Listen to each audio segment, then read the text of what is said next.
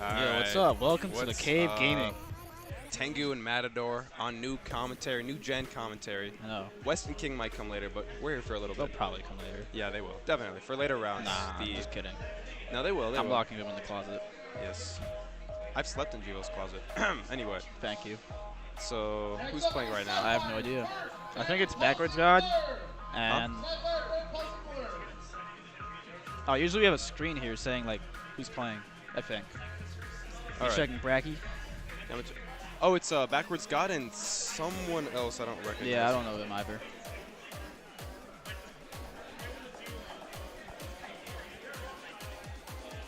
Let me check the bracket. This song is nice. I'm getting in. Alright, Backwards God, Backwards God. Achilles. Okay, yeah, well, I mean, it's Achilles? Yeah, it's Achilles. I feel like I've heard this person's tag before. Achilles might be a common tag. Backwards God. Yeah, maybe. Backwards God isn't your common tag. He's not a common tag. Backwards God looking kind of nice. I like his hair. Silver hair, beard, glasses. Alright. Alright, so we got Pit versus Pokemon Trainer. Yeah. I've never seen this matchup. He was playing a little bit of Falcon in the beginning of Ultimate. Yeah, but Falcon sucks. Yeah, but Falcon sucks, so he's been playing Pokemon Trainer, who's like an much obvious top character. tier.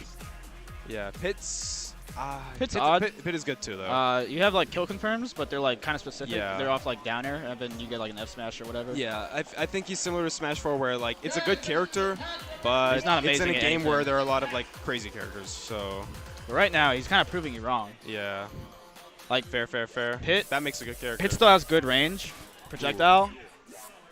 Is it Pit's that like does knockback to you? Which one? You know the arrow, Yeah, or is it just Dark Pit? it's Dark Pit. Okay, so Pit's doesn't. Dark do Pit that. will kill. That'll kill So him. Pit's doesn't kill. No, I don't think so. Okay. But you can angle it way better. The song is See, still yeah, it playing. didn't really send him anywhere.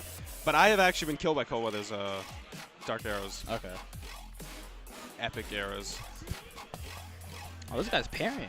Oh yeah, you got to parry. You want to get big, you got to eat big. All right, switching to Charizard. I think this character's not great, but you know what? You know what? You can do But, things like that. Yeah, exactly. And even if he like got his shielded, he probably wasn't gonna die for it. Yeah. Because I don't know, you just got to be ready to punish things like that. All right, Squirtle is like the second lightest character in the game, so that's Second gonna light? take it. No, he's not the second lightest. It's like second or third. Okay, so he's that light. Yeah, he's pretty light. Because there's no way he's. Oh wait, lighter no, he's than- third. Okay. Yeah, because I then forgot about there's Jigglypuff and Pichu and Pichu. Jigglypuff. Yeah. But he's a fast faller too. Yeah. So he dies off the side earlier. Yep. Earlier than Jigglypuff. Oh, now we can hear the game. Okay. Cool. A little Wait, bit. now we're hearing game audio and the song. Yeah, we're hearing Oh, both. nope. All right, now I just hear game. Okay, there we go. All right, So we I got was the like kind classic, of getting tired of hearing dubstep. I don't remember the song name, but this song plays like almost all the time on the Yeah. stage. All right, Ivysaur up air. Yeah. Ivysaur up air and down air are pretty dumb. That is. I want to see the hitbox for his up air. They're like just circles, Oh. like huge He circles. fell out of pits. That's it? Again, yeah. Yeah, just barely. Ivysaur's like heavy, but he's not that heavy. He's medium weight, yeah. Oh, But I yeah. mean, oh, that one. Wow, that didn't kill. Yeah. That would have. This stage is big. This stage just. I didn't know it was that That's why big. everyone wants PS1, even though it's just slightly smaller. Oh, okay. They want PS1 because of the platforms. Yeah. I like the platforms. Okay. Rapid jab, 45% time. I think he could have done something off that, but chose the up smash and that wasn't quick enough. Maybe jab. Ivysaur is like generally considered like the best of Yeah. all the Pokemon. So Like generally, you might want to start like at 0 with Squirtle depending on the character. Like, yeah, you get the low different percent combo combos. trees. And then Ivysaur just has the better neutral of all three. So you just use that for the majority of the match. And then if you're struggling with killing, you have Charizard, Yeah. which Oh, he's I trying to do. don't agree with that. But he lives. Because he's Charizard, he lived. Oh, And armor because he's Charizard, he super armor through that. So one up throw should take it now, especially on the platform. Yeah, he doesn't need a platform anyway because he's got right there. Okay, fair. Fair across Fair's the stage. insane. All right, this is kind of risky though. He's going Squirtle right now. I think a lot of things will just kill him right now. If I were Squirtle right now, I would try to pretend like basically like I'm Pichu, where I know I'm That gonna might die be to it. anything. Nope, up throw. Why didn't he fall? Yeah, I don't know. would've- Maybe he didn't think it would kill, so he didn't want to it steal it would yet. have killed. That would. Yeah, I'm pretty sure it would have killed. I mean, maybe he knows something we don't know, but Yeah. like lightest character, fast faller. Oh, that's it. Yeah. Backwards God doesn't look like he's very comfortable with his character yet, because Yeah. it is 3 characters. It looks like he's still kind of feeling out every character. I mean, to be fair, going from Falcon to Pokemon Trainer, that's quite the jump. That's a big jump. Big jumps. Like going from Falcon to, like, Fox. say, Fox, that's not too big of a jump, but Falcon to Pokemon Trainer, that's a jump. It's literally dropping 1 character for 3 other characters. Yep. Mm. One Yeah. really good character. I think he's dedicating all of his time to Pokemon Trainer, though. Yeah, I mean, that's fine. That character's What were you pretty going to nice. say? You were going to say something. I don't remember. Oh. Well. All right, now we have the bracket right next to us. Okay. With the bracket, Oh, we have Twitch the chat. Twitch chat. All right, so today we have JeBB, Xerom, Ronin, Lemon, Matador, and more. Wait, where's you? I'm here. They just Well, never. you're not on the thing. They never put me This there. is the first time I've been on the thing. Yeah, because you're hype. What? I'm not. I just play Lucina. I guess. I play Lucina. Ramsey plays with Cena, and they put him on. That's because he got second at that 1 cave. Shoot. I All right. accidentally taunted for Xerom, man. I would have got second if I didn't do that, but Nice. you know, no Johns. All right, we got cows. I personally don't like the stage, but I mean, I it's don't not like like it that much either. it's not an illegal stage, so I mean, Yeah, you kinda have it's to not have a it. bad stage. It's just really big, Yeah. and I feel like if I ban FD, Kalos is like really just busted yeah, and FD. it promotes camping to an extent.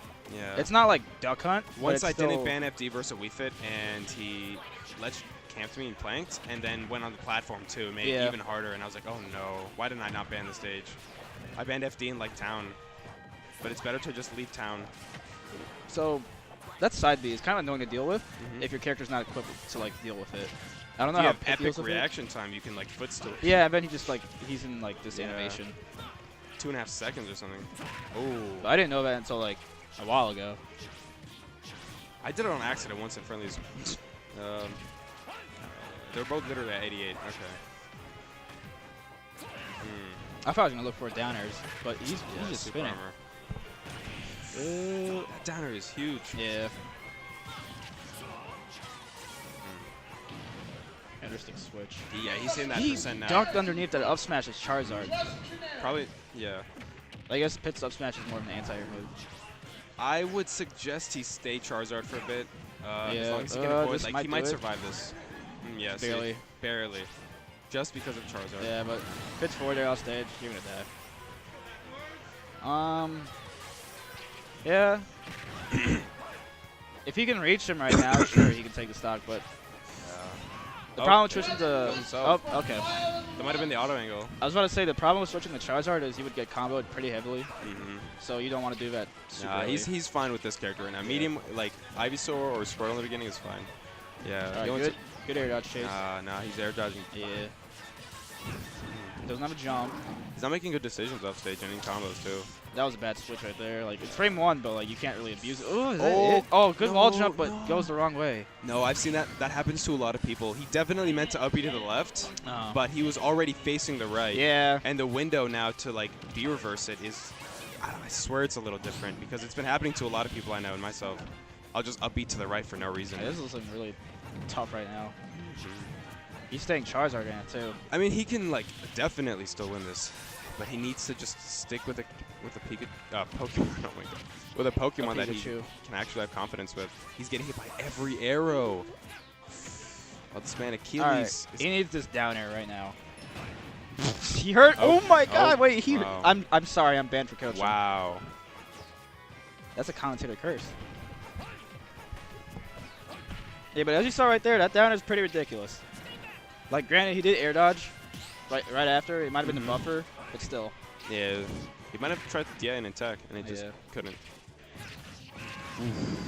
He's gonna switch to Charizard soon. I don't know. Right now, I would stick with Ivysaur until maybe now. Yeah, right now he's. Yeah. That's it. Thought he could challenge it. Yeah, a little bit unfortunate with the up B. But hey. He looked lost the entire game. Wait, I I feel don't bad like for its him. teeth. I don't like it. Ew. No. I don't. That's such a gross Can you smile. close your mouth? Yeah. Tell him to press A. Although to be fair to this Pokemon trainer, and you see that face. Ew. God. It's like where are his lips? Is he like putting them in? Is he curling them in? He's an angel, so He's doesn't curling really his have lips in. No, angels have lips too. Angels have lips. He's just Not many curling them in. characters have lips. A lot, except for like Ridley and like Wario doesn't have lips. Wario has lips. What do you mean? Wario doesn't have lips. Have you seen his mouth? No, he definitely has He lips. doesn't have lips. So I can prove it to you like this as soon as we go to the character screen. I just need someone to hit A right now. No, Wario has lips. Can Iota, can you press A just so you can see the character screen? Iota. Just press A. Like just. Wait, Wario doesn't have lips, right? So he thinks Wario has lips. In game, Wario does not How have else lips. does he eat? Yeah, He doesn't have oh lips. wow. Iota, the Wario specialist, is telling me Wario doesn't have lips. No, he doesn't have lips. He just Yeah, I know. he just I know. suffers through the The pain. Wario specialist has just informed me that Wario indeed does not have lips. Like his mouth is always open. Luigi doesn't have lips. Luigi doesn't have lips. I don't know about Mario. If you ever win a game with Luigi, look at Luigi clapping. His lips are just extensions of his skin. It's really weird. I don't It's like crazy, actually. That's crazy, man. Oh, I might have to play soon. Same. They're probably delaying our matches a tiny bit because of commentating, which kind of makes me regret commentating. But you know, we're here. They don't usually do that, which is like a problem sometimes because then there's like no commentators. Oh, yeah. Or there's commentators that just say stuff. Yeah. Let me But they don't want random commentators jumping on. Yeah. Let me jump to get you real quick. Sabuda's already in. Sabuda? Sabuda. Where is that? Where's Sabuda? Oh, he's right there. Versus Snow. Snow? Who you got? Snow or Sabuda? I have no idea who Sabuda is. I don't either. I'm good to Snow right now. See, Sabuda kind of looks like backwards god, so I think he's playing Pokemon Trainer. But Snow plays Wolf and Fox, Yeah, and he's okay. He's not bad. He's pretty good. Those two characters are pretty relevant in this meta. Who? Wolf, Fox, or Pokemon Trainer? No, Wolf. Okay. Wolf Fox. Especially in Maryland. Do you think Wolf is bad? No. Okay, good. He's pretty annoying. I wouldn't trust you if that Wolf was bad. Do you think he can kill? He can kill! Okay, good. I've been Good, fared you into passed back air both at like tests. 70. Yes, there you And I go. was Fair like, in a back what? air. Oh my god. Yeah, fair or bear. Quilly. Wolf doesn't suck. Like, okay, here's the thing Wolf about can Wolf. kill. Wolf either kills you at like 70 or like Or like 150. 150. Yeah. Like, there's no in So between. just kill them at 70 then. Yeah. Just make a read. Just Or play actually, the player. I've actually died to Wolf's side via 10. I just got Really? Ted. I got called, not Ted. Oh. Alright, well, you can You're attract right, he someone doesn't over have here. lips. You were right. Yeah, it's just like, look at that. Yeah, He's in pain. I should have known. Well, I'm all alone on commentary, and I can't do solo, so I'll try. I can't do solo commentary. How's it my fault? Are you calling someone else or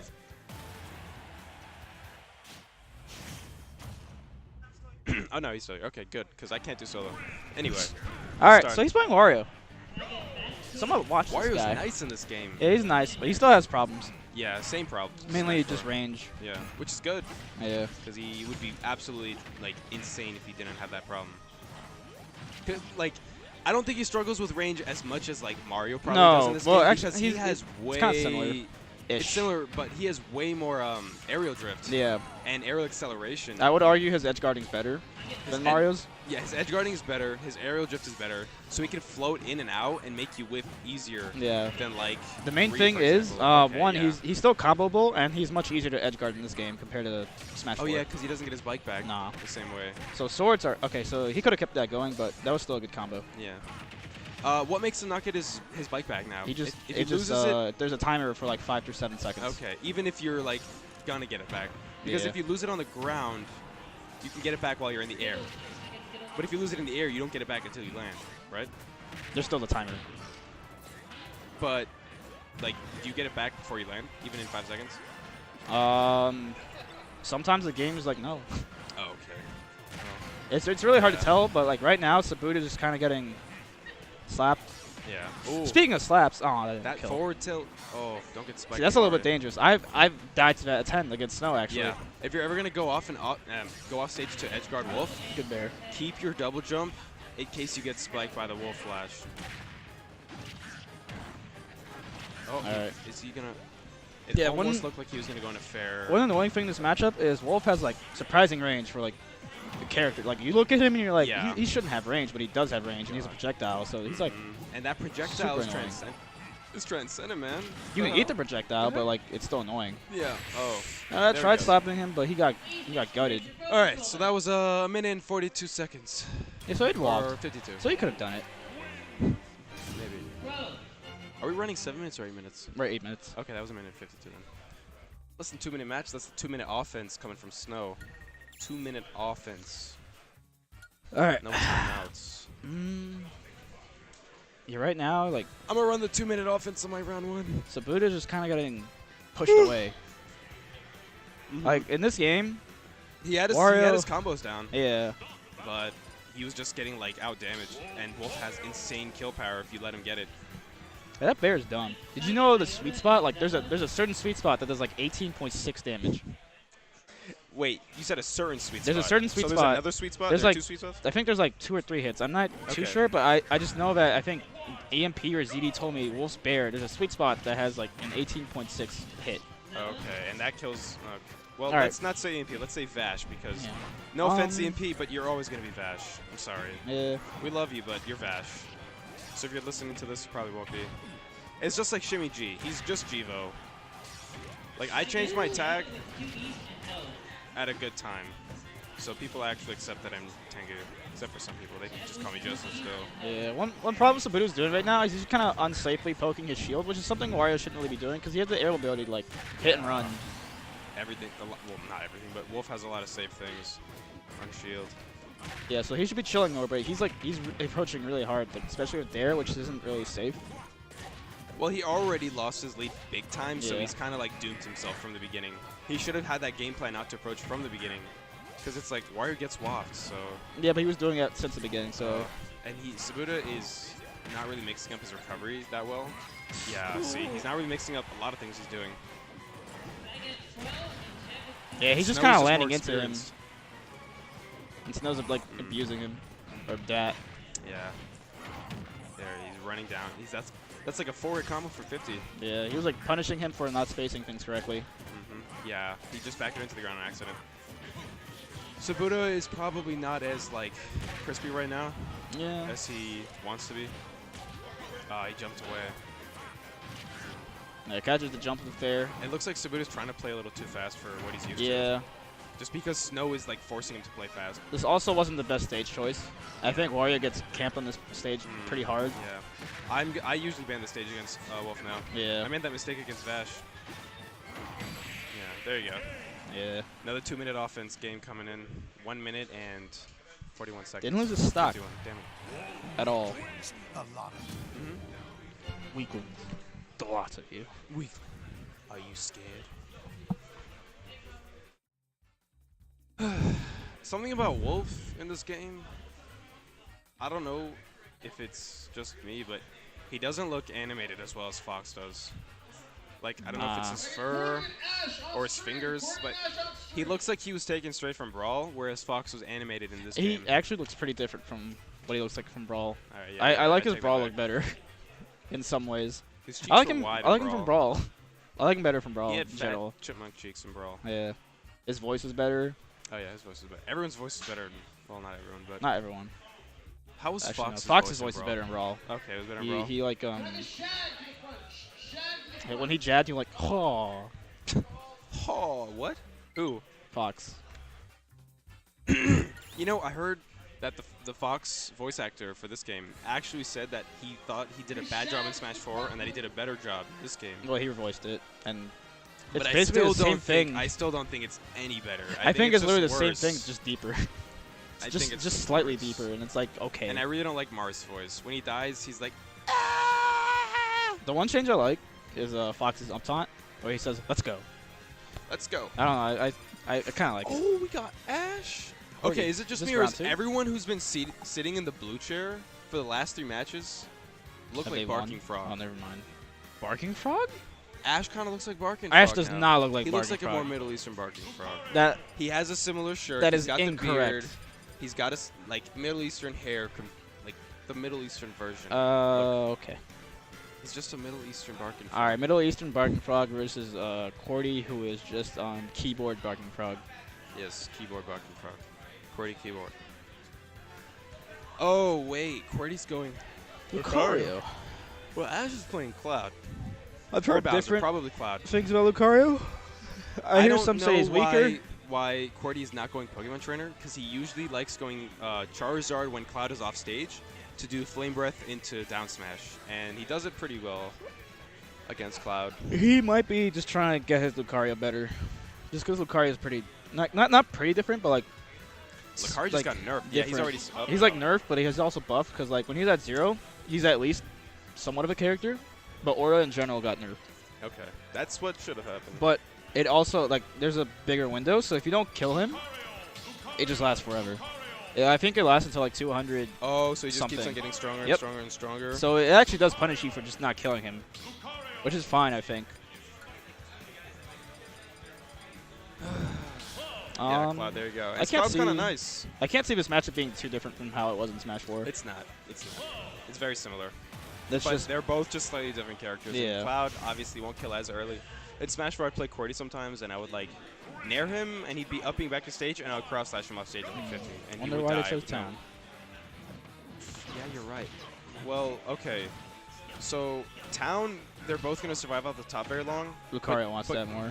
Lucario wants that, but Cloud is going to be killing with back airs and Yeah. like down smashes and cross slashes. So he's Down probably going to smash. kill off the top, off the side anyway. Yeah, and down the- smash in this game got nerfed. Yeah, it got very heavily nerfed. I mean, it's still pretty good. Yeah, it's like You know, what, frame but- 8? It's like the same Quick. frame, but there's less range and much less kill power. I Like think right now, cross slash will still kill him off the side. they buffed down B. I forgot. It has more Oh yeah. what's it called? Reach? Oh, a little more range, yeah. Yeah. And that, yeah, they buffed Lucario's up What was B. that? You like okay, you can jump cancel everything, I forgot. Yeah. It just looked pretty weird with Lucario because it looked like he backspun and that was not safe, but Like I said, they buffed his up B, where if he doesn't do like the perfect slide landing into the ground, then oh no. that could be it. Is that it? Wow. Yeah, Rage and It Aura. did the cinematic. still a strong combo. Yeah, because that was off the side. Smash 4 that would have killed. Yeah, you're right. We're playing Ultimate, baby. Mm. Yeah, he wanted that back air. Would have taken it, but a little bit too Oh. high. Yeah, he burned his double jump, so he had to fall in front of Lucario, meaning he had to get that. No, Ash. He's just kind Ash of is kind of just swinging panicking his sword right out now. in front Yeah. of him. Yeah, there you go.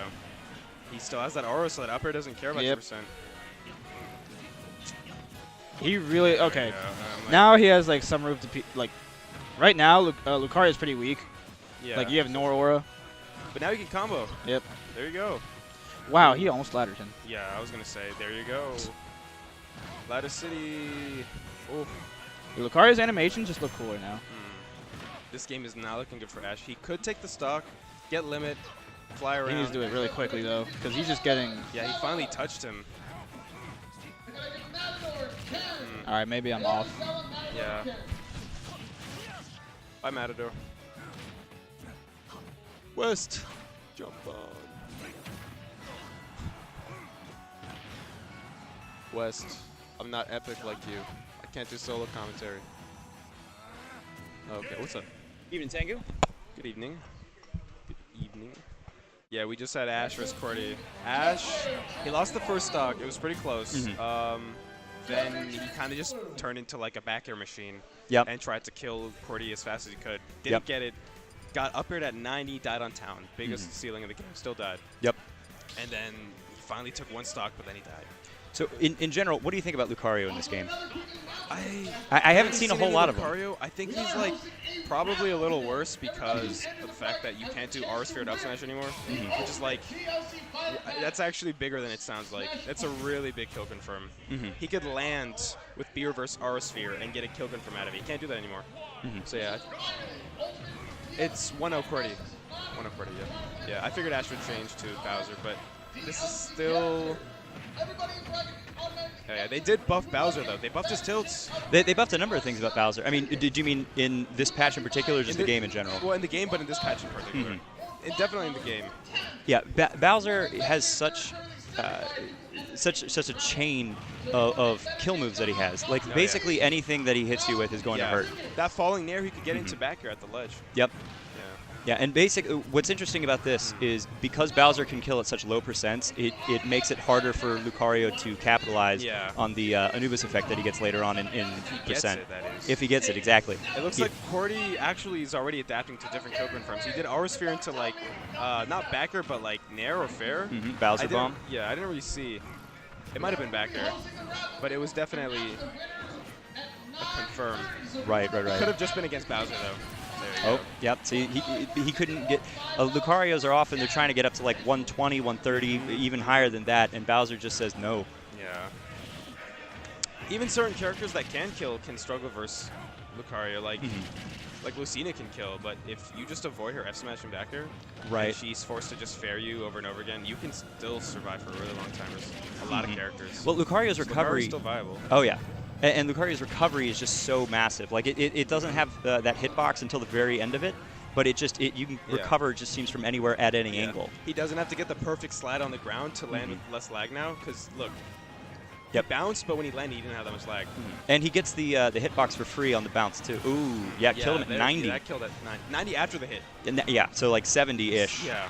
So Bowser definitely an interesting counter pick here to try to take advantage of killing early. Doesn't have his jump. Oh, I gotta get on. Flame Breath too, getting so way better. All right, so you're on solo, but I gotta go. Gotcha. Well, best of luck to you. Oh, and down to 1-1, 95% on QWERTY here. Let's see, comebacks yeah, never mind then. I was about to say comebacks very, very possible with a character like Lucario, but Bowser denying that. Yep, interesting matchup here. So we are going to game 3 then. Do you think he's going to bust out the Bowser again, or do you think he's going to try to change it up? I was about to say, I haven't really been watching this set right now. Oh, but, okay. I mean, 2 heavy hitters at the cave. 2 people you don't want to sleep on. QWERTY, the man with Lucario, Pokemon trainer. Oh, yep. I was playing him in some friendlies earlier before the tournament. He demolished me. Absolutely demolished me. He's definitely a character specialist in that. He loves Pokemon. He was messing around with Piranha Plant too. You think you're going to see any Piranha Plants this evening? Do you think people are going to be confident enough a day or 2 days after his release? Maybe. You know, like, I don't think the character is horrible. I don't think the character is fantastic either. But honestly, counterpick character. I think. Oh, back here it goes to Cloud. Interesting. So Cloud did not work out for him game 1. Bowser did, goes back to Cloud, maybe anticipating a counter pick and wanting to try to mitigate that. Yeah, and we're on Kalos. He's probably thinking, okay, QWERTY's going to be above me. Big disjoint. That's going to be great at covering those landings. Got his limit. Misses the counter, though. Cloud with limit is still scary in this game. Not quite what he was in the previous iteration, but still very, very killing. Oh, yeah. If you get him at the ledge, get the right read, they're still dying around the same-ish percent, especially if they go off stage. Some of them will just save it, hit you right for off of that back air, that forward air, and just up B back. Right, they have that option now. Yeah, Cloud's recovery is still definitely his greatest weakness, and while it's not quite as flashy as getting a kill with the limit break, it is sometimes even more important to just recover with it. Oh, and F-tilt. Nice catching the roll there. Nice. Yep. That's the thing. With characters with great movement like Cloud, you can definitely bait people's reactions at the ledge super well. Right there, baiting it in, thinking, all right, I'm going to cover grab or just sit here and hold shield. Right. And then it's like, or cover grab, excuse me, and he rolls right into the F-tilt. Oh, spot dodges the F smash. And you said this didn't work for him game 1. Right now, it's looking like it's big. Yeah, maybe he just got a read on him. He seems to have figured out QWERTY's game here.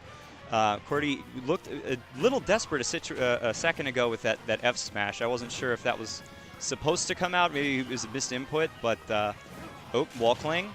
And see, the wall cling also really helpful for Lucario in a situation like And good weight on the counter there, crossing him up.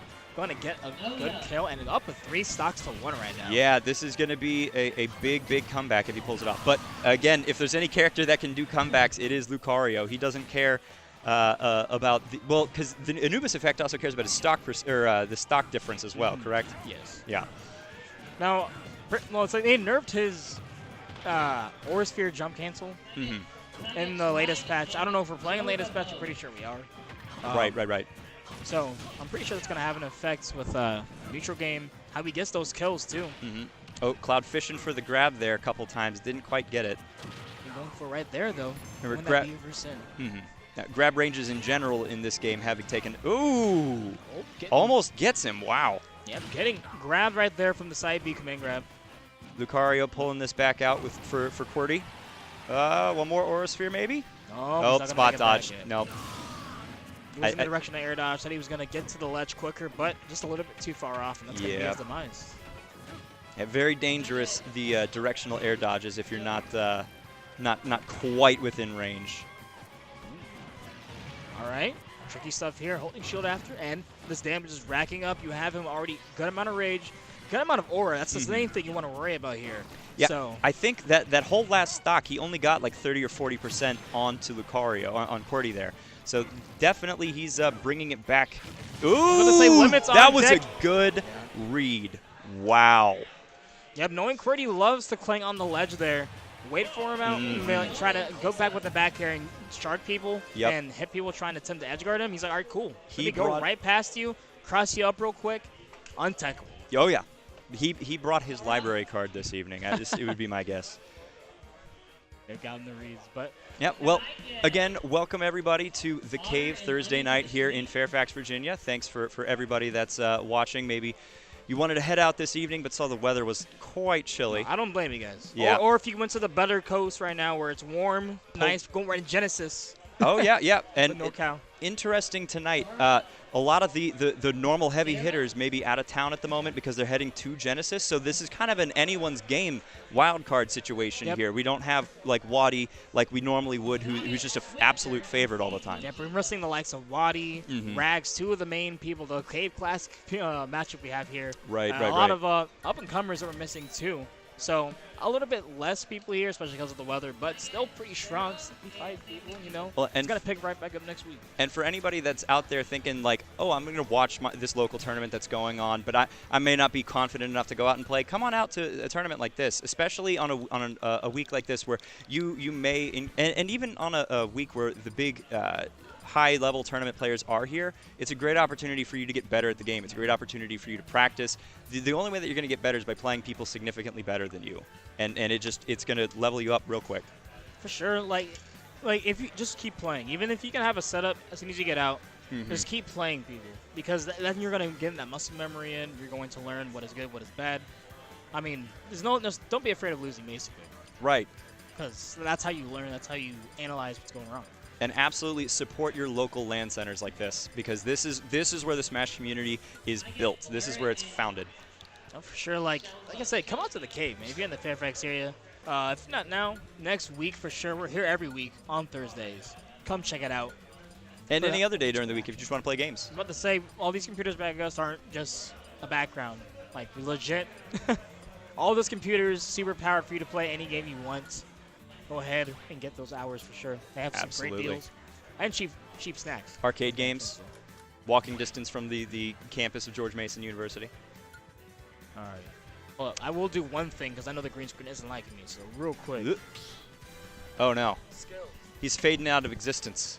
West Tower, no, he's gone. Oh my goodness. This man got covered in the green inkling.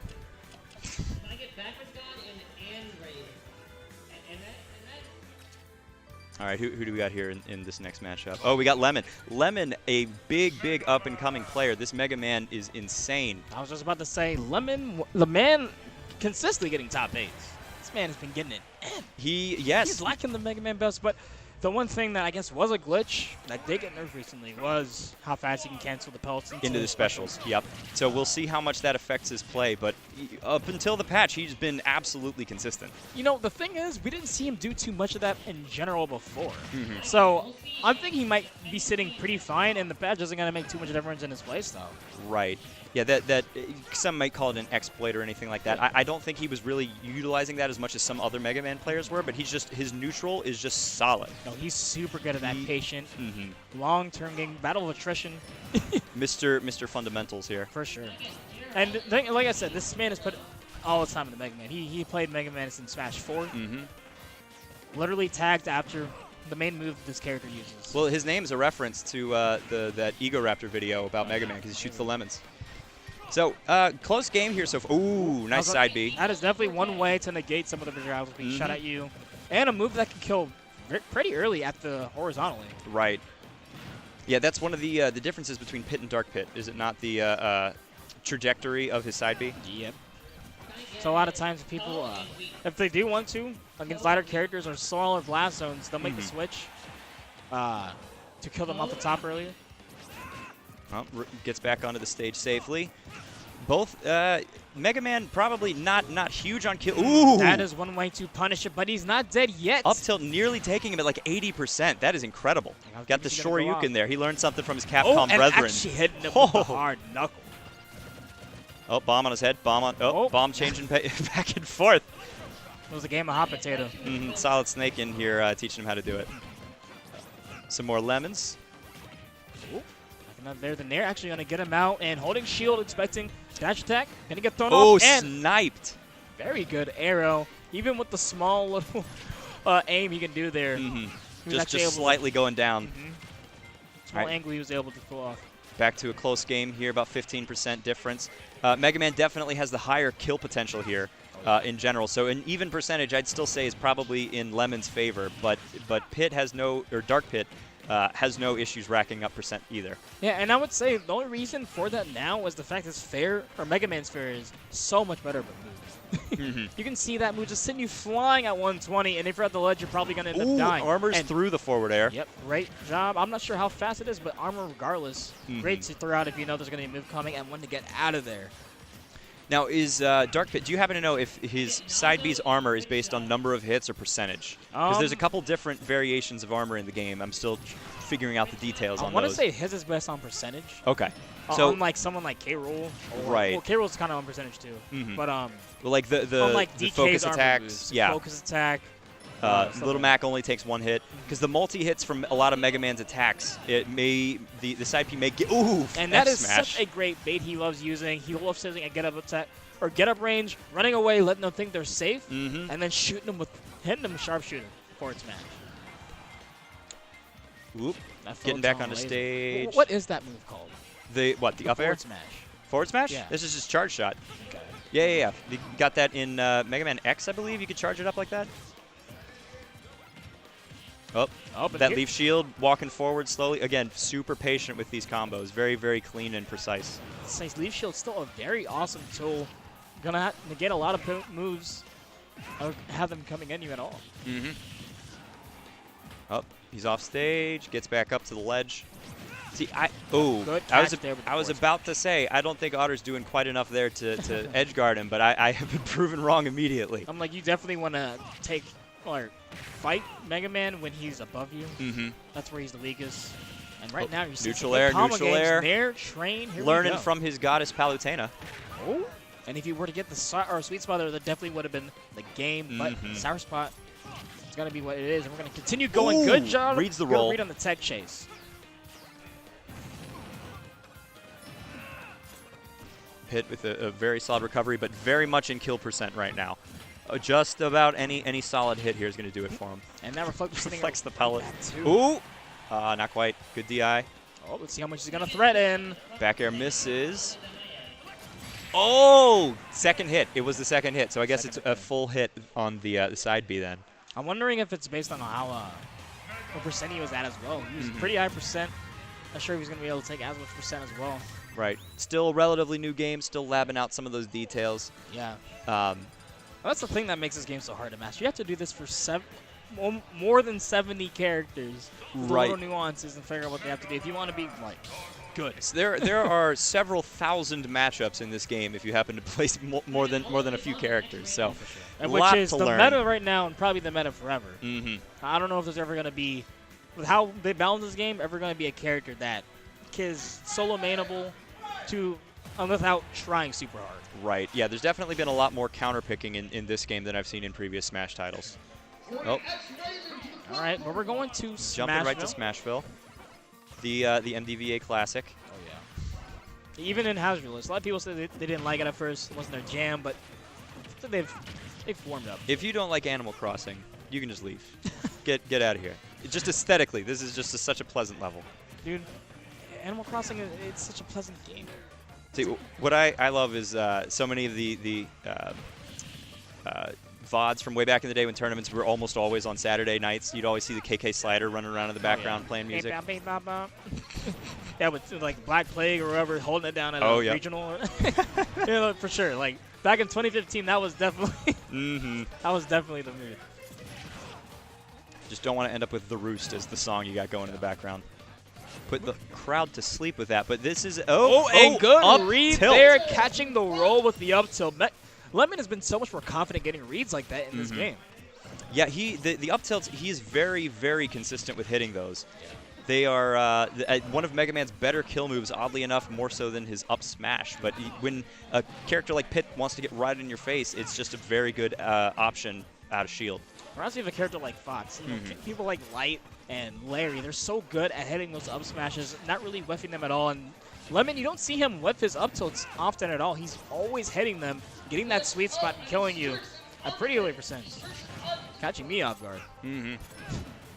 Oop. Oh, he went for the same thing he did last game there with that charge shot read. And this pressure coming in from Lemon, being so oppressive. Otter, not having an answer yet and trying to contest, he could not. The second time is the charm for the spike. Yeah, you know, so far 2 for 2 for the down air. You know, because recently we don't see him hit it that much, but... Well, and it's such a safe move to attempt. So many other spikes you need to get right up in their faces. So if you miss, either you're put in a really bad position or that you're going to eat an aerial. But Mega Man can just do it from a mile away. So he's like, man, second try. Let's see what happens. Grab. Going for the down throw to try to get an extension with the back air. I like it. Getting a lot of extra credit here on this 3-1 situation. Oop. The reverse back air, or forward air, excuse me. Cross up with the forward air. I'm liking how Lemon's playing right now, man. Good snipe with the ooh. I like that. Yeah, I was gonna say go out and try to threaten, but knowing he has to come to the ledge at some point, and waiting for the Rex air dodge in. Yeah, what he sent the neutral B out, waited for the air dodge, and spaced the forward smash on that. That was a really, really smart play. I was like, definitely lab out your options for the directional air dodge since it's a thing a lot of people do right now. Seems really safe, but if you have a lingering option, a lot of characters have really good down tilts to even catch it. Keeping him off. Oh, he very risky trying to recover low after he's eaten a couple of those down airs. There to grab the throw does right it back again. off stage, getting Otter, just building up so much damage from having him in disadvantage. Yeah, Otter needs to start trying to recover a little bit higher. I think Mega Man has some good aerial threats like that if he tries to recover high, but he's just really consistent with. Oh, that's it. I was about to say, good stuff to Lemon. It's very solid in that game, too. Absolutely. One thing I do want to say when you said recovering high, you have that platform there, too. Right. He could have jumped up, used those multiple jumps, faked him out, too, so he could have landed near closer to the ledge, or on that platform, or just fall right through.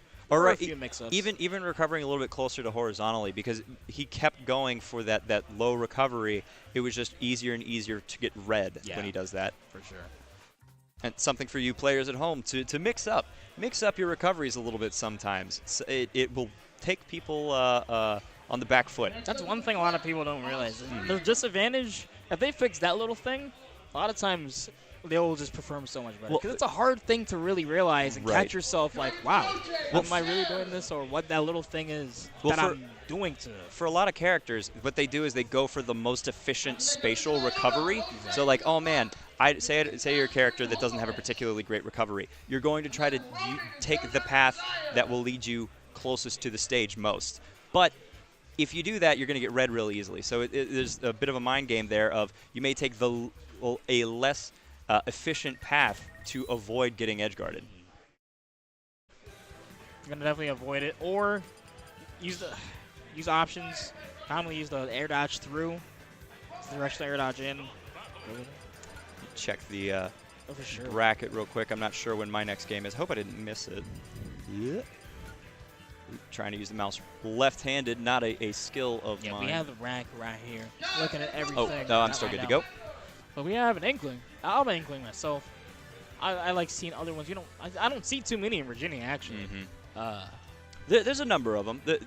What's interesting with Inkling is how much attention Inkling got like right off the bat, and it seemed like there were a ton of Inklings almost immediately, and then a ton of people just dropped off Yeah, because the character isn't as easy as people thought it was. Everyone was saying character is great, it's roller, roller, roller. But even then, people were, since it was so good before, they were like, oh, I'm not getting hit by this. I'm going to keep short hopping. I'm going to keep. Well, and roller got nerfed a couple days ago too. Yeah, so it got reworked, so it's gonna kill you when it should kill you. Right. Like, that's how I feel. Not any of this guaranteed big old like charge 80, smashes. 90. Yeah. Like when you're at 130, that's when you're probably gonna die anyway. But we're seeing JoJ. Okay, JoJ is hailing from Maryland. And against single B JeBB's Jeb. Yeah. Not JeBB. JeBB and Jeb.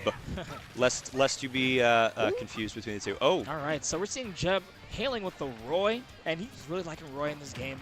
It seems like he liked Roy in the last game, but wasn't as good of a character. Very solid this time around, and a little bit more nuanced with the way how the tipper or the sweet spot works. Right. We're able to get a little bit more combos that way. As you saw right there, you saw the sour spot buried. hit, and the F tilt forward smash for none of that matters. Hit with the I roller. think he could have matched that a little bit better, I think, because that. Ooh. And good with punish again. You have to catch him one more time, and the fair's gonna be. Oh, he had his double jump. If you have bad recovery, always save a jump. In general, always save a jump. But especially if you have a bad one. But still, great the up reads smash from JoJ, never letting up. That's what you need to do. Keep on that pressure, because if someone's under pressure, they're bound to crack eventually. Just running up and charging a forward smash. That was bold right there. Maybe hoping for a spot dodge read. Whoa. Inkling on the edge.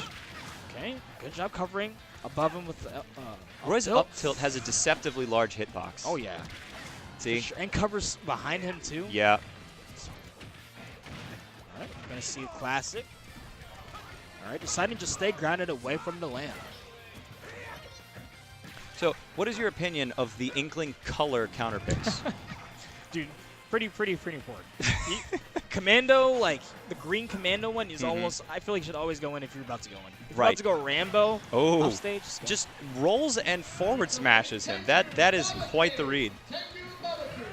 He saved him with his up B. Then brought him like technically brought him back from the brink just to give him that glimmer of hope, and then removing it immediately. Getting him with the F tilt finally. But the thing is, Jeb's having a hard time catching him.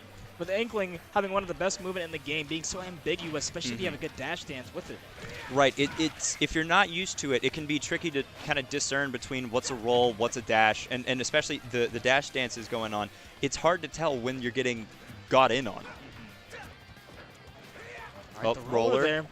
Right now, Jim seems pretty scared of it right now, but definitely can just swat out of it fair. See, those platforms, dangerous places to be on this map in general. There's so many vulnerable positions when you're up there, especially with a character like Inkling who can just start up air combos from underneath you. Ooh. Okay. Roy dash dancing himself. I'm liking the way that he slowed it down. He's not still going full 100%. Keeping it slowed down because he's noticed that Jeb is catching on a little bit to the aggression, checking on some percent. And that's the way that Inkling can play. Super good at the passive-aggressive game. Ooh, parry. Good parry. Ooh, forward air off the stage. Inkling still has a fantastic recovery, though. You're going to hand him off a couple of times. If you are edge guarding him, expect to kill them, not just gimp them. Also, worth noting for Inkling players out there, you can jump out of roller off stage, and it will not take your double jump. So it's essentially a free double jump in addition to the ridiculous up B recovery that you have. Oh, jab lock. That's going to be it. Jab lock into down smash. That was a beautiful setup. And I like the down smash so much because it sends them at such a low, bad angle for characters like Roy. You don't want to go low. You're having less options. Exactly. So it's going to be an easier edge guard for a character like Inkling where they're good at that anyway. Wow, man. All right, JoJ I'm not even sure who he mains. I've seen him use so many characters, but right now it seems like he's sticking out with the Inkling against this Roy. Well, like we were talking about earlier, counter picks are such a big part of this game right now. But also, I think with the advent of a new game, there are a lot of players from Smash 4 that are jumping to different characters, either because they're new, or they've gotten reworked enough, or the game mechanics have changed enough that perhaps a new character fits their style. People are feeling the need to expand their horizons a little bit, jump to a different archetype of a character. All right. We have a Fire Emblem showdown here, the heavy Fire Emblem gentleman. Yeah, but I guess based off of stages, right now he's feeling more comfortable with the Ike. And I'd say Ike's really good on this stage, though. He can do super well with Nair, up air, shrink. You have to be careful, especially fast forward like Roy. And the up-down rolliness of the Yoshi's ground here, not dramatically affecting either of them. which is interesting. I see this often as a counter pick for characters that can kind of take advantage of that with messing with their opponent. Maybe like projectile users or the Belmonts have a weird time here because not everything comes out at the angles that they're used to. Good recovery from both of them. And right now, what I would be afraid of when I'm ever on this stage is I want them to be above me for sure. I do not want to be above my opponent because that platform is super hard to just move on sometimes. Especially if they have big moves like that. That back air comes out so quickly. It's very deceptive. I don't know why it's frame 7. It's frame 7? Frame 7, frame 8, something like that. Yeah, very fast. I thought the Ike archetype he was supposed to be the big, heavy, slow swordsman. Where did that back air come from? They had to speed him up in a game like this, I guess. Which, personally, I say, you know, they made so many characters actually work. So I'm happy for it. Oh, wanted to get that near to F. I was talking to a newer player recently. Oop. Oh. Just damage, I guess. Just damage. Still a good amount of damage when you go for stuff like that. Hey, sometimes it's decent to throw out some stuff that maybe you didn't even know you were going. Oh. And I like that. Going deep for it, Jep. We need to see more of that, especially against Ike. Back air for back air. Having the best recovery. And the mix-up between side B and up B. So we're the little angle where it's like, all right, he has to go low and up B. Goes deep for it, snags him, and keeps himself into this game. And now we're seeing some fire from this Roy. Absolutely. That neutral air pressure is very strong from him. Actually, and speaking of neutral air pressure. Yeah. He still had his double jump. That's one thing. The weird thing on the lips like that on this game, if you do get stage attacked by up Bs that have multiple hits, you can just get shot away out in the place you do not want to be, just into the blast zone. But and neutral air to up air, closing it out the stock for. That was so optimal. He went for the Nair, reverse aerial rush back here, put him on the platform to continue some pressure. Now Jeb feeling pressured himself to go off stage and just getting up B. Oh, you're going to try to edge guard me. I will take you with me, sir. Oh, wow. You thought. Wow. Joe J doesn't come to the cave too often, but I'm just happy he's here today. I love casting players like this. Yes, very exciting. It was a bold move to go for an up B off stage like that, knowing full well that if this misses, then he's now in a much closer game than it had any right to be. Now this is going to be not only a fun match, but a run back from last week. Boss versus Shimmer G. Ooh. Where last week, I think it went to game 3, where Boss with Luigi and the master of the Mario, the Lord of the Luigi, yeah, I'm Mr. pretty Boss sure he's himself. with Luigi, and the 0 to death did get changed around in this patch. It's not, you can't do grounded up B spikes anymore, or down air. Yeah, you can't meteor anybody if they're on the ground now. Yeah. So but there's still ridiculous damage opportunities there. It's not necessarily going to be a 0 to death like what players have been experiencing in the past, but you can still pretty quickly get 40-50% on somebody that's not ready for it. That, and there's a new variation that just hours after the patch came out, Con went and found. Oh, well, there you go. Added falling up air and run up and do the up B. Got that in new tech. Well, with how many millions of players playing the game right now, things are going to get figured out pretty quickly. That's the thing. When you have, from being a part of booming game scenes recently with Smash, DBZ, a game where people were just jumping onto, honestly, kind of the Smash in a sense for the FGC, because you have so many fan favorites, it's such a crowd pleaser, a lot of people can jump into it and play it. But the stuff that people are able to find so fast because DLC came out for that game recently, and it's like, well, why and you guys more find coming out Touch of Deaths already. More coming out soon. Or was it recently or coming out soon? They had Videl. Yeah, Videl and Broly came out today. Oh, okay, gotcha. That's another reason other people might be home playing Broly, trying to holding out for my boy Hercule there. I may hop back into the game when he comes out. As someone who didn't think that my character would get in, which is Videl, I'd say put a Hercule. Why not? Let's get Hercule. Oh, I remember back in the day with the Budokai Tenkaichi games. Sure. Hercule flying around with his jetpack and giving people presents with exploding Game Boys. That's it's a real this fine taste when you play a character like that. For sure. Like just joke characters. Like we have Ginyu. Why not add Hercule? There is Ginyu. I saw somebody online way back when Brawly first came out as DLC. There was a guy made a lobby or arena in the game saying, "I'm playing Ginyu, let me body swap you so I can play Brawly and practice how he worked." It's like, I don't have the money or Brawly, please let me play him. Yes, the jury-rigged DLC. That's real poor boy hours. Can you imagine if there was like a copy-esque, I mean, I guess there's Kirby, but like a character in Smash that would take from other... Oh, I am getting paged. Well, West Tower, pleasure commentating with you. I may be back on later, but I got to go lose my second game real quick. Personal, good luck, my friend, and losers again, and definitely make the run. Alrighty, but yeah, we're going to have a matchup here. The Plumber Specialist in MDVA versus the Shuttle Specialist, I'd say, Shimmer G, but the Toon Link. The Toon Link coming up for Boss. You know, forget everything I've said before. Forget everything I've said before. Let's see how this will go. Now, put it off straight. Shotos do not like projectiles at all. And Boss, always been a tricky player. In general, he had a Toon Link back in Smash for a little bit. But let's see how well it translates. Right now, Smashville, it's a pretty okay stage for Shimmy G to get in on. The Ultra Game Chat. How's it going, my friend? How's it going? Welcome, welcome. Sit down, get cozy. We got ourselves some high-level matches right now. Okay. Pretty big damage. It's the one thing, if Ken does get in, he's going to be able to rack on so much damage. Definitely reach the benefits of not having the best approach options. Okay. But definitely looking like a counter pick coming from Boss right now. Trying not to just even interact with Shimmer G right now. But still, Shimmer doing pretty well. Having a big lead right now, 109-47. Trying to catch him with the back air, but that was a close situation. That would have been a nice edge guard. Right now, Boss not able to get a footing at all. Just getting these small straight hits with the bombs.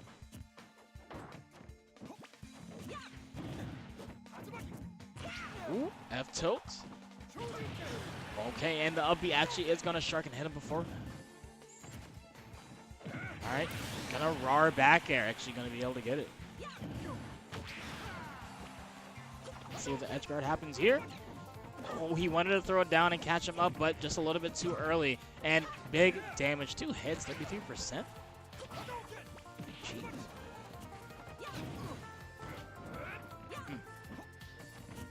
I'm surprised Boss didn't go for something silly there. I would have surprised him go for up B.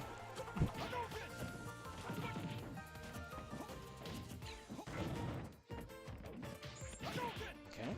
And catching the approach with the flare, but still good amount. 61% onto Boss, and immediately near to dare. Have to be careful here.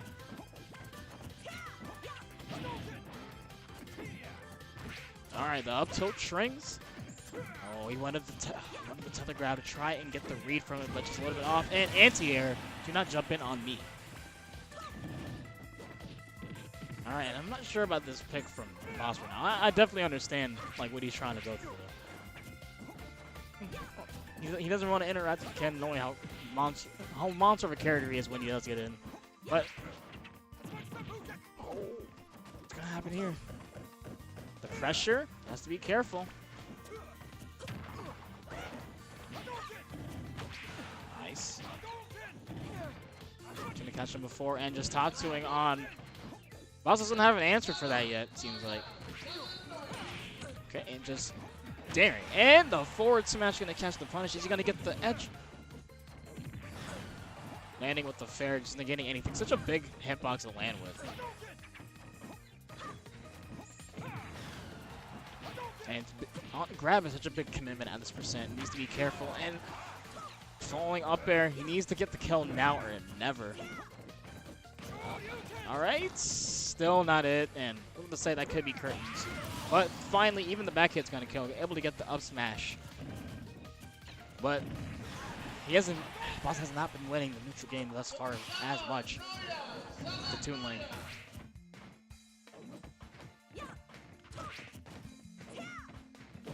Okay, the dash attack that time, still not going to kill even though Toon Link. 169, anything from Ken now is going to be it. The bomb killed him, never mind. So he was going to survive from that fair. But the bomb he was holding on killed him. So. Yeah, I'm not sure about this pick of Toon Link, to be honest. I'm not sure. I think it needs a little bit more time in the oven. Unless it was I'll be liking the patch. I think it's one of the best patches Nintendo's ever done. I'm still impressed with how well they've balanced this game. There's no like terrible, terrible character, in my opinion. There's a worse character, but there isn't a terrible, terrible character. I hope to see stuff like that in the future. And Piranha Plant's fun. That's basically the TLDR of the patch for me. But he's sticking with the Toon Link and deciding to go Battlefield. So let's see.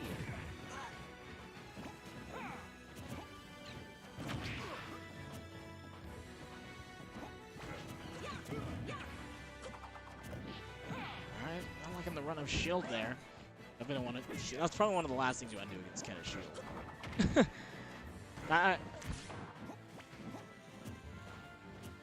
I get it, you don't want to get hit, but he can windle it or just poke you so hard. Actually falling through, so he wasn't going to get hit with the back air.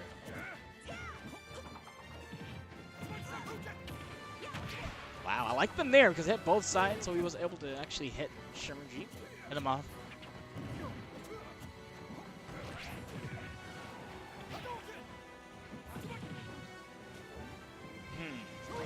Interesting. I'm not sure what he could have got out of that, but I'm pretty sure it makes up. If he were for were to be right, he had the right read. He would have it. I heard they did nerf B2's dash attack. That is super unfortunate. I'm not even sure why. I don't know why that move was problematic, essentially. Alright, this is actually Bob's doing much better than this game. Oh. His up smash isn't multi hit. I was thinking, why not up smash? But he isn't Young Link or New Link. Alright, but catching him there with the fair, I'm liking it from Boss. He's taking it a lot slower too. He seems like he's able to dance around on these platforms a little bit better. And now granted, Shimmer's gonna have more options moving around with the platforms to avoid these projectiles. It seems like Boss is liking that movement himself at this moment.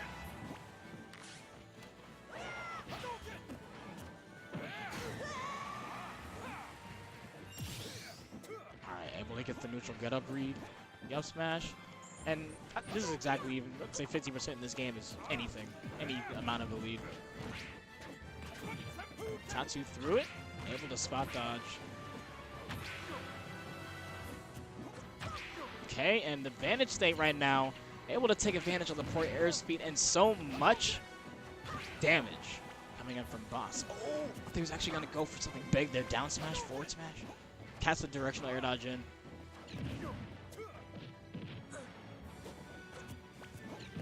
Okay. And now Boss seems like he's doing a super good job with his spacing. I feel like he needed a minute to get used to it, especially against Ken.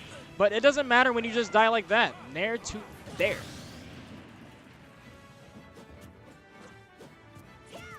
Yeah, against Ken, you literally have to pay attention at all times because they're just going to slip in and do one move sometimes and confirm it into a kill. Confirm it into a big chain, big string.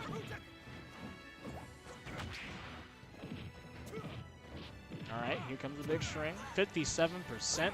And running off against up Bs like that is kind of scary. Let's see. Actually, not taking big damage to the ledge at all. Able to get back on.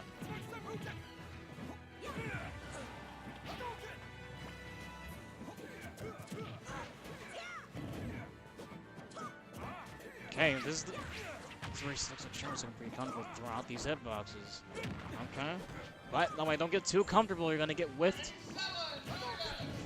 Thrown into these big projectiles. Like these traps that you don't want to get set up in, basically.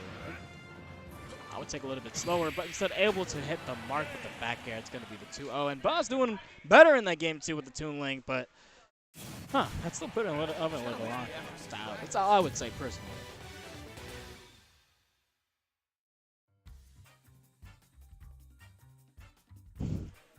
All right. Yep. You want to be at the very weird coming up from Boss, but we'll see. I get it, but oh, yeah. Next up on the stream setup. All right. So hopefully you guys have been enjoying so far. This has been the Cave, Ultimate at the Cave here in Fairfax. Definitely holding it down. Doing it good. Like I said, if you guys like any been liking the content so far, definitely hit us with that follow. Definitely have all this content coming in. all the time, all during the week. Monday we have Melee Mondays. Tuesdays we have FGC Tuesdays. Wednesdays we have League solo queue, so if you want to come here and play League with other people, you can do that. And obviously on Thursday we are here, the ultimate action.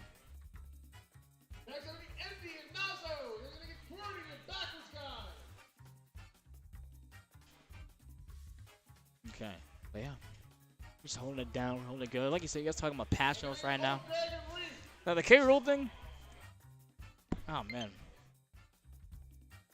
this K Rule was kind of. He was never like too good. I would say at most he was a high tier. And even then, you could have got around his stuff just a little bit easier. Like, I understand not wanting people to set up the ledge for too long because of how this sucked to work.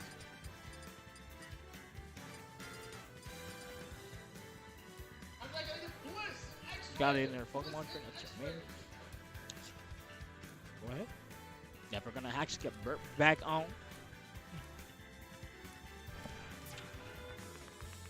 Actually, got Burt back on. Talking about the dash. And I am back. What did I miss? Well, we missed Boss going Toon Link. Boss going Toon Link. How did that work out for him? Game 1 not so well. Game 2 much better. He stuck with Toon Link game 2? But Okay. Shimmer G ended up taking it. I gotcha. Interesting. You need to be like with King, you need to be super careful because you can run away, but you can't ever let up with that. Like you have to commit to that, and you have to know what options they can do. So much shark you in that range, but that's the main thing. You can't ever let up, and you have to continue doing that because if you're gonna run into them, their Nair is going to just beat out fast enough. I don't know why people are saying that gets subbed out. Like from using characters that have to fight against Kim, I know what it feels like. That's what I'm saying. Well, up next, I believe we have Sci-Fire up next. A very solid Snake player. What to say? Surprisingly enough, like I was saying, because he was using Bayo in the last game, and just like Rushdown in general. Despite the Bayo part, he likes being in your face and putting on the pressure, like making you guess on what button he's going to press next. And then taking the hardest of turns and into playing Snake, one of the most defensive characters in the game. Yeah, he's a character who doesn't want to really interact at all, really. Oh, but we're seeing, is this a button check? I was about to say, but we're seeing right now, I don't know if he's going by. This may be a button check. If he's going by Ronin today. So, and he's going with the Piranha Plant. I still think this character is an okay It's literally an okay character. This is looking. Let's see here. Against Oh, Snake, no, this is real, I guess. Yeah, Okay. Against Snake, I don't know how. I feel like this might be terrible. But we shall see right now. We're seeing it live. Well, both First plant at the cave on stream. This is a historic occasion. Now, I'll tell you, that Piranha Plant Poison, I first saw it when it was announced, and it had no knockback or anything, and my first thought was that this move was terrible. But as soon as you get jab locked and getting stuck into that, it is dangerous. You get 30, 40, 50% like that. And the plant, the squirrely little character. Very, very characterful. But I taking would say, like, because I always praise the animators, but they gave this character so much more character than actual humans. Well, it's amazing what you can do when you don't have eyes or eyebrows or hands or anything else to animate a character. But the smile, I think. There's something about that smile. There's something about the tongue and the saliva flying through the air. Nikita just edge shimmering. guard. All right, yeah. To say, and one thing you do want to do is it's pretty exploitable recovery, but they can mix it from high and low just for the fact that there's very minimal lag for an up B when you land with it. Right. They can shoot a lot of times. They can sidestep a lot of times. Neutral B from way up. That's a really interesting move. He tossed that out before he came back on screen, so it's one of those you got to be prepared for it even if you can't see it coming. Yep, and Sci-Fi jumping a lot to avoid these poison clouds. Let's hope that he doesn't. Oh! Oh boy. The first ever Piranha Plant game at the cave may very well be the first ever Piranha Plant game win. One thing I will say is the cloud right now is causing Sci-Fi to jump a lot. I wonder if we're going to see some big anti-airs from Ronin right now. Oh, we've got a crowd gathered here watching this Piranha Plant work. This is everyone here is really hyped for this. I mean, everyone was there watching that direct, saying we're getting a plant smash. Yeah, And now we're no here. Isaac. It's the day. No Isaac, no Gino. no Gino, none of that. We got Piranha Plant, but you know what? I'm pretty okay with that. See, and look at that. Even while he took the hit there, he still put like 15% on the snake while getting comboed. That's why, in my opinion, the Cloud was what makes this character the character. You can okay, I'm getting comboed, or okay, you're gonna get a dash grab on me. You're still taking 20-30%. Right. That's as much as your string is doing to me anyway. And God help you if you get grabbed at like a decent percent where you can get pummeled a couple times while in that cloud or jab comboed, like you're going to take a ton of more damage than you're ready for. Oh, loop-de-loop, not quite. I was like, if he has a K rule recovery, we might actually have a problem. Well, it's very similar to K rules in terms of like where the hitbox is and how it works, but it doesn't go quite as far, which is fair. Yeah, it doesn't go quite as far, and he's able to move it much more, have much more control over it. I haven't seen anybody kill off the top with it, but I believe it will. Able to find his way out and immediately going for one of the best dash grabs in the game. His standing grab's frame 6. That's a quick grab. Yeah, it's not reactable. I think dash grab is frame 8. Trying to get through the Nikita. Oh, he flies right through. Now, if you're seeing right now going for those high recoveries because he's able to react. Go right over. If you have first actual parry the C4. Wow. All right. Now, that's an interesting little mix-up there. The crouch looks suspiciously like his... Oh! And the edge gets to say forward air. That is was going good. to be a great so edge guard tool. The crouch on Piranha Plant looks suspiciously like the down B charge. So I think that was a slight mix-up there, or a bit of a mind game. Like it's just enough to make you second-guess yourself when you're trying to recover when you see the crouch like that. Yeah. For sure. And for those of you that haven't seen the clips yet, go ahead. You can't step on either. Like yeah. If you haven't seen it yet, go ahead, hop on your own switches there at home. Crouch with Piranha Plant and have somebody try to footstool off you, because it's a neat little touch for a character. Say like if you aren't already, because I know a lot of people, a lot of the fiends, they'll be labbing or playing games while they have like their Switch or their games on themselves. What's the tournament? So it's just y'all fiends out there, man. I know I'll be doing it too. I'll have the multi-Twitch streams up of all that's happening, especially Wednesdays, because Wednesdays are just a packed day for tournaments all over the states. But Kalos is the pick from Sci-Fi here in Game 2. Kalos, very popular, I think, as a counter pick in general. There's a number of different characters that like going here for different reasons. What do you think Snake's or Sci-Fire's is here? Well, Sci-Fire is probably looking, all right, I'm going to have a lot more space to actually do Snake stuff. Let me throw out these traps. Let me make it hard for you to get in and not just be run down by this plant. run down by the plant. Like, I don't know how you're moving those nubs so fast. The of course, the pulling a grenade comes out super quick. It's like frame 2 or 3. Very solid defense against somebody running at you. What you can do with the grenade, even though both characters get hit by it, Snake is such a heavy character that it's generally a solid trade for him. Oh, and see, this is exactly what I was talking about. That was like 50 damage. 50 damage. He caught all the way back up. Wow. Yep. If you get grabbed while in that poison cloud, it's gonna hurt. Up throw nearly doing it. Oh, he actually caught him with the sticky there. Good I did not see that. Oh, up air evens it up. We for glory now. You know, that's when you know a sticky was good. Or C4 was good when the commentator's going to keep up. Yes. That's our job. One of those, the hidden ball trick that fooled the camera operator, you know? Down throw into forward air. That seems like it's true at most percents. All right, forward smash, getting the sour spot there.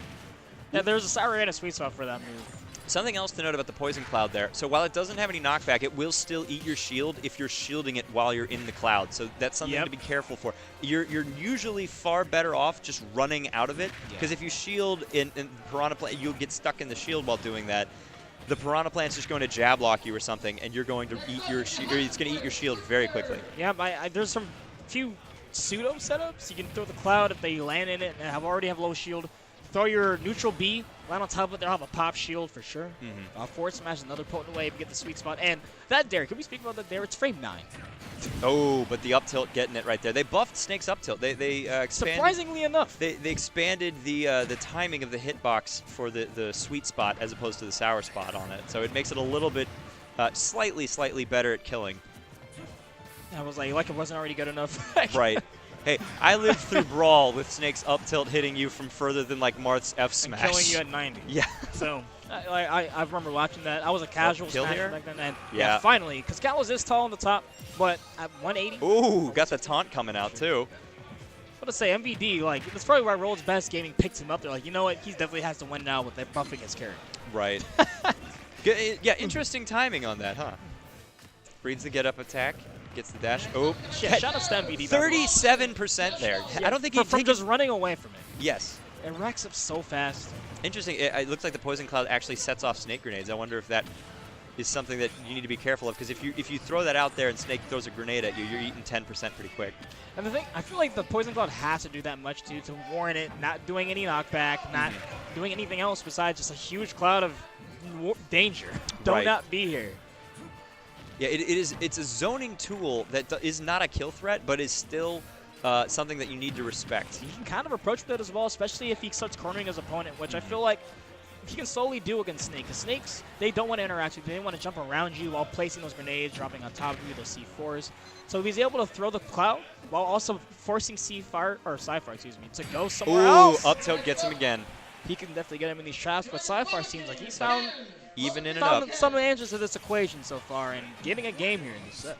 It feels like, from what I've played with Piranha Plant so far, the absolute most dangerous location that you can be when playing against Piranha Plant is above him. Oh, yeah. Which is very thematic for the character. I mean, if you're playing a Mario game, you do not want to be standing above Piranha Plant. You can't step on him at all. Do not step on him. Don't get above. You can only be beside him while touching. But his up air is the very comboable. His up smash, I believe, is his best kill move. Oh, his F smash is pretty good too. But the F smash hits such a big hard. Range. Yeah. And it kills it's super good above him. I think his head has intangibility for a good amount of frames. If you're trying to come down on top of him, if he tosses out the neutral B, he can hold it. Yeah. You can keep blowing that in the air, and it's a disjointed hitbox. It's basically a projectile that just floats there above you, so you can't really land on it without taking a trade at least. But yeah, it seems that Snake's game, I haven't seen him going for any down airs specifically because I don't think that he wants to be above the plant. Oh, yeah. He's been using down airs at the ledge to kite away from the cloud. But not like the combo stuff that you see Snakes use a lot of the time. Like, there he's using a tech shake because he's able to get it. He hasn't been able to get too many grabs. The cloud's been in front of the plant. He does not want to be a part of that. And what do we have here? Some setups on the platform. That was kind of saucy. Okay. He didn't get the full extension of that, but Psyfire definitely been in the lab. Plant going for the spike there. Did not quite get it. Town going to the city. All right, so Ronin is sticking with the plan. I was spending with people were to go plan today. Game one and done. as soon as they lose a game or as soon as something goes where, all right. I don't know, that first game looked pretty promising. Yeah. Some of this may just be matchup inexperience, considering how C4 got him. Wasn't paying attention. Taunt followed by. So is he gonna use it for a bot item? No, I wasn't able to. But yeah, I think some of the danger of playing against Piranha Plant this early is that people still have not grown accustomed to what he can do. There's a surprise factor here that you wouldn't get when playing against somebody that is a known quantity, like, say, Snake. Even though he's... Oh, do not drop shield F smash. There. That was beautiful. Big read coming in from Psyfire. Oop. And already, he just melted. Spike? Okay. No, is he going to do it again? Get it. That's the strongest spike in the game, but if he'd maybe take it... Is it really the strongest? I believe spike? it has the highest meteor effect in the game. Wow. Even over Ganon's even over Ganon's Stomp, yeah. That's ridiculous. Which it makes sense. What is in that man's heel? Ooh, forward tilt got not quite. You know, the air dodge is just chasing Nikita chasing him down. Oh, high percent situation here. Now Psyfire still has the large stock lead here. I have to say, you know, if he does get some good clouds, he's going to be able to bring this back. We need some Vape Lords in here. Oh, some Vape Gods. So interesting there. He took a couple hits of it when he was getting on the edge, but then the invulnerability frames kicked in. Oh, and do not jump above Up me. tilt. That move, too good. So it would seem that both Piranha Plant and Snake, very, very dangerous to be above them. In general, you don't want to be above in this game. For them in particular, yeah, that up tilt comes out so quickly, is such a strong kill move, and hits so big of an area. Like, it easily hit you from a decent distance just standing. But Snake, Psyfire showing Ronin that just because a character is new does not mean that he can't figure it out here in a couple games. Yeah, did they add sweat to this man to show how hard he was working? I can see that. I mean, he is a working dude. Yeah, on the results screen, this man is shimmering in the animation. Fun, Like I said, shout outs to Nintendo again. Fun fact, Animated games. just little Easter eggs and stuff like that. For any of you that play Little Mac out there, all like dozen of you, if you play a stamina game and Little Mac wins, but he's taken damage at the end of the game when you get to the win screen, Little Mac will have all like the bumps and bruises like he does in the actual Punch-Out games. So he'll be happy that he won, but with a big old black eye or bump on his face. Yeah, I wonder if it's like that for percentages in this game, or if you end it with Mac at a higher percent, we'll have some of those bruises. I've only seen it so far with stamina games. I think that they actually may change his model in a regular stock game in the game itself, but they won't do it on the win screen. But stamina games, at the end in the win screen, it will show all of the battle damage and stuff, which is a neat little touch. Nintendo polish, all that fun stuff. Also, I didn't even mention, we got KK Ryder on that last game over at Town and City. The man, the myth, the legend. I was about to say, showing up on a Thursday. Mm-hmm. A cold Thursday night. He, as a traveling musician, you know, you got to be consistent. You got to be there wherever the show is. You can't afford to say no to a potential gig, whether or no. All right, So we got Lemon back up here in the front with Van. Lemon with a commanding last time performance. I commentated, Van was a ball of hot fire. A He ball was of hot fire. force to he was just flying at you, and just you didn't know what to do, and making these ridiculous reads on top of it. This man, he embodies Ganon, because you want to make reads with this character. The and kill you in Vanendorf. 3 hits. Basically, it's what I've said. You need to change your tag to Vanendorf. Back in Vanendorf. Smash 4, you use this character, but now it's gonna be a little bit harder for him to do all of those big reads when you have pellets and projectiles getting in your way, but down B is going to be his main zone. Yeah, it's going to eat through most of those projectiles that Lemon's going to be throwing out here. And see, just like 3 hits, 70%.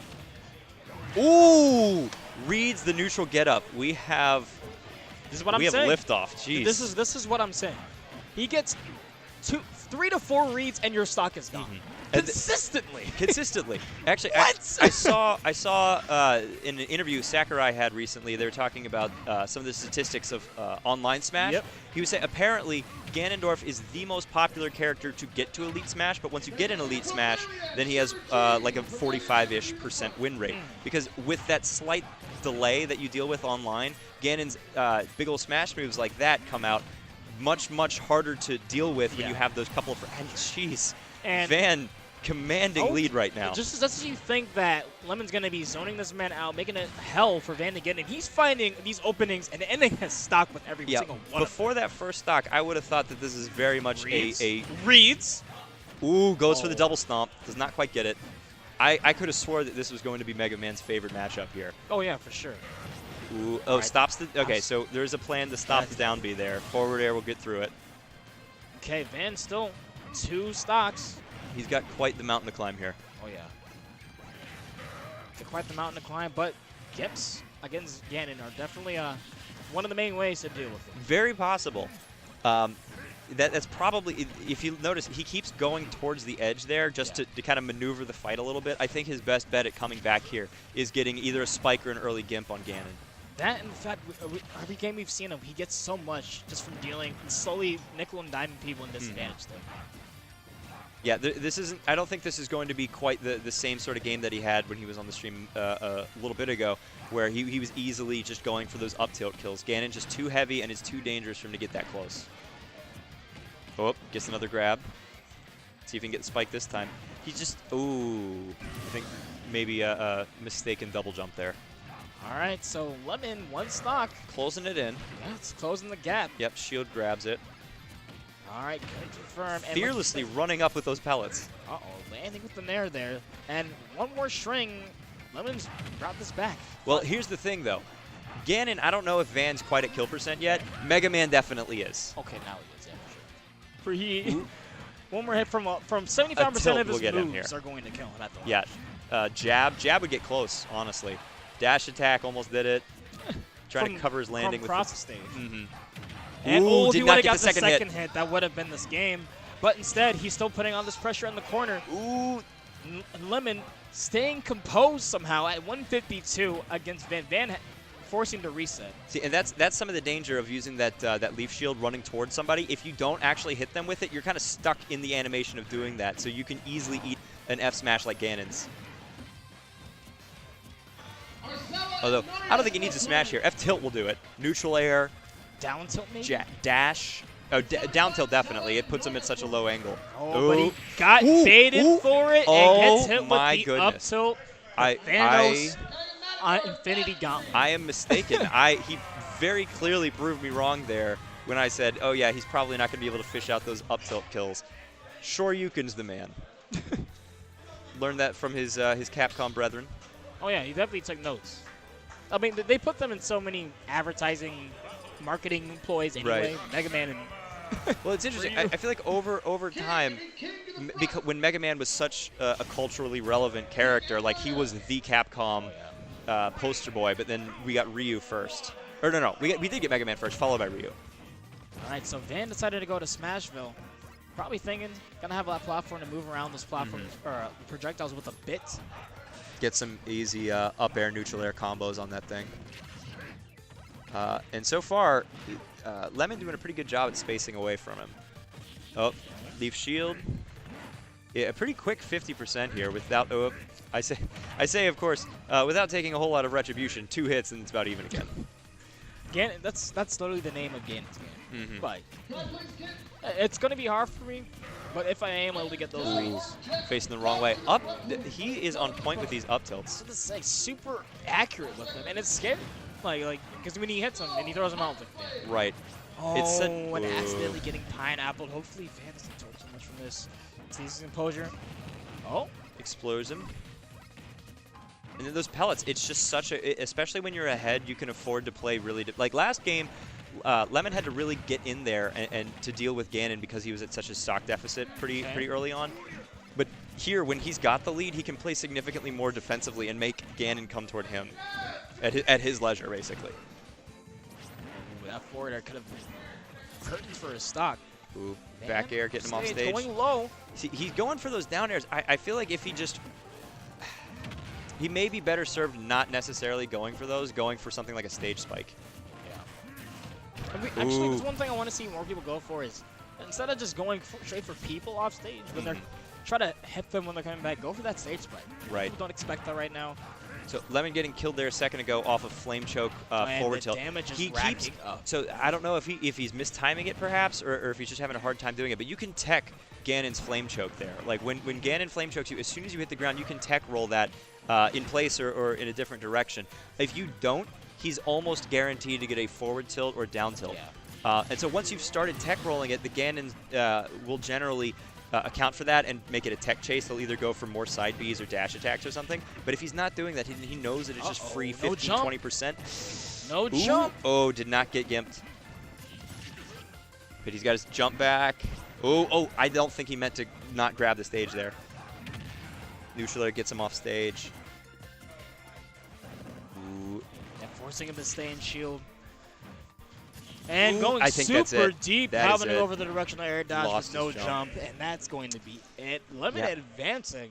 I am shocked. Those first couple stocks for Lemon seemed like he was very far behind, but he just adjusted immediately.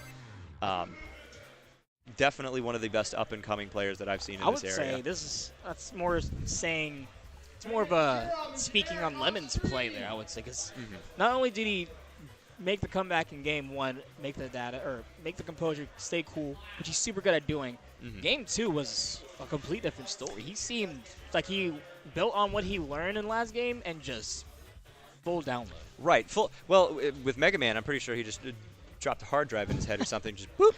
Cool. Now, after having beaten Van, does that mean that he can now do Ganondorf's like neutral B and stuff? I believe that's how it works with the robot So he bosses. literally is Thanos. Yeah. Well, sort of. Yeah.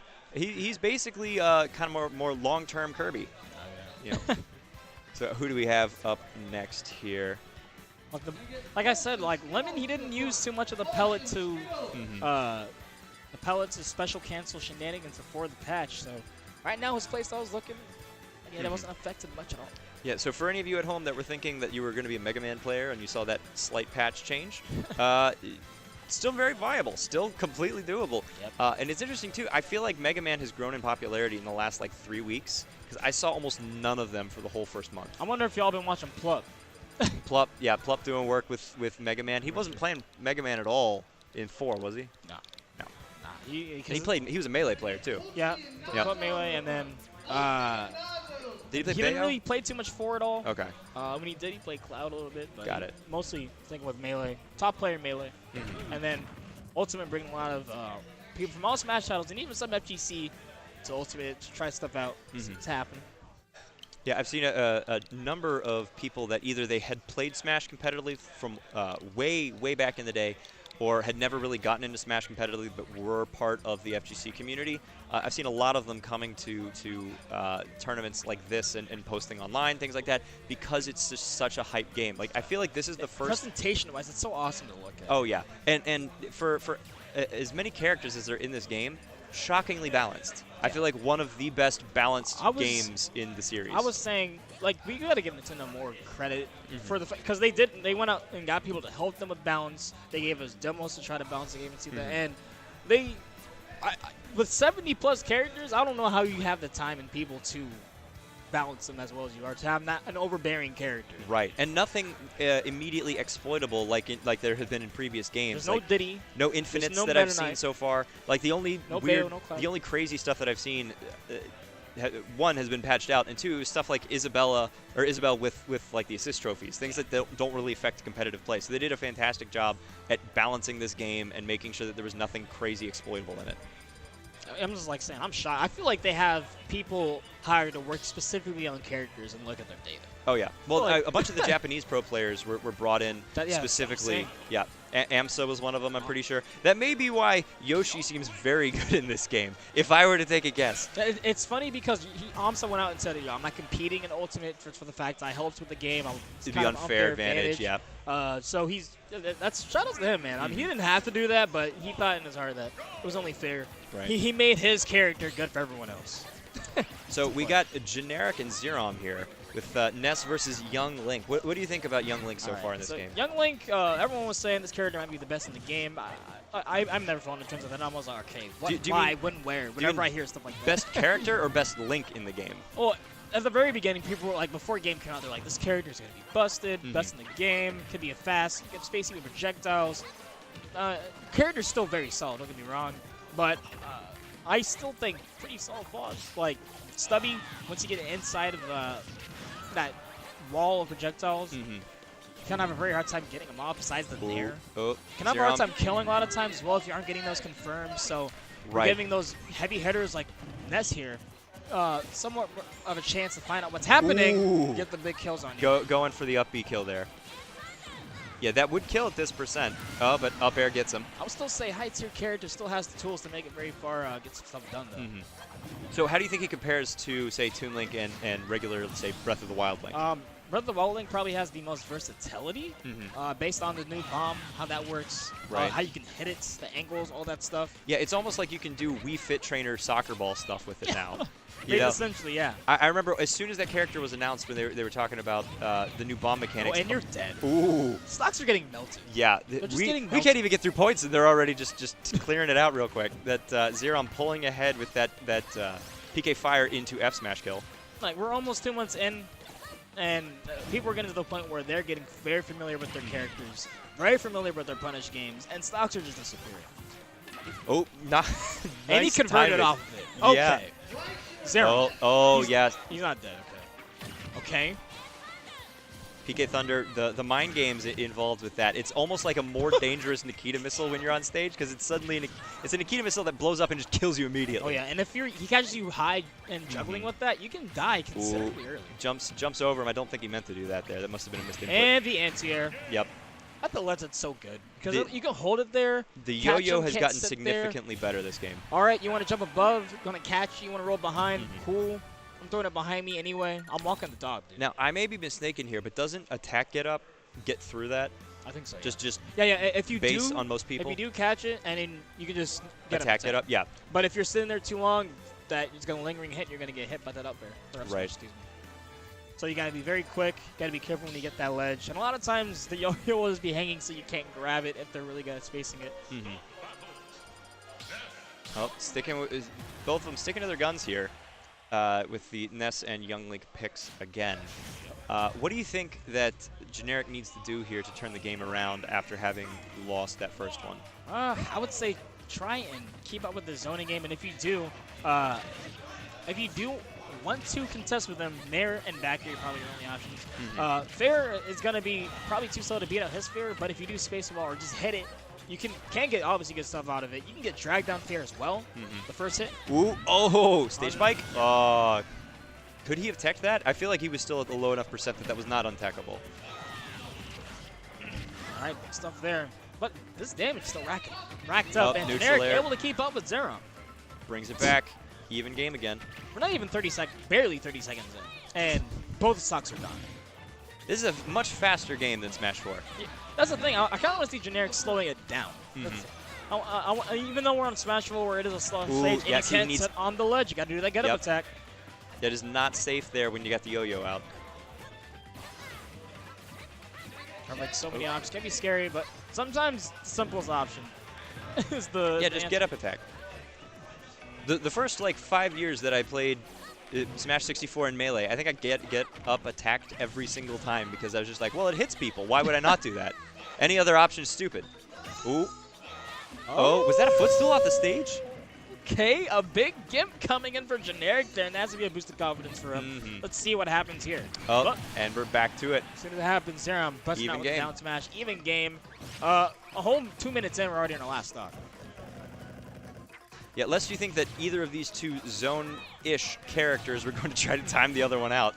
They are getting about as aggressive as two Little Macs. And that's definitely likes to be playing the passive-aggressive game. Those pretty big lingering aerials. Fair, back air.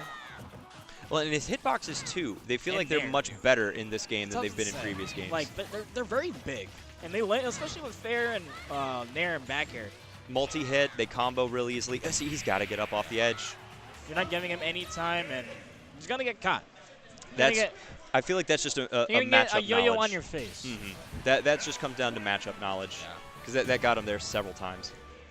All right, but still some glimmer of light from Generic. Well, the whole first stock, really, I feel like he was significantly ahead. It was, if he had not gotten killed by that up B off the stage, if he had just gone back and stuck the projectile game, maybe tried to snipe Ness's PK Thunder or something out from under him with a boomerang, he may have done a little bit better off, but still a solid performance from both of them. Yep, the same. We're getting close to that winner's quarters. The people are trying to fight their way in right now. It's pretty volatile, even with we're missing some heavy hitters. People moving out to Genesis. Shoutouts to MBVA people with their safe travels. NorCal right now. Hopefully y'all enjoy yourselves. Getting so much friendlies experience down there. Or up there. Up there, out there. Out there. Yeah, that somewhere makes more sense. But honestly, I still need to go. I need to make it out to Cali. I need to make it there to see that Smash scene. I need to make it out to esports arena. Yep, one of the biggest hotbeds of Smash in the country. For sure. So it's funny, the first ever tournament that I ever went to, way back in the beginning of Brawl days, I lived down in Fredericksburg. I was in like high school. And I had seen I'd watched a bunch of like Melee tournaments and stuff. A lot of them were SoCal focused. You see like Ken and that sort of crew that were out there in the early stages of like competitive Smash. 2006. Right. And so I was like, man, I'm going to go to my local mall's Smash tournament down in Fredericksburg. And I went. And wouldn't you know it, I played Chudat round 1. Because I thought that Chudat lived in California because I kept seeing him in those videos up there. Lo and behold, he's from this area. Did not know that. Nope. It was rough. From Fairfax is actually just around 35 minutes away. Yeah. I learned at least from the origin of those tournaments and the documentary. 30-man tournament, Azen was there, Chudat was there. Like, some documentary people there. Was a little rough. And what's worse is I brought several of my friends, none of them who'd followed any competitive Smash stuff. They didn't know who any of them were. And I'm panicking, and they're like, nah, dude, it'll be fine. And I'm like, no, it's not going to be fine. They don't understand the gratitude of the situation. They don't understand. Yeah, it was a bit of an eye-opening experience. I had no idea that MDVA was such a hotbed for Smash. And here we are now with a local with 70-something people, and that's down from several weeks ago. Yeah, that's down from because people are out of town and don't want to go in the cold. Next week's going to be cut right back up. Oh, yeah. And I remember 3 or 4 weeks ago, 120-something people here for a local. That's like a regional in most other places. Solid performance from everybody here.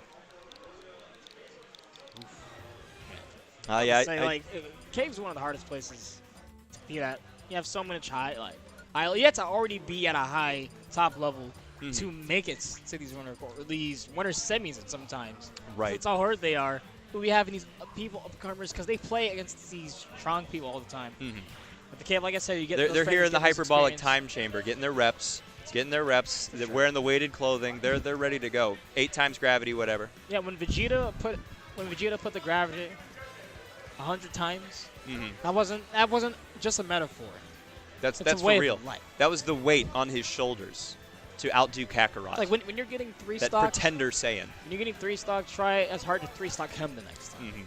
And when you're all of you at home, all of you that are watching, hi out there in Cyberland, when you see a player that you like that's doing poorly, put your hands up. Give them some of that power. Give them some of that energy. Give 'em that Send it energy. their way. They got Especially it. if that's your region, man. Oh yeah. Like even if you don't necessarily give them the bomb, just by telling them, let's go, MDVA, let's go. Insert tag here. At Glitch a couple weeks, or last week. Was it last week or 2 weeks ago? I got some of my non-tournament friends watching, all rooting for like Wadi and ZD and getting that MDVA pride. But here we got Iota and Fast Kree. To say Kree, someone who doesn't come out too often, used to go to more of the fantastic ran locals for Smash 4, but right now we're seeing him with the Villager. Wanted to use Isabel a little bit, but it doesn't feel like the character will last in the meta in the future. So sticking out with the Villager. So the main Villagers. Why is it that you think that Isabel, like what are some of the, I don't know the characters particularly well, but like what is it that Isabel doesn't do that Villager does, do you think? Well, the traps are very easy to mess with, especially with a character like Wario. He's going to be jumping around anyway. Very fast airspeed. Yeah, so and a lot of times you can just, characters can have a move that will just hit it before it hits them. Like you can just down tilt at it and it'll just go away. So you can get a push advantage a lot better with just the regular Villager. Yeah. Especially with the Lloyd, with the tree. You have the axe on top of the tree with this being out now. Right, forward and back air, zoning the Wario as well. Somebody that may have a little difficult time getting in. Not quite as much as some other characters, but... Yeah, I would say a lot of the stuff besides the little actual strategic nuances of them, forward air, nair, even like forward smash, stuff like that is very similar. Oh, watering the tree. I didn't know you could do that in the air. That's neat. Yeah. You can water the tree. You can even semi-water it, so it looks like you watered it, and then they'll act as if it's not. Catches the bike, has a hold of Wario's bike. Does that prevent him from side being off stage? Oh yeah. That messes with his recovery, I'm sure. Yeah, let's say that's why I feel like characters like Villager, Isabel can be super good in counter picks with characters that have very obnoxious items. One of them is like obviously Wario, because recovery is super neutered now, and character is Rob, because Gyro. A lot of his neutrals is gone. Right. A lot of his set play is gone. You can catch a K-Rool crown. He can't toss it anymore for a while. I think they hold on to it, what, 30 seconds to a minute, sometime around there? In this game, it's forever until one of the opponents die, or one of the players dies. Got it. So it's very good. I've also seen, apparently, Villager and Isabel can catch Piranha Plant's Poison Cloud. What? Yeah, it can catch the Poison Cloud, toss it back out, and because it does reflected damage, it does like 100%. That's ridiculous. Oh, didn't get the tree damage on there, but Iota getting in there, evening things up. If you get those nair Chucks the wood. planes, you're definitely going to crack it up, especially with someone who's been a character specialist since Brawl with Wario. Right, and Waft is ready, by the way, so this could come out here in a second. I think he's going to do it there for the tech read. Like, just let it rip. Literally. Beyblades. Oh, bike. I don't know what that bite was about. It may have been...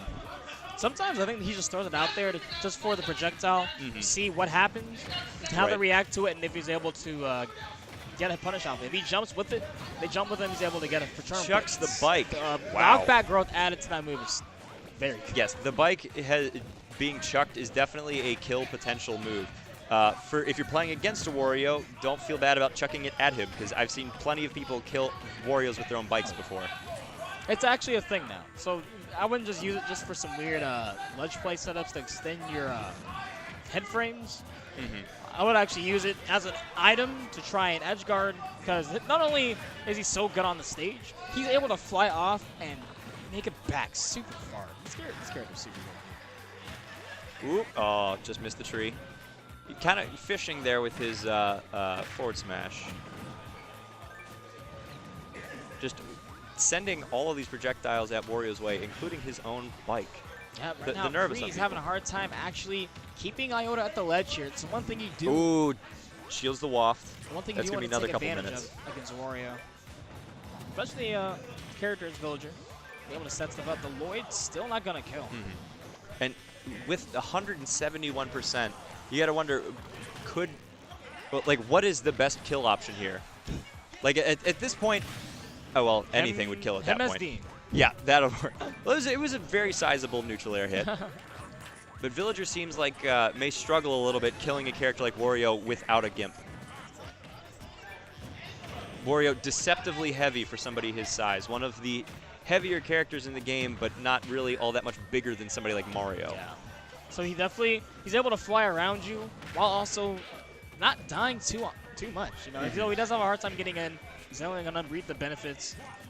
Not only with just holding in that waft, but you have a little bit more damage to deal some more damage.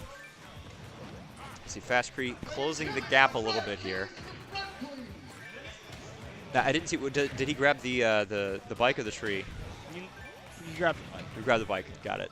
So now would be the opportunity if he could get him off of stage. Then if he could get him off stage and chucks the bike at him, gets parried, grabs the bike yet again. Just pulling a Grand Theft Auto.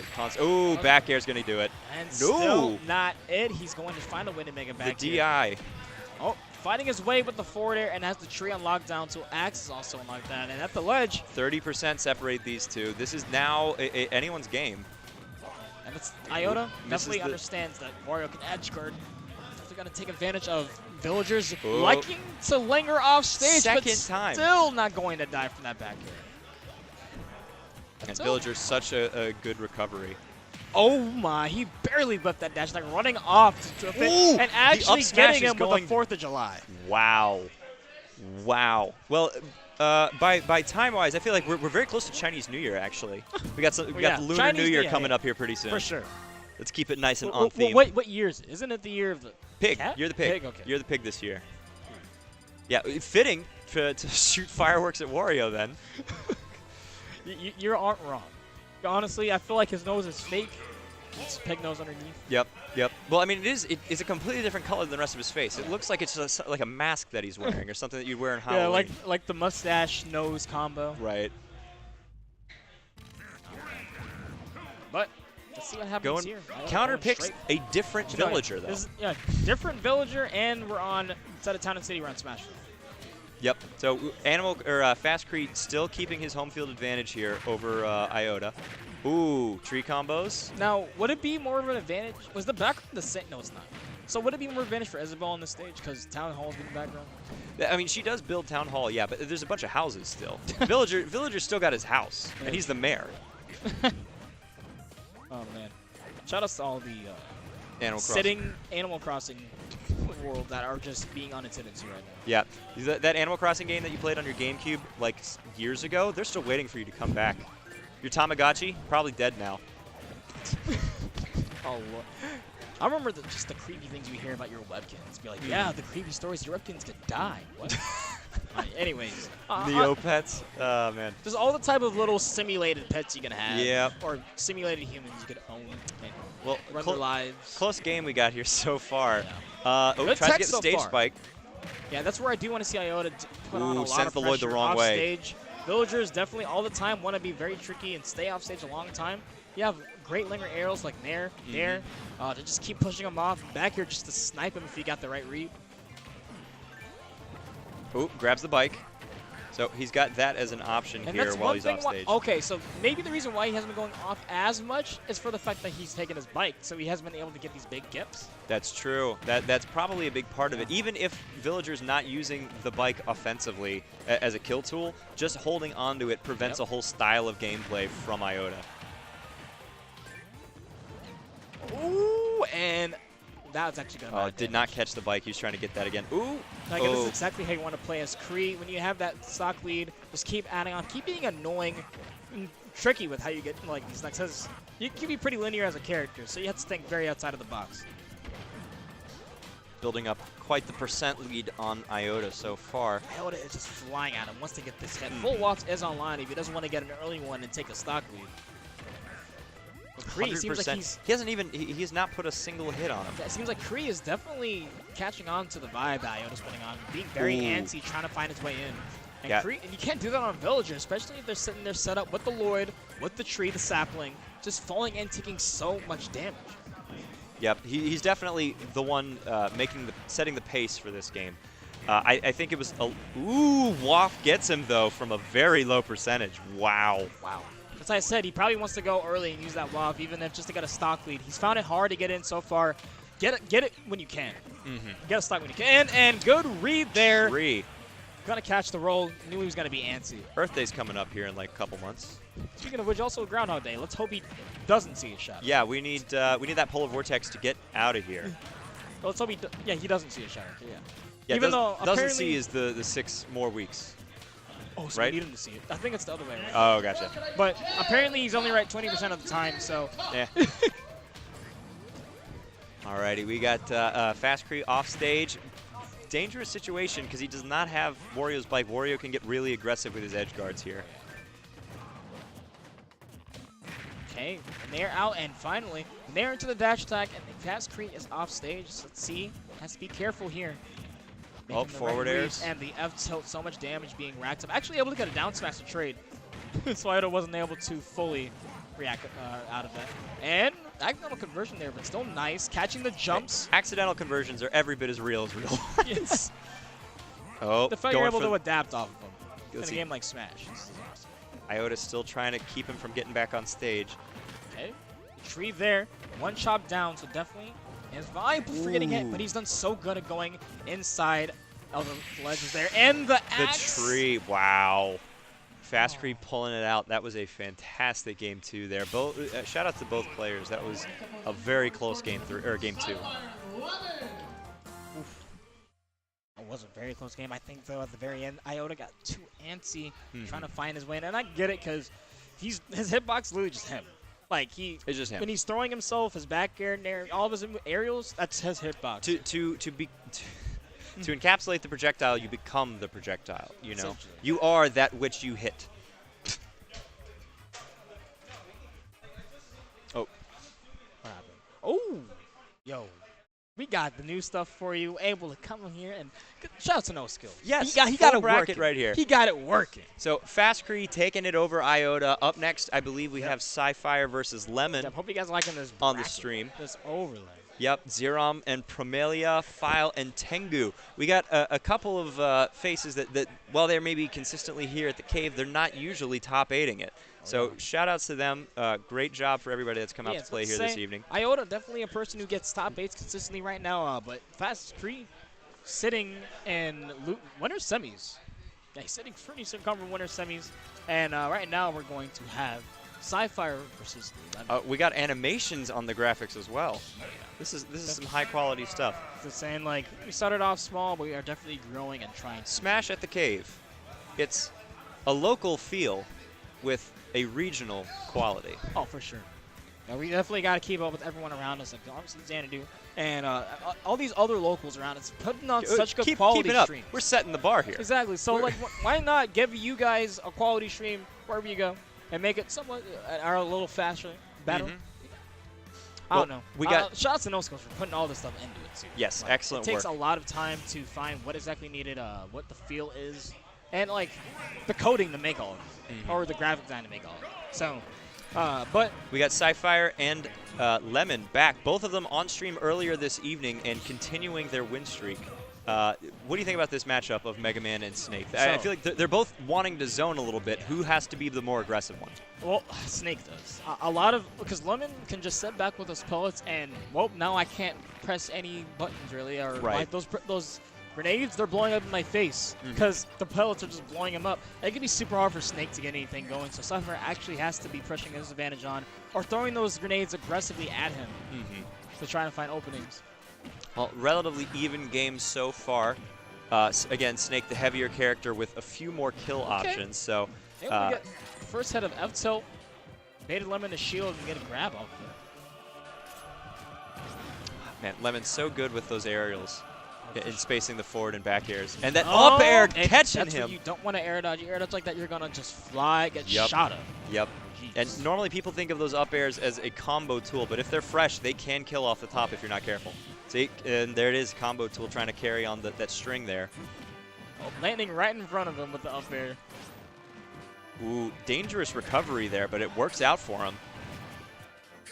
And Lemon getting rid of that Nikita with his explosive shot on the way in. Lemon being so patient, knowing that Sapphire wants to hit him with these big meaty hitboxes of Snake.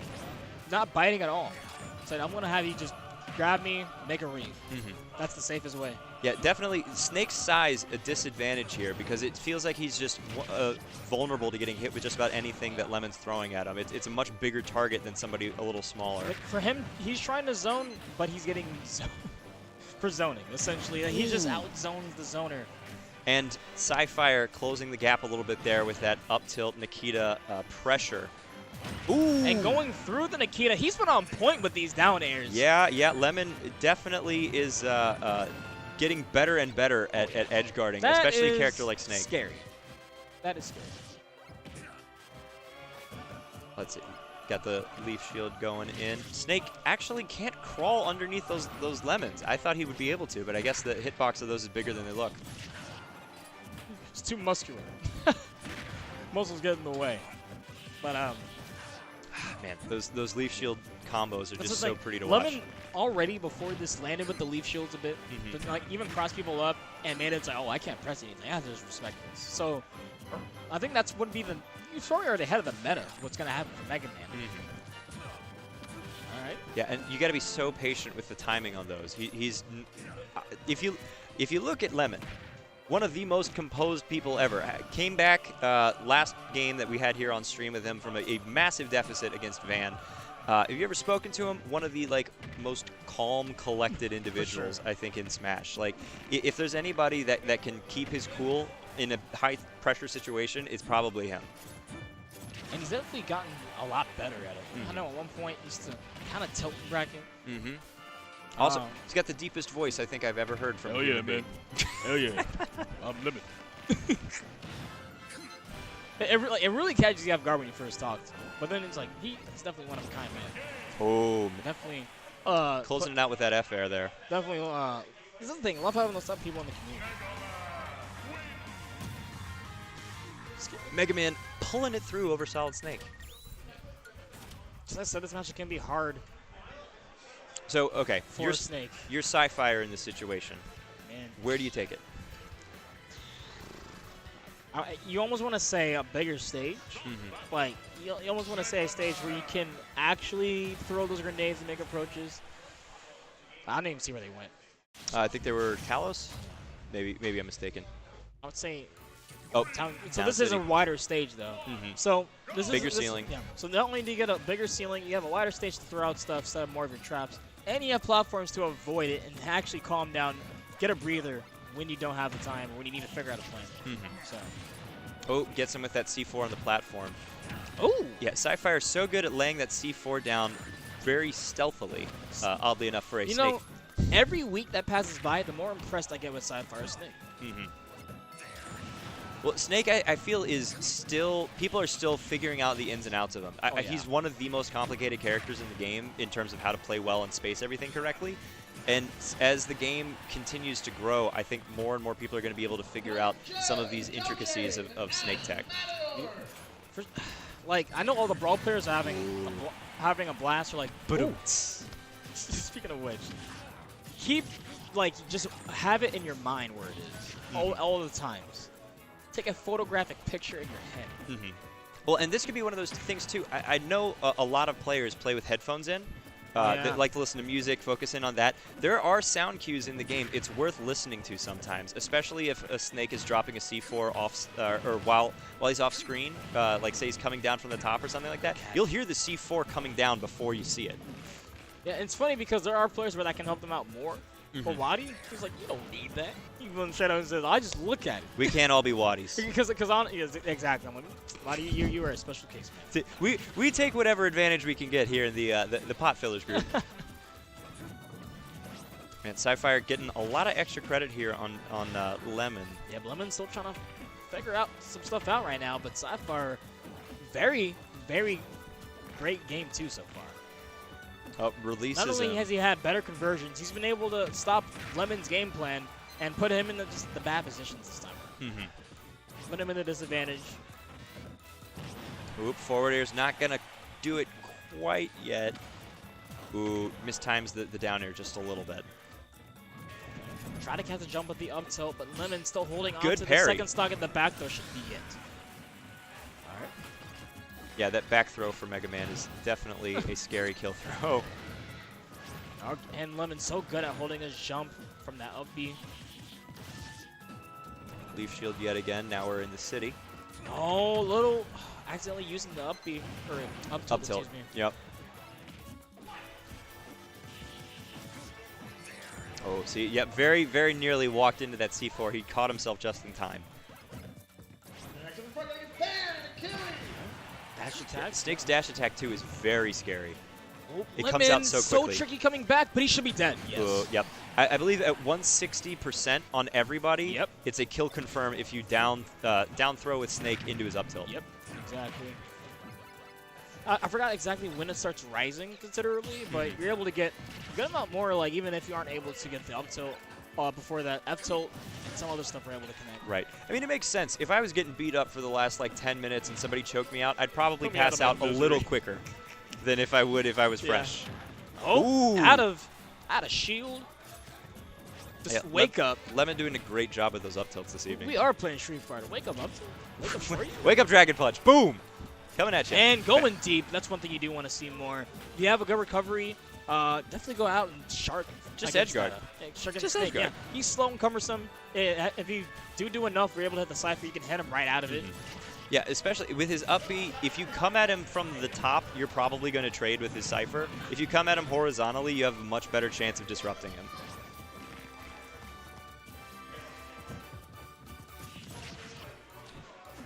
Oop, air dodges back into the stage. Still a very, very strong option.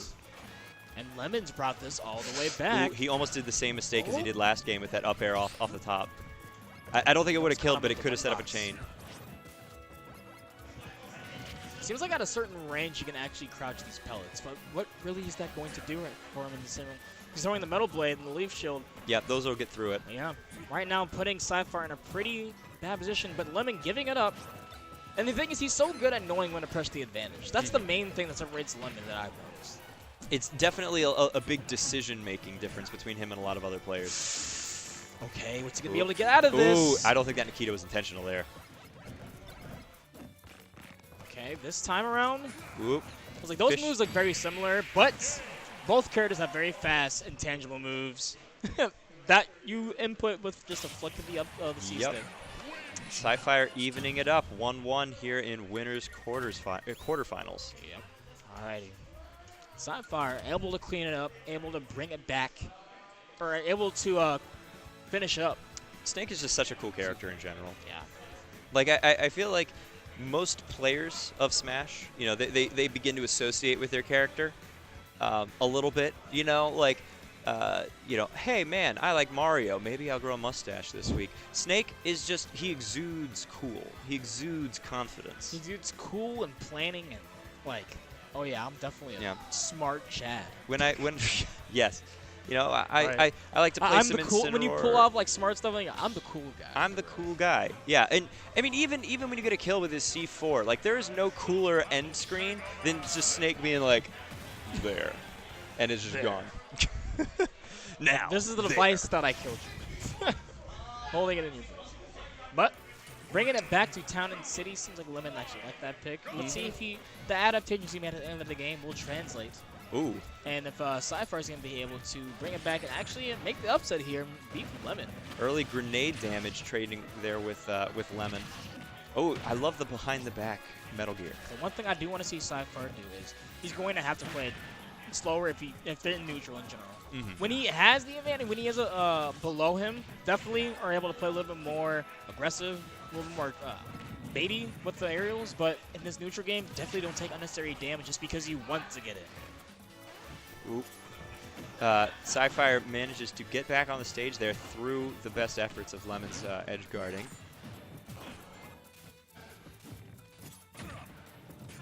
Let's see. Try to convert down to the nair. But it looks like Lemon so far around 132 on Sapphire, actually losing a stock right now. Solid back air, getting rid sitting of him. on 62% in his first stock. Already looking very comfortable, and it seems like Lemon is able to just make the right adjustments. He seems like he's playing with a lot more patience this game than he was last game, and that may have been what helped him to turn the edge here. Again, once he has that lead, now he can play a little more comfortably at his own pace. Yeah. Nearly getting a shield break there if he had held onto that for much longer. Yeah, both these characters want to do that. When they get their lead, they don't need to press advantage, but they're already super good at making it hard for you to get in to try to get the kill or try to get this damage anyway. Sapphire C4ing himself there. Definitely. Ooh, neutral air really gonna do deep. it. I like that. Yep, that last hit in neutral air is a serious kill move. If you have a recovery edge guard, just like you can, because even if you can't, for a lot of characters specifically, a lot of the times, the one time that you do will catch him off guard. Maybe not do it with Little Mac. Anybody else, you may be okay. Yeah, maybe not Little Mac. Maybe not Chrom. But even Wolf and Chrom can go off and nair. Yep. Chrom can at least go deep and hit you with flare. Yep. Because his up B still goes pretty high. He just has to stay close to the edge. So, you got like 70 other characters. If you're playing one of them, try it. Yeah. Okay. Ooh, Cypher hitting him through the stage. The back air going to cut him up. And Lemon putting Cypher on his last stock. And let's see how much this is going to happen here. I still want Cypher to play a little bit more safer if he can here. Do or die situation for him here at the moment. We're Right still now in winners, but this is game 3. I get what he's doing. He's trying to play in the mid-range. He's trying to be as close as he can to react to him when he can punish him. But Lemon's playing so well around this is slowly. He's only getting 1 and 2 pellets, then just staying at the very position at. He knows Snake can't react to do anything. Right. He's very content with what he's getting. He's not greeding for more. Exactly. And they're both wave dashing to each other right now. Okay. But yeah, you use wave dash in this game as more of a... Actually as an air dodge in the ground, essentially. So you can move through people really fast. It's not a movement People option, using really. the air dodge to dodge. Yeah. That's weird, man. Use a wave dash to dodge. It's kind of uncanny, considering that the second iteration of Smash and you can get some catch again. from the landing lag. Good game from both of these players, but Lemon taking it out in winner's quarters, moving on.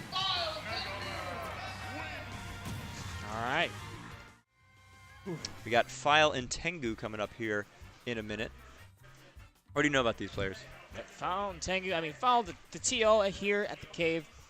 Man, one of the best TLs in MDVA also as well. Oh, there on your screen, you see we have some of the brackets here going on. Fast Cree and Lemon both winning their respective quarterfinal games. We got File and Tengu coming up in quarters. Xerom and Primalia, both of them cave mainstays here coming up in quarters as well. Got a fantastic night for smashing, if I say so myself. Especially with the match we're about to get. File, like I said, the TL, but not just the TL, even by the end of Smash 4, doing so much work with the Bowser, not just here in Virginia, but also going up to the grind, going up to Xanadu's, doing stuff there, and he definitely has the drive for it. I see like how he treats himself when he doesn't do as well as he wants to. When he plays subpar, it's very emotional, very driven to do better, knows he can do better. So I'm always definitely seeing that from. I'm ready to see that from File. Now Tengu, this man is he's one to be MK Low, man. He will play that reactive game, space you with fairs until and just keep you in above him and away and edge guard you. He'll make you so oppressive with Lucina. He plays Lucina so well. Like he doesn't ever really make too many overextensions. He's so good at just playing on point what he needs to do, optimal basically. Right. Well, and I feel like that sort of gameplay leads well to Lucina being the most consistent of the Fire Emblem characters. I feel like she's the safest pick among the group of them, not quite as feast or famine as somebody like Marth or Chrom or even Roy. So it's good that he's found a character that fits his playstyle for that. And going back to File, I'm always impressed by players that can run a tournament and play in it at the same time successfully. Like, it takes a lot of mental strength to be able to organize something like this and be on the mic, running calls out to people, hey, so-and-so needs to get up to the front And right also now. another thing, he's the whole trifecta. He is a commentator, caster, and ATO. Triple threat. Can he tap dance?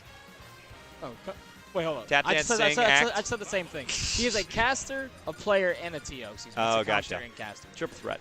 But yeah, File on ice out there. He is on a Broadway. walking Triforce. Oh, the walking Triforce. I like that. But yeah, let's see what happens here. I actually don't know who File uses in this game. Not Bowser? I don't think so. I saw him wanting to mess around with Wolf a little bit. I've seen the Wolf in friendlies, but I'm not positive exactly who File uses. So, do you want a Pokemon shirt? Let's see if he goes Pokemon shirt. Could be Pokemon Trainer. Could be Pikachu, Pichu, Jigglypuff, Incineroar. Now we saw him on random. I don't know if he's actually going random. Maybe Button Check. Probably Button Check. I said this man has been at the TO disc. Hasn't really been playing. Every time that he's been playing, he's going straight back there, running the bracket, making sure we got here on time. Well, it's impressive, too, that he's managed to do that while in winner's bracket this whole time. Yeah, that's what I'm saying. Foul is definitely a man. You know, he takes a seat and he's like, I'm going to win this real quick because I got some spreadsheets to fill out. Yeah, that's the thing. That might be the secret sauce. Have something to do at the tournament so that you try to beat your opponent as fast as, or as often as you can, so you just get out of the way. I have work to do. I have more important things to do. Let me run this bracket. We got the Bowser Right, here. so we are seeing the Bowser. Maybe the buffs in this 2.0 patch. He's like, you know what? Let me get this character another shot. Maybe he never dropped the character and I just didn't know. So Well, I just haven't seen him in tournament. Bowser in general is very, very frightening if you do not know how to deal with him. Such lethal kill Armor moves. on his tilts now? Armor on his tilts. The Flame Breath is a very good zoning Oh tool. A my lot of damage there. Like, if you roll in, minimum, you're getting 30. Oh, yeah. Minimum, and sometimes it can be even more. Yeah, you DI that wrong, suddenly you're eating a lot more than that. All right, let's see, though. Right now, I feel like this can be a little bit rough for heavies, just this sword matchup. But if he's going to be able to be in the opposite of this, he can do pretty well. Well, that's the thing. With heavies, it's a lot of feast and famine back and forth sort of play. It's like what we saw earlier with Van on Ganondorf. All it takes is 1 or 2 good reads and the whole game's and different. The like down that. smash? Exactly like that. 1 or 2 good reads, the whole game's turned around. Percent. Who needs percent when you can just kill your opponent? That, oh my, that has range. Okay. Came out quick, has good range, killed it like 80. And I thought Wolf had range? Okay. Well, that's not too much. Never mind. Hey, what, I don't even know what they buffed with Bowser, exactly. They buffed a couple things. I believe his jabs and F-tilt got increased damage, and I believe his down smash got like a speed buff. I may be mistaken about that. But either way, it worked well for him a second ago. That makes sense why you use the move then, if it actually is down smash. Because I saw them use it before, but it didn't look nearly as fast. I know it had range, it's not as fast. And then, for those of you that have seen the patch notes, basically the entire cast had 1 or 2 changes to their aerials, so their landing lag is a little bit better, and they're able to grab the edge a little bit better after doing an aerial. But Tengu here, evening it up a little bit. We got 43% on Lucina, it's still fresh on Files Bowser.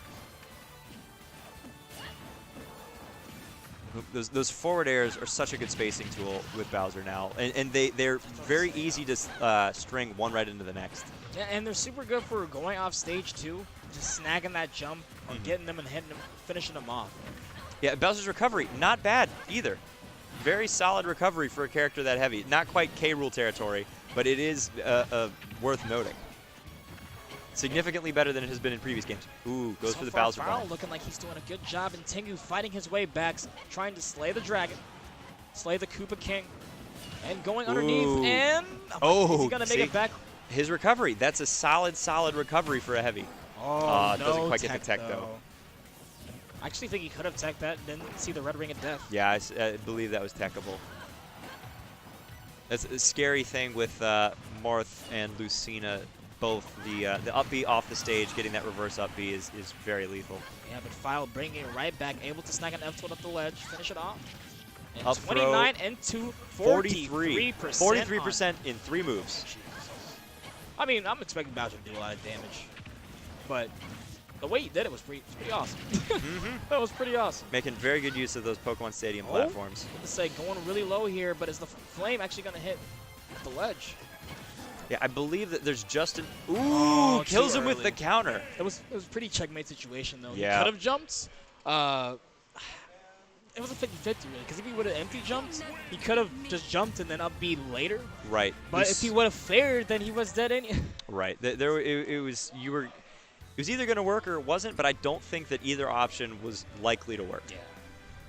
Like, definitely Tengu had the upper hand there. He's like, I know exactly what to do here. He's most likely going to up B. He's pretty far down. You might even say that he's read the files. He's definitely gone through that. Open up the... Open it up. Open the drawer. Oh, there we go. I believe this is you. And honestly, that happens a lot of times when you play a lot of people, too. You play a lot of people, you have a concept or something that doesn't work on someone else. Able to pull that out of the drawer in your brain and go, all right, this will work now. Yeah, worth noting, it's always interesting seeing how different players play the same character. People tend to fall into different patterns. They fall into different likelihoods of what they're doing. And being able to come to a local like this, play the same maybe 50 people a number of times, you get to see other people play each other, get a feel for the sorts of patterns that emerge. Will really help you in tournaments, because somebody, say, File playing Bowser is going to be radically different from somebody like me. For example, his is good. Hey, man. I would say put the time into Bowser if you want to right now, because he's good. Bowser's good. Looking like the sleeper pick. He's no longer like in Melee, where it's Bowser's what your little brother picks because he wants to be the big dwagon. Hey, cool. I get combo practice now. Practice my multi-shine.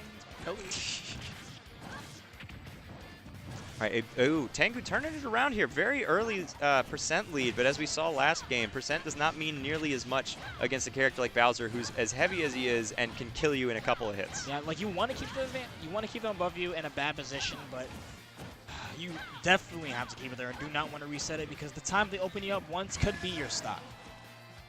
Yep. Ooh, that's good be forward air there. Back now. Yeah, just back airing just to make sure. Put the nail in the coffin there. Tengu, like you said, definitely likes to be oppressive off stage. They didn't Smash 4 too, as you said. So, like, if you're able to do it in that game, you're definitely able to do it this game. And jab to jabs across the stage, 41%. Oh, shield grabs the up B there. Oh, well, the up B from Bowser gets, or from File gets him back up off the danger zone. Ooh, good shield breaker. Shield dash there is possibly going for the shield breaker to catch it. All right, File going for some safe options, wanting to keep these levels going. Ooh, very good counter read there. Yeah, that down air pulling Bowser. Oh, yeah, man. He might be dead again. Yep. Oh, well, it was like he's going to make it back, but he's yeah. going to be able to react in time. Yeah, Lucina's counter, very, very good against characters that have somewhat predictable recoveries that will have hitboxes like Bowser's. Good read on the forwards master, catching the sidestep. Did not counter the drop kick. It didn't counter that, but considering it does like what, almost 25, 30? Uncharged, I think it's like 30. Yeah, like it's hit. What would it do, like 45, hard. 50 back? Oh, getting back on the stage with that neutral air, but there looks good. Yeah, also grounded up B from Bowser, very decent poking tool. Now I wonder if the tools, or if the concept is the same. If you hit them once with an aerial or forward air, bear on their shield, that the next time you do a shield breaker, is it gonna pop their shield? Because you really haven't seen him hit that many aerials on a shield. Ooh, air dodges the first fair. No tech. Counters. Yep. See, there it is again. Oh yeah, he's. Well, good play from Bowser there, but it's just that counter on Lucina. Take notes if you're a counter player out there against a character like Bowser or Donkey Kong with consistent hitboxes on their recoveries. You can just counter them for days. I've seen a number of people do that to Chrom trying to recover from below, just standing on the corner, just counter. Yeah, if you have a counter, and then you can make it back too, like jump back. You not even go too far, just hit them back out. Especially now they're jump, they're not making it back. Yeah, hey, hit me. And even some of the best recoveries. You hit me? Come on, I got it. I'm waiting.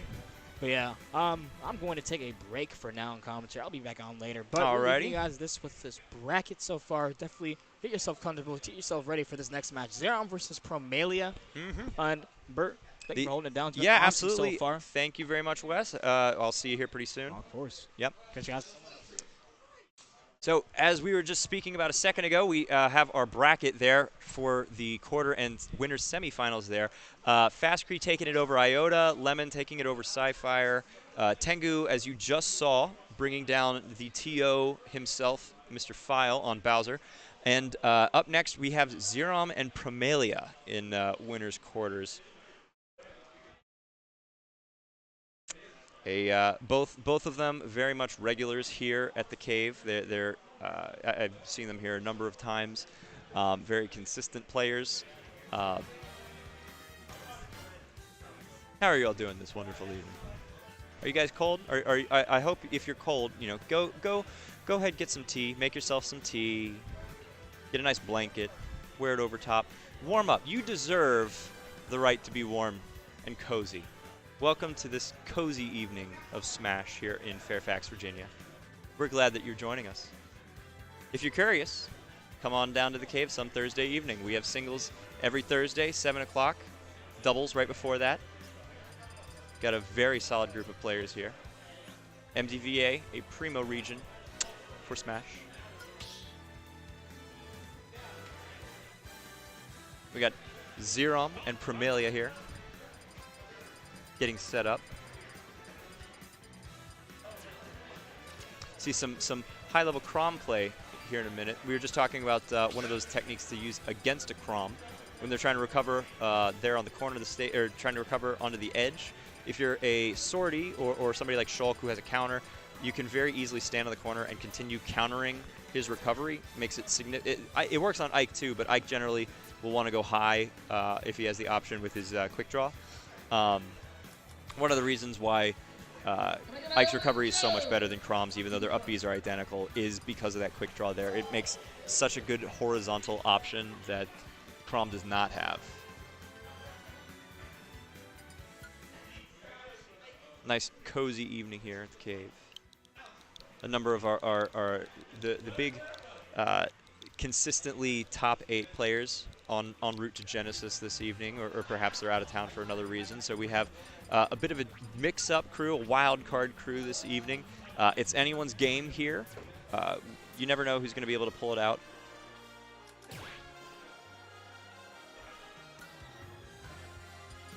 So you're taking it to Battlefield. You got the music counter pick here. Music, very important in this game. It's sometimes sad when there's too many people all in one area, you can't quite hear the music to the stage. In the chat, why don't post what do you think is the best music counter pick in the game this far? My personal favorite, the Wii Shop channel remix on the other stages. Type. It's like a samba de amigo. Grab some Macarenas. Oh, we got Promelia on Corrin this evening. Interesting. All right, so we got Promelia on Corrin, Xerom on Ness. Interesting matchup here. Ness, very, very good hitboxes in the air, can string a lot of things together exactly like this. Getting those up air strings, easy 65%. Ooh, very quick down tilts. Promelia finding himself in a bit of a disadvantaged state here. Managed to get back to the center of the screen. He was very successful earlier catching a couple players with that down smash there on the corner there. Oh, we have Boss himself, the Master of Mario, the Lord of Luigi's, joining me this evening. Boss, how you doing? How are you? Yeah, I don't think that mic is on. His mic can be on here in just a second. No, it's on right now. There we go. Hey, we got a Promelia versus Xerom right now. What game is this? Oh, shit. Game 1. It's game 1. Okay. Game 1. Scores right in front of my face. Yeah. We got fancy tech here.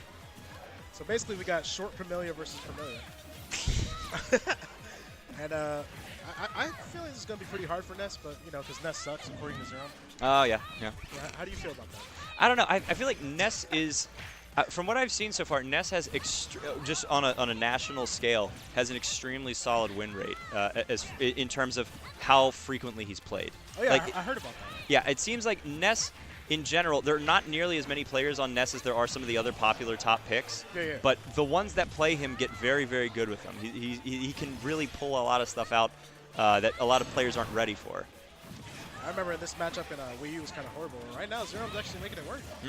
It's up a full stock and already building damage. Yeah, will Xerom prove himself wrong by winning with Ness? He's going to counter this. Ooh. Gets saved by the Corrin uppy there. Nice retaliation right there by Xerom, noticing that Promelia wanted to do an aerial, quick back air reaction. Yep. He's probably dead right He's going really low on those. Still manages to get his way up there. I didn't think that was going to make it. me neither. It doesn't go like as far as Lucas's goes, so I was surprised. Then Oh, again, gets him with the up smash. The yo-yo in general just seems really, really scary this game. It has not been in any of the other ones. yeah, man, it's a good kill move. It's good for ledge trapping. It's crazy. Yeah, I was just mentioning it a minute ago. Xerom really successful earlier with catching people. If you don't get up off the edge or pick an option immediately, you're going to get hit by that yo-yo on the corner. It's just a matchup knowledge sort of thing that you guys got to be aware of. And he's going to go ahead and live that pin around 150. That's crazy. Oh, he's dead. Oh, yeah, the pin's going to bring it down. That was at like 170-ish? Yeah. Oops. PK fire into fire. I'm surprised he didn't run up and go for that grab there, but I guess he knows the matchup significantly better than me. I know it may seem like when Xerom does these specials, like he's trolling, but it's actually like, you know, it's kind of a trap. Kind of a trap, kind of trolling in between. It's just having some fun. Is it really trolling if it works? Fair enough. Vermelia trying to mount this comeback, racking up 85% on Xerom right now. Got one stock to work with, 121 though. Seems like one grab. Yeah, there have been more significant comebacks than this, but this seems like it may be a little out of his range at the moment. It's going to be tough. One good back throw and he's done. Ooh. The other back throw. Air dodge is the tipper. Nice by Xerom. You can see him kind of playing like a 1-2 buckle my shoe sort of style. He's not like being too aggressive and he's not being too like, you know, defensive. Nice fundamentals. Like nice tech right there. Go forward air, getting him off stage. Does not quite get the edge guard with the PK Thunder. Made him mix up his recovery options. Ooh! Is it trolling if it works? Hey man, all I'm saying is next time you take a picture, make sure the flash is off. So somebody go call Barry Allen. That's crazy. That's the Flash. That's the Flash's real name? Barry Allen. Well, there's been like 5 Flashes. There's Barry Allen. There's Wally West. So those of you Flash fans out there, you can. There's I'm blanking. Those are the 2 off the top of my head. I think Jonathan Quick was like the first Flash back when he had like the little Hermes helmet on. Dude, I feel like he's like one of the more broken superheroes. Oh yeah. Because he can kind of run back in time. Run back in time, like punch between electrons or something. Like yeah, it's crazy. Broken. Nerf Flash, OP. All right, running it back with Corrin again. I'm surprised. I figured that it was going to, that Vermelia was going to be on Chrom, but maybe this matchup he sees something I don't see here. But sticking with the Corrin after that last game. I think he's not going with Chrom based off the recovery options that Chrom has. You know, Corrin has a pretty good recovery. It's not amazing, but it's better than Chrom's. Don't get me wrong. Right. Gonna read that air dodge right there. Gonna get down tilt into combos. 79% coming through on the right. That PK fire, just such a good. You stay right there for a second tool. Especially when it's 9 degrees outside. Oh yeah. I like the ooh, gets him off the edge there.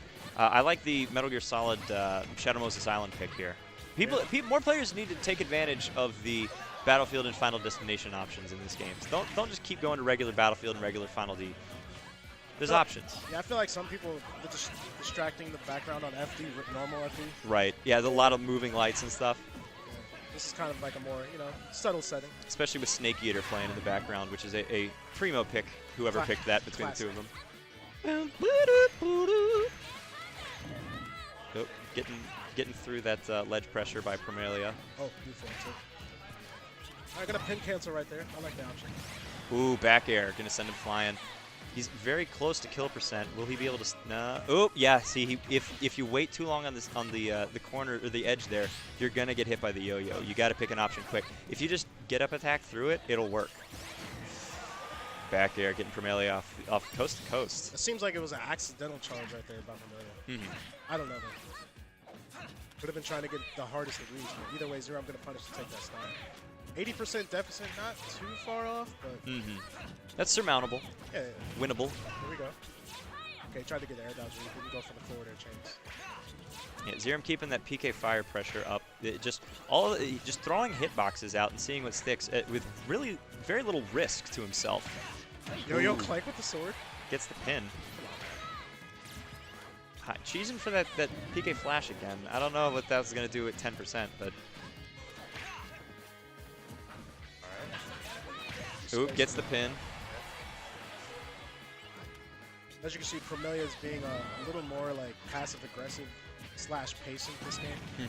Game 1, he was trying to like, I can get in your face, I can space, I can be aggressive with my sword, but kind of paid for it. But now he's kind of just taking his time. It's paying off quite well too.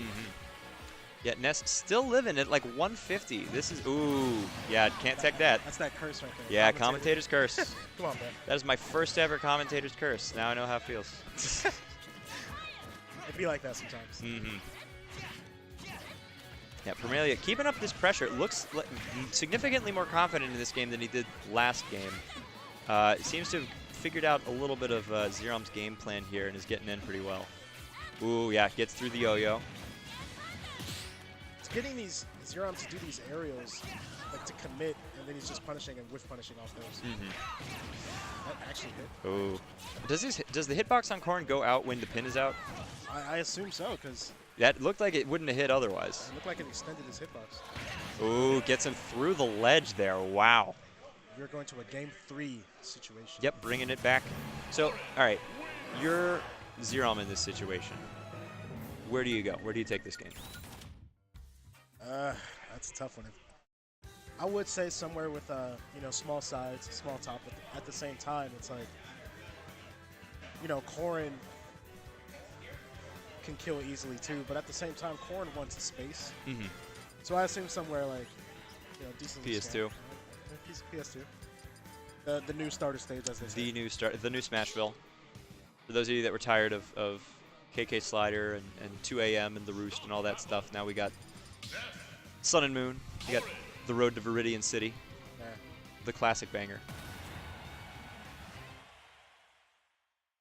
Different than the Road to Viridian City on the Pokemon anime, though. That had like lyrics and stuff. Here we go, game 3. I feel like Amelia has got a read on it right now. I mean, Xerom doesn't change up his style right now. I can go. Well, he's definitely. I feel like game 3s in general generally favor whoever just won, because they have the momentum going into it. They unless there's a counter pick dramatically, or a dramatic counter pick either of stage or character, they're the ones walking into it with the advantage at that point. And Neutral B almost killing this Xerom. Ooh, just manages to avoid that smash. Ness's forward airs, his aerials in general, are just so good this game. Ooh. No. Just like that, yeah. Decent knockback. Ooh, doesn't quite get the edge guard. Reaching for that back air, almost gets it. Come back here, Neutral get up. Right now, just playing Neutral right now, kind of feeling each other out. They're both at high percents. Very, very easily killable for either. Whoever grabs his first stock, though, is going to have hella momentum going into the next one. Almost gets it. Yeah, as a long-time tournament player, what role do you think momentum plays in terms of managing to? Ooh, gets the pin. That doesn't quite kill. What role do you think momentum plays in terms of going into the game? In terms of going into the game? Or just like in general, if you have the momentum from the last game, how much does that affect your confidence going in? Oh, it's going to give you a huge boost. It's almost like when you're tired and you just, you hit the Red Bull and all of a sudden it's like, just big I'm ready pick me to up. do this. Yeah, but at the same time, though, the person who had lost this last match can also have a boost themselves. It's just like, all right, no, I can't lose this. I'm motivated that much more to not lose this third game. So right. It could go either way. It's kind of like a seesaw. It's all player-based, emotional-based, stuff like that. Right. Yeah, some players definitely handling that differently than others. The mental fortitude.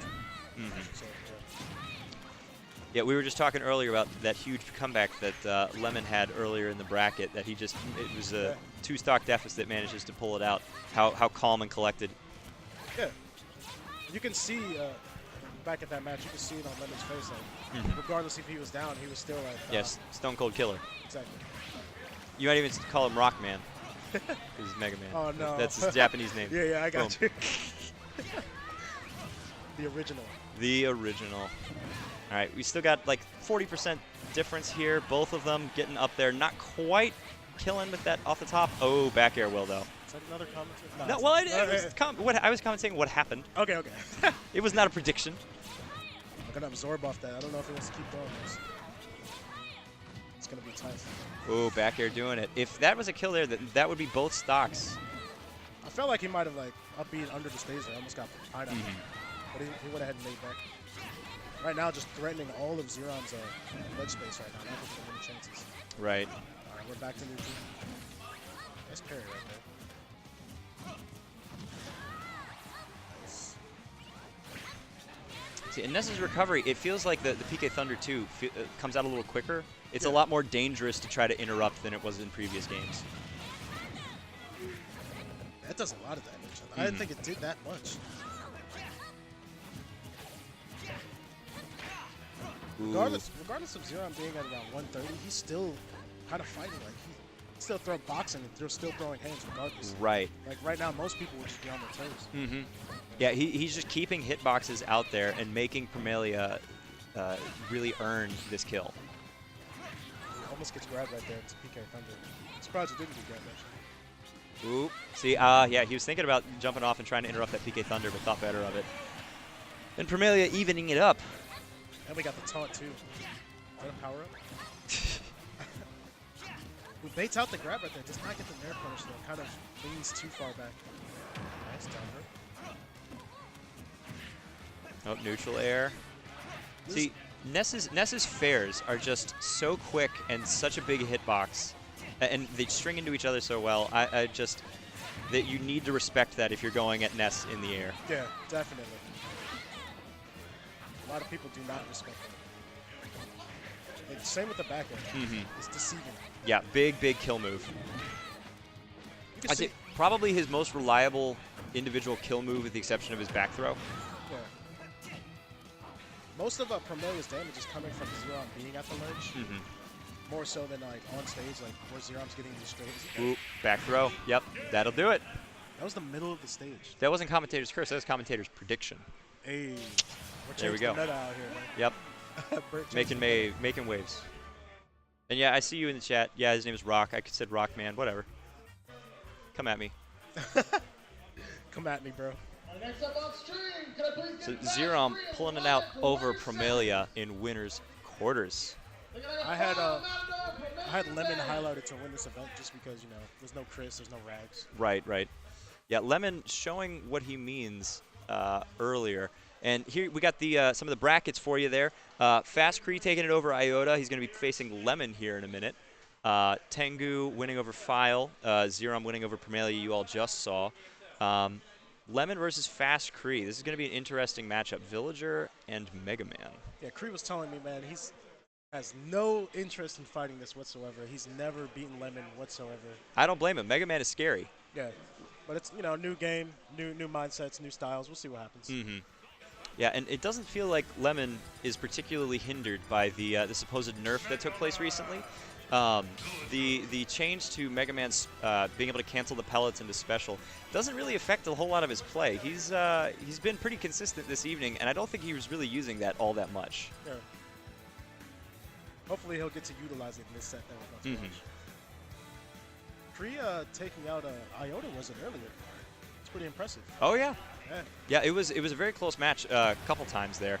I think they went to game 3 if I recall correctly, but Cree pulling it out. Being able to steal Wario's bike changed how Iota was jumping off. Yeah, he couldn't comfortably go out and try to cover him over the stage. But here we are. We got Fast Cree versus Lemon here. Villager Mega Man on Pokemon Stadium. You're going to see a lot of zoning coming from both characters, mainly the Villager though. So in a case like this where it's zoner versus zoner, who do you think is better served being more aggressive than they usually are here? Because someone eventually is going to have to go in. Mega Man is more deserved to be aggressive in this type of matchup.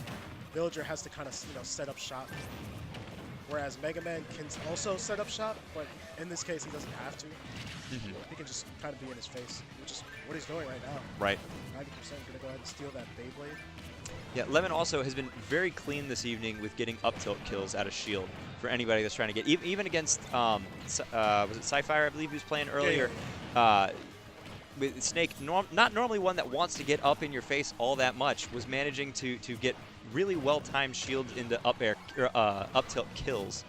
Maybe pulling out a couple of those here against Villager as well if the opportunity presents himself. And that up tilt kills pretty early. It's going to kill around 70, 80. Oh, yeah. Especially for a character as light as Villager. Yeah, both these players in very, very comfortably into kill percents here. Playing rocket tag a little bit. Nice metal blade into a slingshot right there to get him off the left side of the ridge. You can see Oof. Forward air eating through the Villager's attack there. he's going to use the rush. Doesn't want to grab the ledge a second time to avoid disaster. Oh, grabs the wrong way. Yeah. That probably would have been the stop. Too. Yeah. It's going to be it. Nicely on. Not quite. Both of them have pretty decent kill throws with their back throws. See, that Lloyd pressure is just unstoppable. And I don't think. Yeah, there catches him shielding, goes for the back throw. I don't think Mega Man has too many, answers to the Lloyd rocket either. His pellets don't stop that or detonate it, do they? Oh my God! Oh no, they do not. Okay. Unfortunately. Kree kind of he's kind of riding the magic carpet right now. Yeah. Easy 72%. Getting up in it. Oh, gets him with the tree too. That was relatively close to an off the top kill. He's gonna manage to grab another stock. He's sitting at 187 right now. I feel like a grab will kill right now. Oh yeah, Mega Man grabs or his back throw, I believe, is pretty solid kill move. That will definitely kill. But Fast Kree bringing it close to kill percent for Lemon. And what he's doing with the Lloyd rocket, he's kind of like canceling out and negating the whole pellets that Mega Man uses. Yes, because he can't pellet through the Lloyd rocket. Right, can't pellet through the tree either. Ooh, gets him with the F-air. I like Kree, man. He's just laughing it off. He's the type of guy to have fun when he's playing. He doesn't get super salty or mad. Right. And on the other side of the spectrum, well, not that Lemon gets salty, but just super stoic the whole time. And more focused. Yeah, very, very focused. Nice combination right there. Oh, gets the throw, down throw, or misses the F smash on that. He was catching people earlier with that on their recovery. He was letting them come back to stage and catching them with the F smash on getting up, or on wake up. It was pretty impressive. He got 2 or 3 in a row, I saw. I think he was trying to get an air dodge read off the F smash. But, yeah, didn't work out for him this time. Right now, though, he's mounting this comeback. 75% unanswered. That's a 2-frame right there. Throwing hands. Ooh, gets that dash attack. That dash attack is a projectile. I feel like most things from Villager are projectile, except for maybe jab. Right. Back there. Kree is just kind of having a hard time shaving off the stock. I don't want to curse him. Well, both players kind of taking they were a lot more aggressive earlier in the match. They seem to, ooh, catches them shooting lemons. Yep, commentators curse again. That's out there. Trying to mix him up right there. Well, see if he can keep the Villager off stage. Villager with such a good and reliable recovery there. It seems a little tricky to edge guard it successfully for Lemon there. And it goes pretty deep, too. You can recover from pretty much almost every angle. Unless you pop the blooms. Gets both pops there, but not quite on time.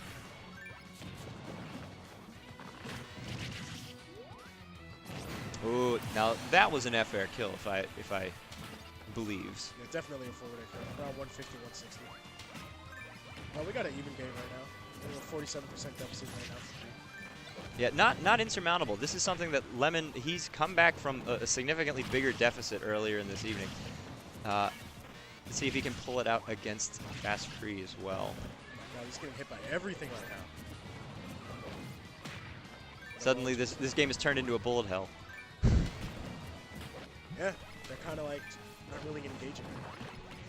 Second stock, Lemon was kind of in his face the whole time. But now they're both just kind of, respecting one another. Yeah, getting a little close, just trying to scheme something. Tries to call the jump right there. Oh, jab combo. Yeah. Jab combo so good. Red, pops the way away. Nice. Ooh, see that? Yeah, that was what he was doing earlier this evening, but gets blocked by the Lloyd, I believe. We are dead even. Dead even. Oh, and Lemon takes his first lead since the first stock. Try the reach jump right there. Those 3 of them. My God. Wow. Now,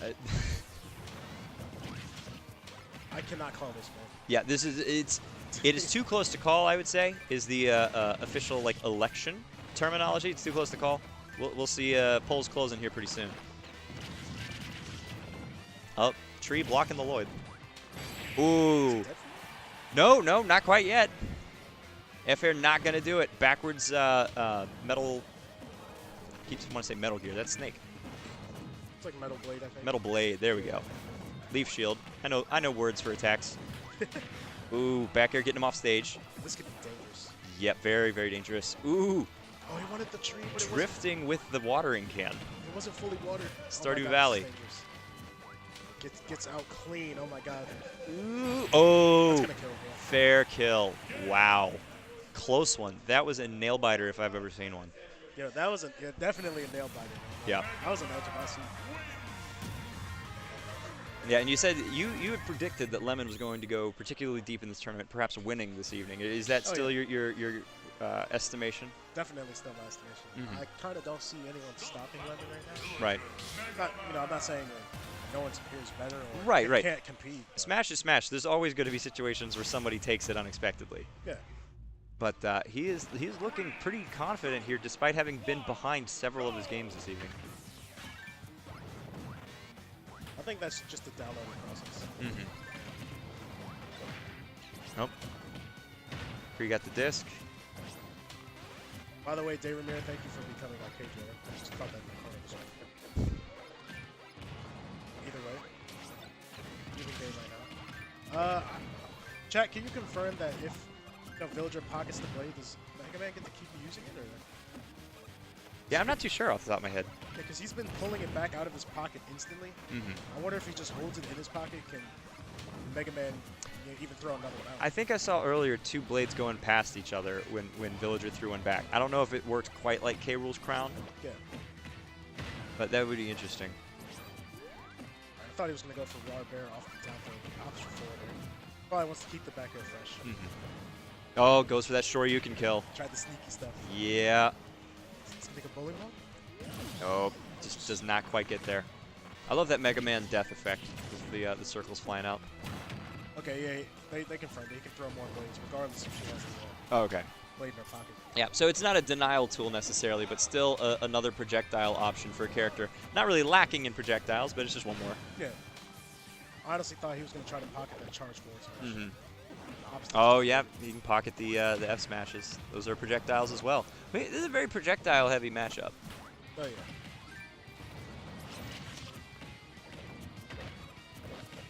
Oh, Villager going in. Making that that end of the Incineroar trailer accurate. Ready to go. Rumble.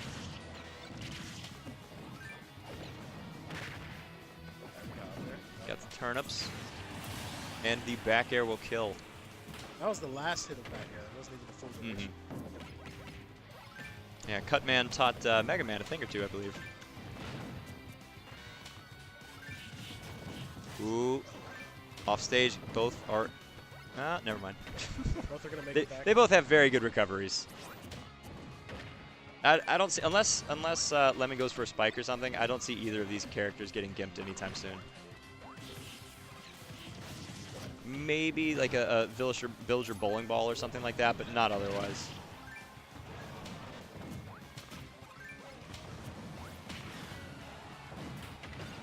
Oh, gets the stick with the explosive. Gonna water it a little bit. Not gonna water it fully. Usually Kree likes to water the sea just a little bit, and then try to trap the opponent in with the rest of the water. Right there, he just opts to just water it fully. Maybe try to get some axe mix up or something like that. Tries to get the down there, man. Let's go off the broke right now. About a 30% deficit. That's Yeah, both very, very patient this game. You don't see either one of them going for particularly out there opportunities. Oh no. Like occasionally you'll see some of them do it, but as for now, we're just kind of hard. So I think both of them know whoever goes down the stock is going to have one. Oh, gets him with the axe. Wow. So Villager married an axe murderer. Jeez. Here's Johnny. Literally, every time I see them, that's what I think of. Yeah, Lemon yet again behind, but still managing to hold his composure like he did last game. It has been very impressive. I don't think he's been ahead much at all in this match. Yeah, most of his, you're right actually, most of his wins have been just comeback. Forward air, credit. Oh, yep. Gets another stick. See, and even not dealing any damage with the stick, getting them to guaranteed shield, and you know that they're going to be stuck in shield for a couple of those hits, it just for setups is such a good opportunity. You know, it's like following your own projectile with a right behind it, just so that you know that they're stuck in shield, you're going to get a grab out of it or something. Yeah.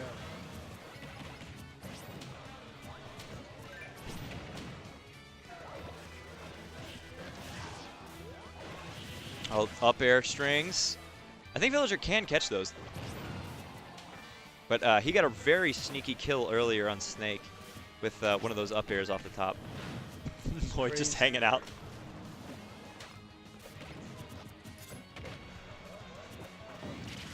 Ooh.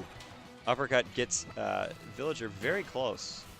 120%. This is very easy kill percentage.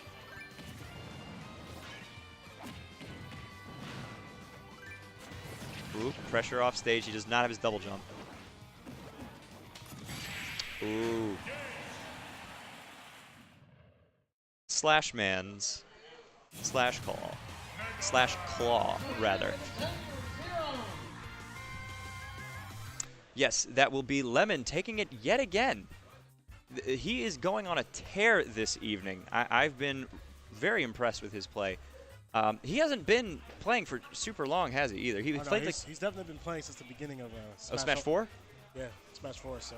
Okay. He just didn't really, you know, get out to many events. He was a lot younger, man. He was like 16, 17. So Oh, gotcha. yeah, he wasn't allowed to travel. Thanks for that tap, by the way. Ah, gotcha. Yeah. Yeah, so there we got our brackets yet again. Lemon making it all the way through to winners finals. He will be playing either the winner of Tengu versus Xerom. See, last week these two had a pretty tight matchup, man. Oh, okay. So what Tengu is telling us, he accidentally taunted mid-game. Accidentally taunted mid-game. I don't know. He said his finger slipped, and he Oh, accidentally gotcha. causing him the match. That's an unfortunate side effect. A very literal case of taunt to get bodied. But Literally. very, very literal, but unintentional as it was, it still led to an unfortunate ending there for him. We'll see if he can avoid taunting this match, or maybe throw one out just for fun. Kicks and giggles. See what happens. At the beginning of the match. Right at the beginning. Just don't do it. It'd be great if there are a couple other games that where their taunts have actual effects. Like, yeah, there's some effects here, but like, you know, in Third Strike, Sean's taunt, the little basketball shot, it had a hitbox and stuff. I think Corey, what's his name? Corey? It was SF4. Cody. There you Cody, go. yeah. Cody. Cody's taunt. Well, I don't know if that's no. So that wasn't his taunt. He would just like chuck a a rock. rock. Yeah, Okay. that was like his Hadouken. Was a rock. I shoot fireballs out of my hand. I throw gravel at you. Gotcha. But like, I'm trying to think. What other characters? Luigi has one where he just. Oh, does the yep. Oh, I've seen that before. I've seen that get kills before. Yeah, It is impressive. I wish there was a few more like that. I know Q in Third Strike, in his taunt, it would actually increase damage dealt for the rest of that round. It was pretty hype. Yeah. It was just a little bit, but you'd get a couple stacks of it. It got scary. In Third Strike, robot guy with a fedora. Yeah, the character's bad, isn't he? Q, He's not like great. low tier, wasn't Yeah, low mid. He's kind of like Third Strike's Ganondorf. Okay. Where he's just like big and heavy and he hits individually really hard, but there's not a lot of combo potential. Okay. But he's fun to play. I liked him. Here we go, guys. Winners semis right now is Xerom versus Tengu. Lucina and Ness. And Xerom is so to fight a whole bunch of soldiers this time. Hey. Well, I think in general, Ness feels like he would have a very good matchup against them. Yeah, water fountain hitbox. Yep. I just wish that it was more consistent. Like, if everybody had one taunt that did a thing. Like, even if it was completely minor. See, Xerom kind of changes up his yo-yo timings. He doesn't. Sometimes he does not charge him. Sometimes he kind of just he'll semi-charge it and wait for the opponent to react to either roll on or jump. Right. Ooh. That's tech. Oh, the counter almost doing it, facing the wrong way though. But the yo-yo again. Wow. Yeah, unfortunately, gonna have to grab the ledge a second time. Yo-yo gonna go. Yep. I remember when I learned walking the dog, depending on the trick. And all that stuff. I wasn't killing people with it. Oh yeah. Well, this is true. Ness is a very violent little psychic boy. Somebody needs to take him to go see a therapist. Getting some extra credit here on Tengu before he goes down. Still throwing out those offstage PK flashes. I don't think I've seen any other Ness players do that consistently. It's kind of just to put his opponent on notice that there's a hitbox I can still throw out while I'm recovering. So. It also gives him like a little lenient recovery, like so he's so he can come back kind of safe right there. Right.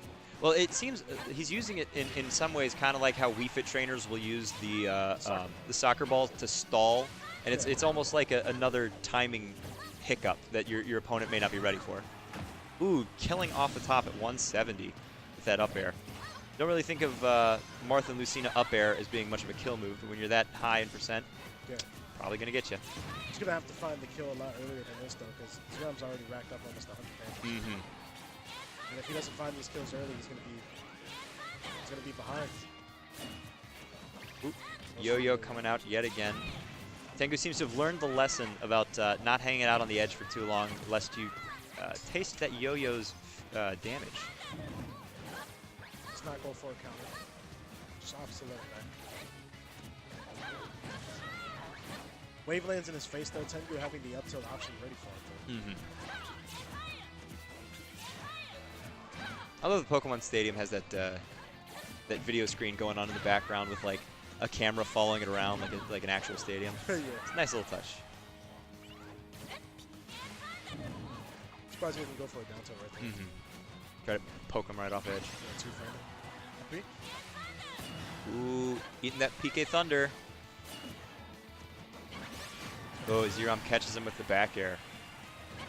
A lot of people are afraid to do neutral dead up versus Ness, especially after like 130, 140, because it's going to be an instant dead. Fair chance. Those win to back off, I like that. It's not gonna Ooh, very nice F smash there. Tengu trying to close the gap here a little bit. Ooh, interesting PK Thunder. That was a. I would not have predicted that, and it worked.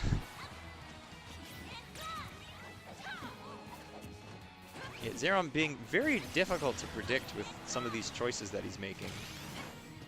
But sometimes you just gotta throw stuff out there, see what sticks.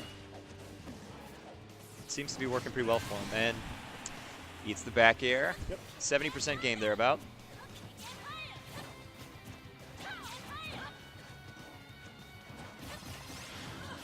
dash attack comes through. Seems to be Xerom's B&B right now for getting in from soul characters. See, I'm also surprised that Xerom isn't going for more PK fire spacing, because he was using that to great effect earlier, but he doesn't seem to be throwing them out quite like he was before. Maybe he sees something in this Lucina matchup that I don't, but it's... I would have thought that a character like Lucina would have difficulty dealing with a projectile like PK fire. Ooh, and back air will take it. Game 1, Xerom. It's crazy, man, how he makes this matchup just kind of not even look that bad at all. Yeah. Would you say that this is a regularly a Lucina favored matchup here? Oh, definitely. Okay.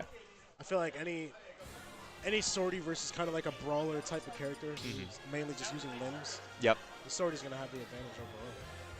Just really take advantage of those disjointed hitboxes. Keep the opponent right in that range where you get hit and you hit your opponent, they do not hit you on trades. Exactly. Taking it to Battlefield with the Melee Battlefield theme. I love the music options in this game. Beautiful. Starting off with a very quick 20%.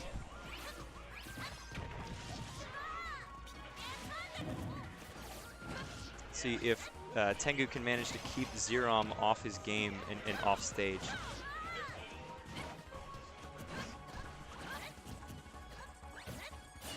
Oh, up B's out of shield doesn't quite have the effect that he wanted. Yeah. Pretty sure he wanted the strong hit of that. That's tech right there by Tengu. Avoiding a stage spike disaster. Right. See, I think maybe one of the reasons that Tengu took him to Battlefield is because on a map like this, you can be a little more aggressive with some of those up Bs and know that you have safer landing options than something like Pokemon Stadium or Kalos.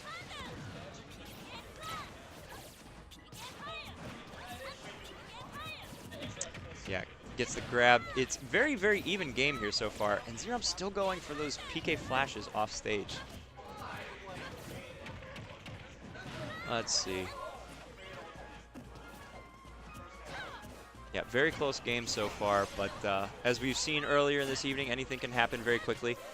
Tengu learning from his mistakes from earlier, not going to hang out on that edge for very long because that threat of the yo-yo. And Xerom taking Tengu off the top with that up air. That's very, very, very strong move. Ness in the air seems to be his bread and butter. Melee range PK Thunder yet again. I don't know if that was his intent as an input, but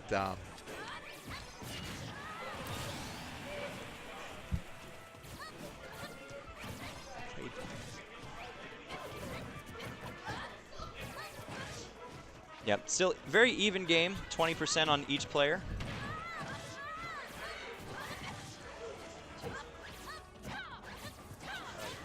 Tengu kind of like, he's taking his time right now. It's not like I said, he's kind of doing the Promelia strat, like what Promelia was kind of doing to Xerom. Right. I thought he would shield breaker right there, attempting at least. Yeah, he's thrown a couple of those out earlier. They seem to do decent work for him so far. Man, that PK Thunder following him around so good.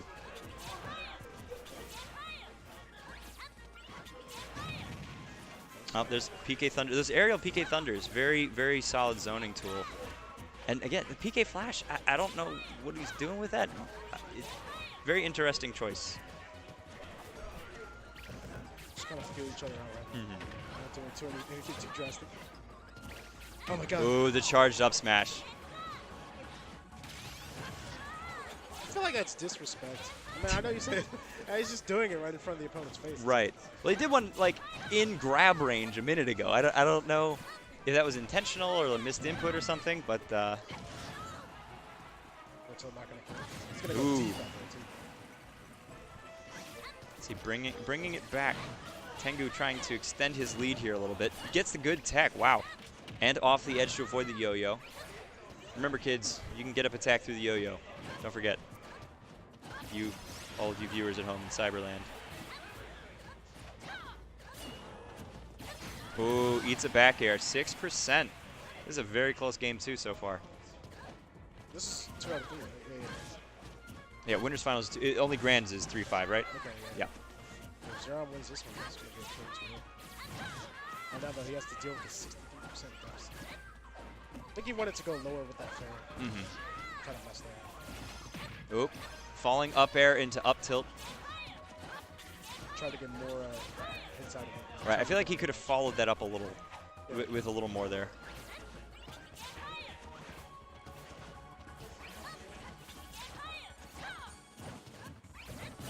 Ooh, good up B right out of shield there. Again, those Battlefield platforms make that generally a much safer move than on something like Final D.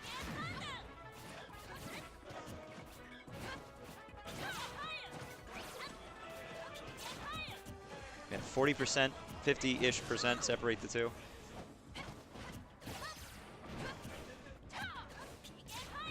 Tengu trying really hard to close this out before Xerom takes it back and ends his run in the winner's bracket.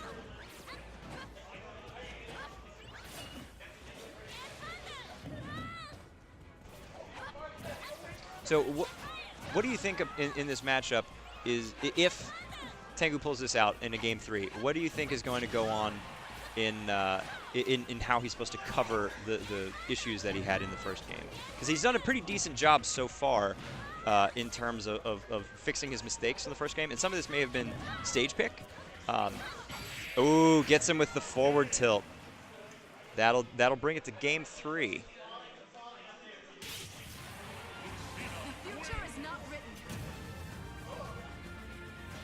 We're going to game 3 here. I think both players probably going to stick with their original picks. Oh, and we are going to be subbing out for you. It's been lovely talking to you all out in Cyberland here this evening. Please continue to watch and see what happens tonight. My money's on Lemon, but we'll see. Take it easy.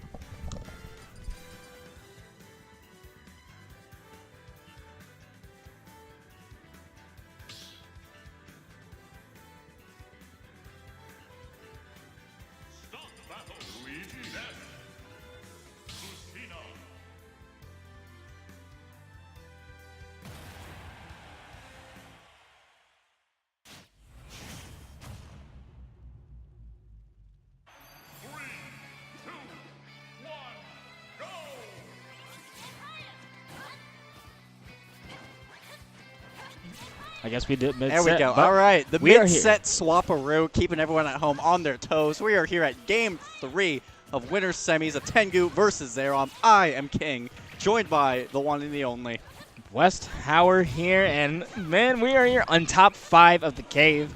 And Tengu making his way in winner's side this time. Indeed. Taking on Xerom, who's been making it top 4, making these ridiculous losers brackets. And now he's giving him a run for his money, taking game 2 where it looked kind of bleak in game 1. This is a very legendary set so far. You're seeing both players really demonstrate their specific skills they've honed in this game since release. For sure. Joseph sticking with that very reaction, very optimal base play. He likes to be a very impressive going off stage as well, but did it in Smash 4, like I said earlier. For sure. So definitely reaping the benefits of learning that. It's even more so, I'm seeing a mastery of Smash Ultimate specific things already coming from both these players. I was seeing a lot game 2. I want to see Tengu do it more. He's doing upbeats out of shield as if the macro was still there. Very excellent catch on that back air, though, taking the first stock of the all-important game 3. Game 3. There's the back air trading. Putting him off stage is going to have a yo-yo grind against his face as he tries to grab the ledge. I have to say, for certain recoveries, it can be hard for people, or for the yo-yo to hit them, but really good placing there from Xerom, getting it right before he got to the ledge. Almost getting a kill for it as well. Look at how he's intimidating Tengu solely with his dash dancing. Exactly. That's the one thing. If you're a lot of characters, you can make up for, sort of, in this game. For their lack of neutral versions if they don't have at least a projectile. But just the movement itself. If you have really good movement, you can make your openings. Especially when you have such a powerful kill option off of a dash grab. Yeah, because Tengu doesn't want to make an overextension. And Xerom knows that. And he knows it's going to be harder for him to get in as well. So they're both dancing around, literally going the cha-cha slide. Right. Back and forth. They're line dancing. Like almost matching each other's inputs just out of each other's ranges. Oh, good catch with the up tilt. Tengu with a slight lead here. He's going to be looking for that aerial approach to get in, looking for either like nair ones or anything, conditioning to hold shield so he can go for those dash grabs we just saw him. Okay. Yeah, been playing a solo there. Let's understand. I probably want to see more of those PK fires to see if you can catch him jumping, catch him landing when he's trying to spacing out with these aerials. Ooh, barely dodging, or barely avoiding that grab there with the wave landing. Nice. Pivot against up tilt. Every little bit counts, and just like that, the down hit, the down smash. He tried to delay it as long as he could, but Ness can really just keep it there for a very long time with how unless you have multiple jumps, so you're really floaty, there's right. not much you can really do. Okay, and big damage coming in from Xerom, and this is pretty big. They're going to build up the rack up the damage here. Yeah, he's already up to 45% now on the dot. This is not looking good for our hero Tengu.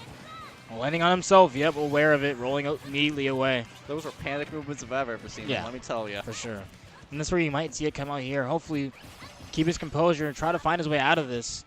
Especially with all the big buttons there on like to go for, you cannot start panicking against it. Yeah. He has shown in it time and time again why you just can't do that.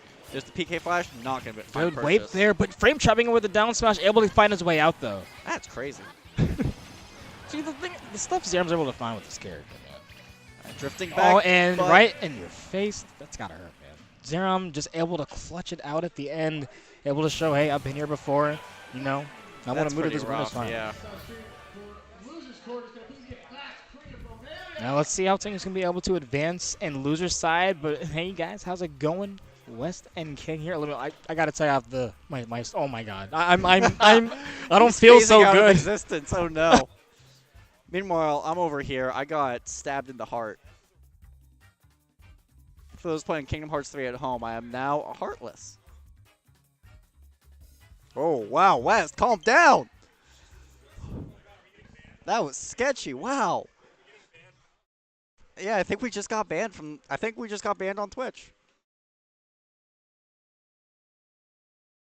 So, assuming we're still live, next on stream we have Promelia against Fast Cree.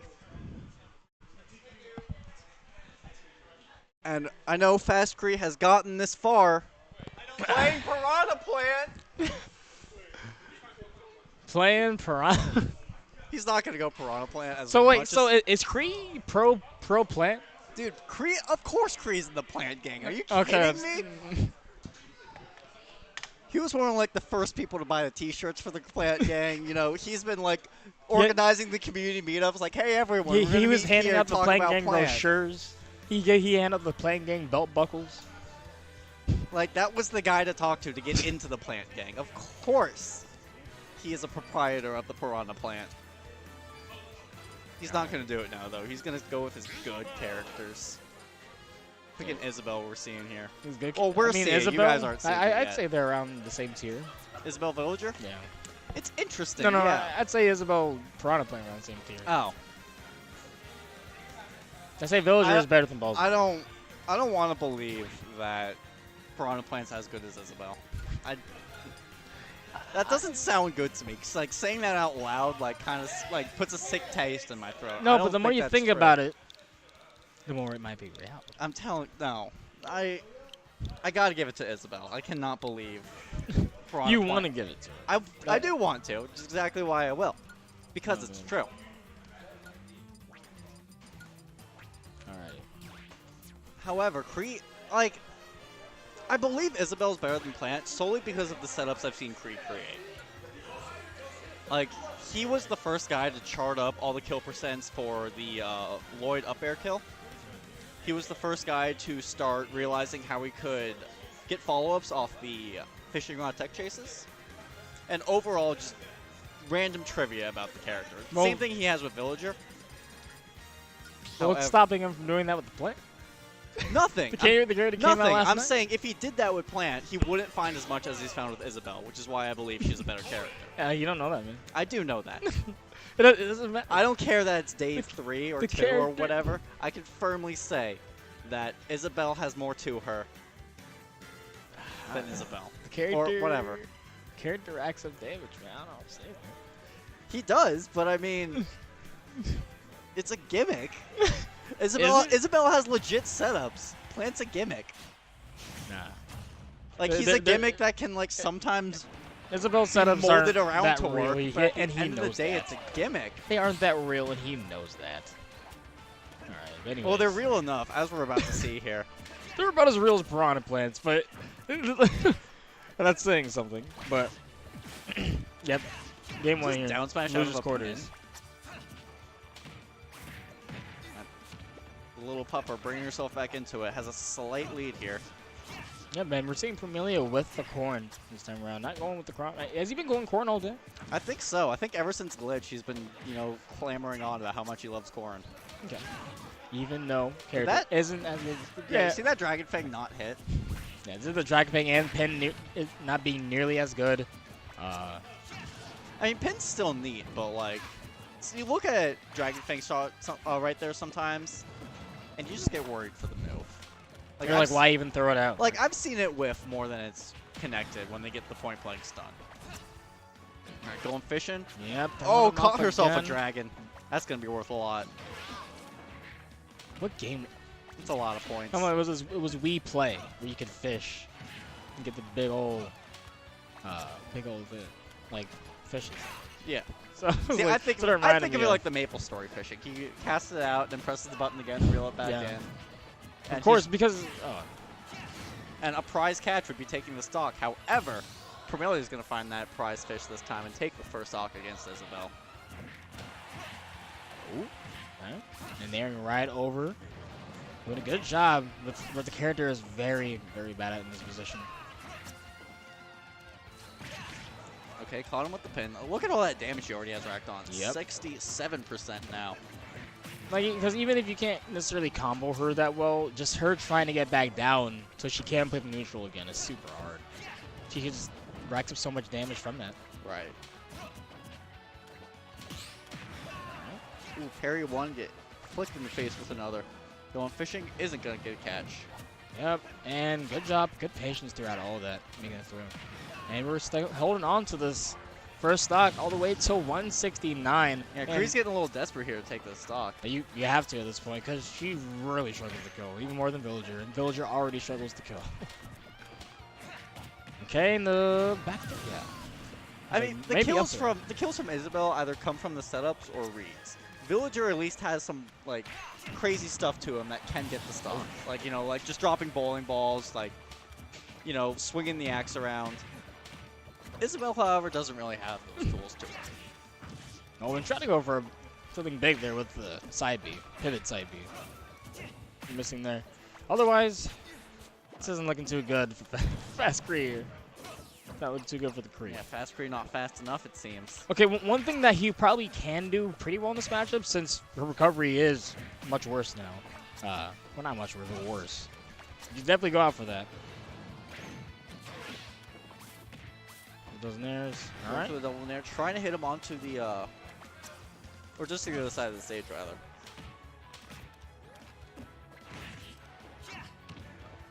Brilliant still, however, just running laps around him, getting those nair hits, just avoiding the hitboxes of Kree and grab boxes as he continues to whiff grabs on him. Just can't get a lockdown on Permelia's movement. Okay. Now still up there. Almost got him in there again and tried to pocket through to the land, but so many hitboxes, only so much he can do. I think that's when you know villagers are getting desperate to land, when they start trying to pocket through attacks.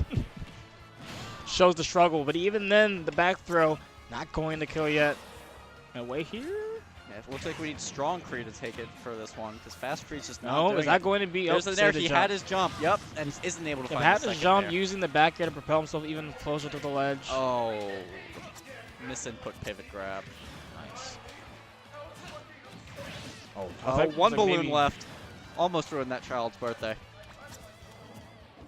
Oh, okay. The king of the grab, getting out range, got grabbed himself. 135. Fast Kree's done, himself a butterfly. he's Good for done him. bigger deficits, but this isn't one of them.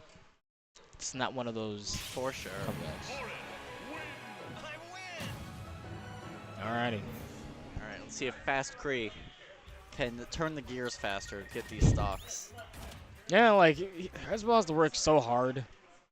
And you get pushed to the ledge so far. You know, I mean, I'm going to get hit by one of these nairs, one of these fairs.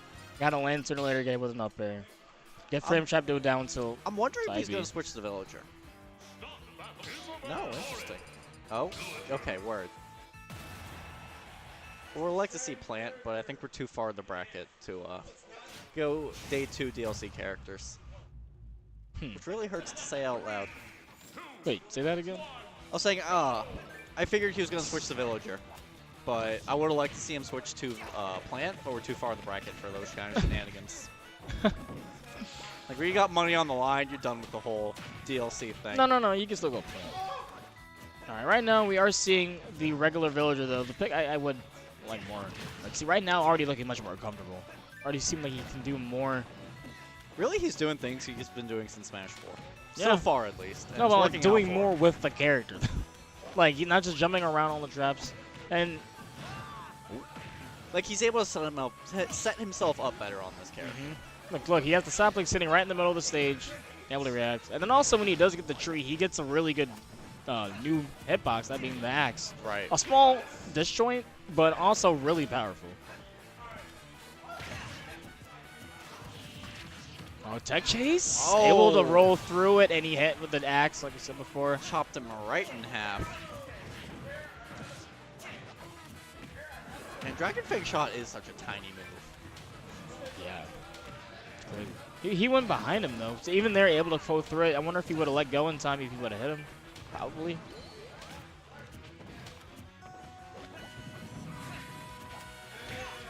Fast creep, booking it around, holding on to that third stock.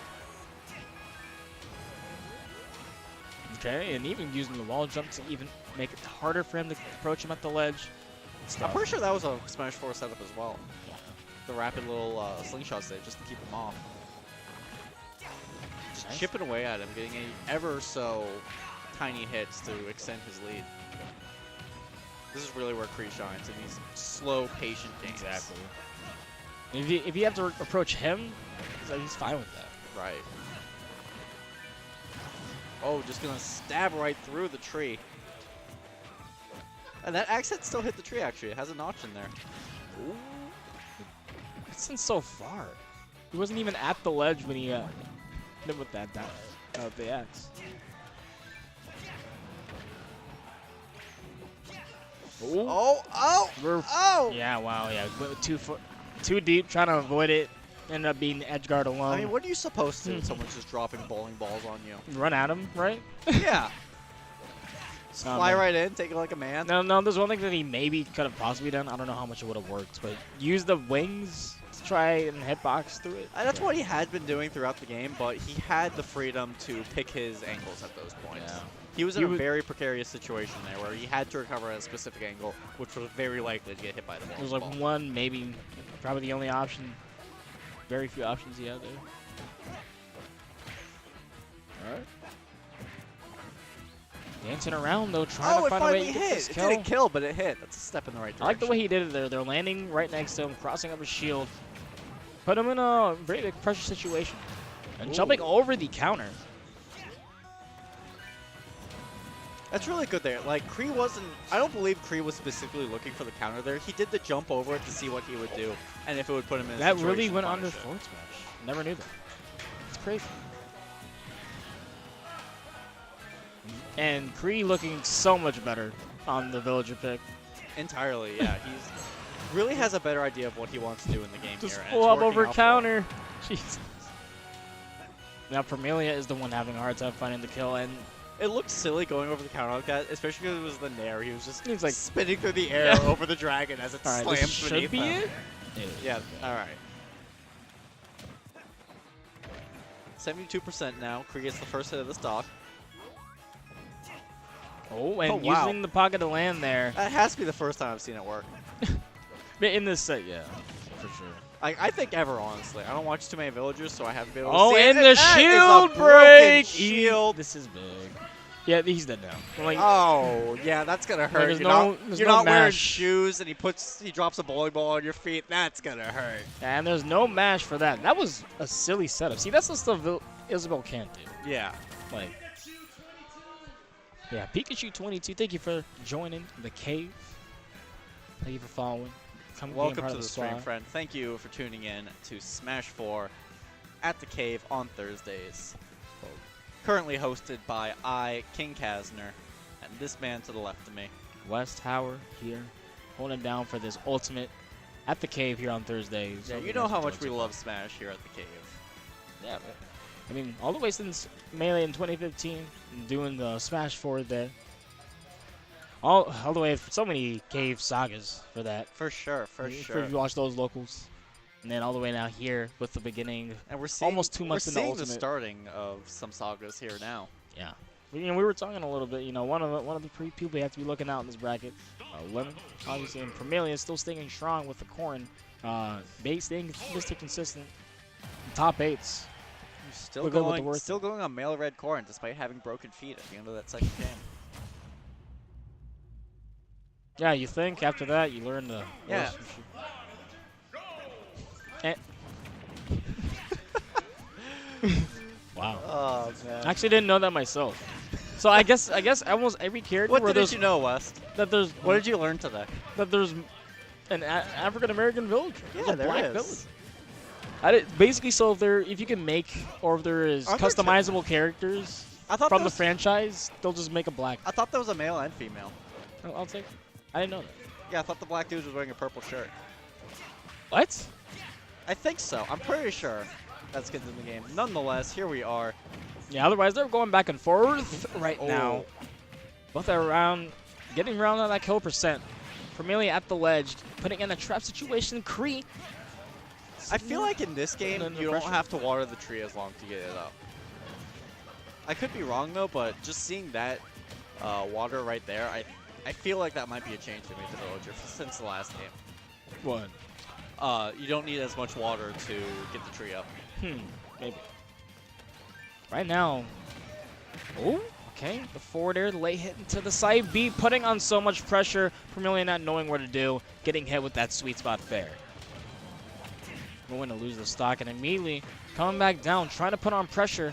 But it seems like Kree's already caught onto the vibe and tempo. That was cute, though. Like, to take on the start of his second stock, he sort of like tried to back him up into the tree and threw out a bunch of projectiles as if he was actually backed against the tree there. He was able to jump out of it, but still ate a little bit of damage before it happened. Ooh. Platform tech chasing with these nairs. Moving out, landing right next to him. And yeah, that was the option that killed him. Getting hit down tilt, raw back air. It really just caught him, like landing with an unnecessary button. He was slingshotting the opposite direction. Okay. Ooh, he's we're fine. Villager. A wise man once told me, if you accidentally air dodge off screen or off stage and your character makes it back, you're carried. Oh, and another the shield break. again. You have to. This is the the- things you have to actually worry about. The worst part gotta about move. this one is that it wasn't the last stock. Now his feet are going to hurt for the entire rest of the game. Like, that's got to hurt. That was actually really good positioning to go for it, though. He was in the corner. He's already known to be defensive, more reactionary, likes to stand his ground, and not used to that anything like that at all. So Kree throwing some things at the dartboard. He's not ready yet. He's not ready for. It's almost like he has to transition over how he plays Chrom into how he plays Corrin if he wants to win this game. But I'm not sure playstyle-wise how that can translate from Chrom to Corrin. Should do like the parry there. It seems like he's slowly getting the grasp of how to deal with the Lloyd, possibly find holes in his pressure. Oh no, that's not the ledge. That's unfortunate. Ooh. You thought you got that snap, but when they make it harder for everyone to snap, stuff like that can happen. You can hit the Yeah, forward just smash right to the face. Graciously drifting above the ledge to get another bowling ball dropped on your bare feet. That's rough. Next on stream, we're having the hero of the people, Tengu. Yep, hero of the people, Tengu, Lucina, saying this character isn't. And even if so, Against I like her. Jen. I'm gonna stick with her. She's a great character. Swords are good. Good old Lucina. But he might also be working on she's one of the many contenders for best in the game right now. yeah, Cena, Peach. So you could even argue like Fox. Someone could argue Rob if they really wanted to. MDVA could argue Rob. That's the With any luck, after this weekend, the rest of the world will be chiming. Who the same knows? tune. Who knows? Wadi could end up turning up. You never, Literally. Wadi, if you're listening right now, best of luck. ZD as well, Seagull Joe, Chris. I was about to say, if you guys didn't know Kazunoko, he's about over there. The what's MDBA happening. Kazunoko, not the Dragon Ball Kazunoko. Yeah, Kazunoko, yeah, that's the Kazeno. Dragon Ball one. We're Yeah. Kazenoko. but Completely different. But if you guys didn't know, you guys aren't hip. Genesis 6 is happening this weekend, and a lot of MDVAs out there. Support your community. Definitely going to be a hype tournament. There's going to be people from all over the world competing at this. One of the biggest Ultimate tournaments. This is the first true culmination of massive talent pool for Smash Ultimate. So it's going to be historic. So it's going to be cool. It's going to be awesome, man. So yeah, definitely hunker down, get some friends together, get some pizza. Got a party going, and Hey, get that watch party going, man. Those are awesome. yeah, like that's definitely people do it for football, but one thing that's definitely a sleeper doing Super it Bowl, for FTC. Super Bowl's on Sunday, isn't it? Is it? I'm pretty sure it is. The Pro Bowl already happened. Am I already that like? Yeah, we are that far behind because we're too busy No, playing am I video that games like out here. taken aback or so? We're too split busy out here between playing sports now? Smash Bros. Do you even know who's playing in the Super Bowl? Yeah, I know it's Rams and the Patriots. Okay. Honestly, I didn't know until today. So if, And I'm not even afraid to if Super admit Bowl that. is happening, then honestly, I don't care. Watch I'm- Genesis. yeah. Instead. Watch Genesis, man. NFL will have enough views. And you know Patriots going to win anyway, so might as well watch something not rigged. Sorry we ruined the script. But I don't know what's happening here. It looks like they're going to go for a SD. Maybe they missed a stage. Maybe Or maybe streamer wasn't ready, or, you know, so many things could have been. so many variables, just like it's. Surprisingly, Jeb is on his tag, though. He normally has a problem with that. Dude, I don't know, man. You should be expecting you jump in. All right, cool. Let's play. You're ready. You're thinking like about the match and all. But no, that could be also just like very hidden tech. You're like, all right, I can think about the match a little bit more. You know, actually not working. Especially, like, if you get the chance to see their first input of that game, you get to know everything about them. It's like my mom always says, you can tell a lot about a man by his first input in their match. Your mom said that? Yes, my mom always used to say that as she tucked me into bed when I was 5 years old. I had Wow. no idea what she was talking about, but now it makes perfect sense. What fighting game did you realize that in? We didn't play fighting games back then. But anyway, game one here. Tengu versus Jeb. Two guys who are just so, like, I don't want to say desperate, but I can't think of a better word for it, but they're Hungry? desperate to win their first game. Hungry for it, Yeah, yes. most definitely hungry. I mean, everyone wants to win a K-Round here in Virginia. Like, it's the premier local, I'd say, in Virginia. And it's such a hard thing. It's pretty hard. Like not only if you have like Wadi, Rags, Rimsey standing in your way, you have the up and comers right next to them that fight them every week. Learn and study their I sets. say this with all due respect to the amazing Getting talent. so It's the good. battle of the B team. And our B team is really freaking good. Oh yeah, we have strong secondaries. that's what NFL fans say. We have strong secondaries, man. All right, that up air going to be taken. Our second string's pretty strong. Remember when people played Marth? Yeah, you would be seeing more Marth. I guess Tepper did see more consistent two sword players. I'm not a good at context, a credible source to know whether it feels different or not. Well, the difference is, like, Marth doesn't get as big of a reward as he did in, say, Smash 4 with Tippers. It's maybe an extra... you're maybe killing about... in some cases, yeah, you're killing, like, across the stage. You can see Mr. E's, you know, clips or whatever. But count. in most practical situations, you're not getting a kill for an extra... or for a lesser, like, 10%. The consistency of Lucina is much more worth it. Yeah, and are you really getting that many more big punishes because of no Tepper compared to Tepper, you know? Exactly, yeah, like in this game where where a lot of people can just swing out of your strings, it's much better to go for the consistent spacing than to worry about that Tipper hitbox while you're going against someone who can just knock you right out. Especially when so many characters are so fast. People can be so ambiguous with their movement in this game. And look at that. There Oh go. my god, someone tell Sakurai. I thought we got rid of that. A man once told me after the second one it's not sure anymore, but that looked kind of true. No, the platform I think helped him. But I'm not sure. Tengu could also been had some bad DI. Also, SDI does help. Any SDI helps. I noticed when I SDI, definitely get out by the second one. Like, it's more noticeable when you do it as opposed to when you just try to DI out of it. But I don't think it's... Well, in some situations it can be. I think that's a very good... there and third. Like, I know when I do it because I was playing in Jeb, like, we were laughing at it a bit. And by the second one, I'm almost definitely getting out when I'm SDIing. Okay. So, do your homework, ladies and gentlemen. Figure out what's good. Oh! Oh, Loser wow. get the SDI, and remember to turn your back, Jeb. Yeah, do your homework and don't be reversed the opposite That was like direction. akin to the first time, like, Preman's ever played Fortnite with Jeb. He just didn't know how to turn around. He didn't know how to move. So he's just... But that's what it looked like. He just didn't know what was happening. I could totally see Misinputs. that, so... But now he's a Fortnite pro, man. While juggling Smash. It seems like Tengu's trying to send him back to it. For sure. He's like, hey man, what's going on? Jeb trying to catch him asleep with these explosive flames, but It's very hard to just catch an empty landing like that. for sure. Especially with how fast and nimble. Like nimble is really the perfect word for it. Lucina is. Right. Marcina. Wow, Oh. could have showed to the face. Ouch. Looking like a kid taking something from Cassandra from Soul Calibur.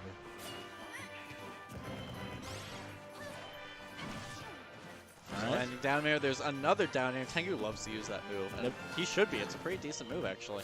Now, Jeb needs to be careful in just jumping at him. He's getting swatted away each time, trying to land, trying to find a way above him. Especially with what we saw Tengu doing in Xerom, where he makes it look like the up B option select out of shield is still there. But it's not. They patched that out. Tengu's just that good at dropping shield and doing it at the perfect timing. Oh, Jeb losing some hairs there. Oh, no! Win Kahneman. Tengu not happy about that. You see it in the player cam. A lot of emotion, but definitely can expect him to bring that back. Definitely an uninspected forward smash there. He hadn't been... He'd been using like explosive flames to catch neutral get-ups all game, but he wasn't at explosive flame range. So let's try saying that 5 times really fast. I don't want to. You at home can try. Let us know how it goes. Yeah, let me know how many times you got before you failed, or if you got it 99 times, and we're just And really I bad at just English. can't talk. Okay, that's entirely possible too. But I'll get like 3 different nerds clipping themselves just doing it just to make me feel bad. Send it to us on Twitter. Man. I'm actually down. I'm very memey like that. All right. If you really were to say that. Here we go, game 2. Yeah, Battlefield. I'm deciding to go here, and I'm going to see if he's going to enter that. I want to see if he enter that salt. I can Feed into it. I can see why he would want Battlefield, but I feel like it's a more even stage than Tengu thinks it is. Yeah, I would say so too. Because like he can move around the projectiles easier. He can land easier himself. But I mean, Jeb's gonna be able to platform cancel now. He loves doing that. It's gonna be a great way to escape from the ledge. Yeah, he's gonna be able to get up off ledge like that. It's just his overall mobility can get a little bit trickier with that. Say, yeah. And as we saw in that game too, with the 3 Nair train, he can use the platforms to extend his combos just as much, maybe even more so than we've seen him. It'll really depend on how these guys can convert their hits.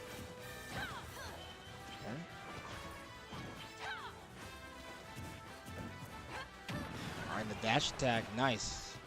Going to try to find some stage control here.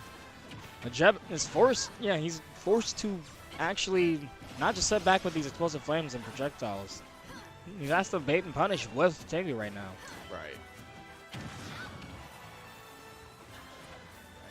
Able to make it back. Missing the forward air, but wasn't punished for it. Able to make his way back to the stage. Alright, the down air. Oh, now such a big hitbox is coming down. Oh, and not able to teleport quick enough. Tengu able to snag him with the back air. I want to say that Tengu's really playing on point right now. When a lot of people get the down there like that, they think the follow-up is free no matter where they are.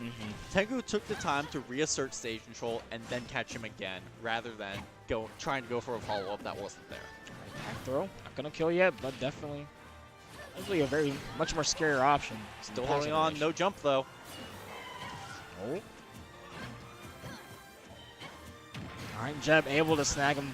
Both are fishing, trying to find something with those aerials of theirs. Most stocks he's taken in this set so far have been those back airs. Yeah, back air is very strong. Farm characters. 2 nairs, 3 nairs. Yep, and into an the up air, wow. and 47%. You're back into the race. I think you gotta teach Tengu some of that SDI. Yeah. It wasn't even a platform cancel. That teleport's just good enough where sometimes you can do that. I think teleports are better where you can do that now. I know I've seen Mewtwo do that. Zelda's like doing it because it's really good at just punishing projectiles. Right. Okay. Jeb is attempting to threaten Tengu here, but he can't really go deep enough to where he can contest him without threatening his own stock. Right. There was the guaranteed follow-up that time. Oh, the falling up air, even at 130. Not going to die. Oh, Oh. going deep, and that was good from Tengu, but too overextension, yeah. A little bit too lost in the sauce. That really is one of the bittersweet things about Tengu's play. He's not afraid to go off stage super deep like that and take stocks. Oh, yeah, because Lucina can do it. But Just not all the time, Yeah. as we see him do. However, the momentum has not died down too much. He has a decent lead here. Able to hold on to stage control, but he is going to be hit by some forward airs there, losing both percent lead and stage control. okay. He's finding his way back.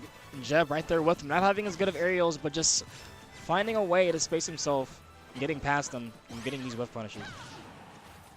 Just slithering around. On this stage, Jeb can use the... We saw him use the teleport as sort of a movement mix-up. He teleported down, and Tengu was looking for him to platform cancel it, but instead he just landed beneath it and caught him with the up smash to take it 2-0. Tengu out at 5th. Right? Yeah, 5th. It's losers quarters. So that is 5th. Jeb's going to advance to losers semis where this is top 4. But before we get to that, we're going to go to Oh, winners. wait. Oh, no. We're doing that first? Yeah, we are. We are. Which will be... Yeah, I know. Let me check real quick here. Will be y'all. Lemon and... Lemon versus Xerom. Oh, I think we saw this recently. We saw this, I think, want to say last week. It was Xerom that won, wasn't it? Wadi won, but... Well, no, I mean this match. Oh, yeah. Lemon, Xerom. Yeah, but it was Yeah, we saw Lemon Xerom play last week. It was Wadi a very won it. hard fought battle, though. Oh, like, for sure, for sure. Like, both these characters are really getting their feet wet in this engine. Like, they're really just like, all right, we're trying here.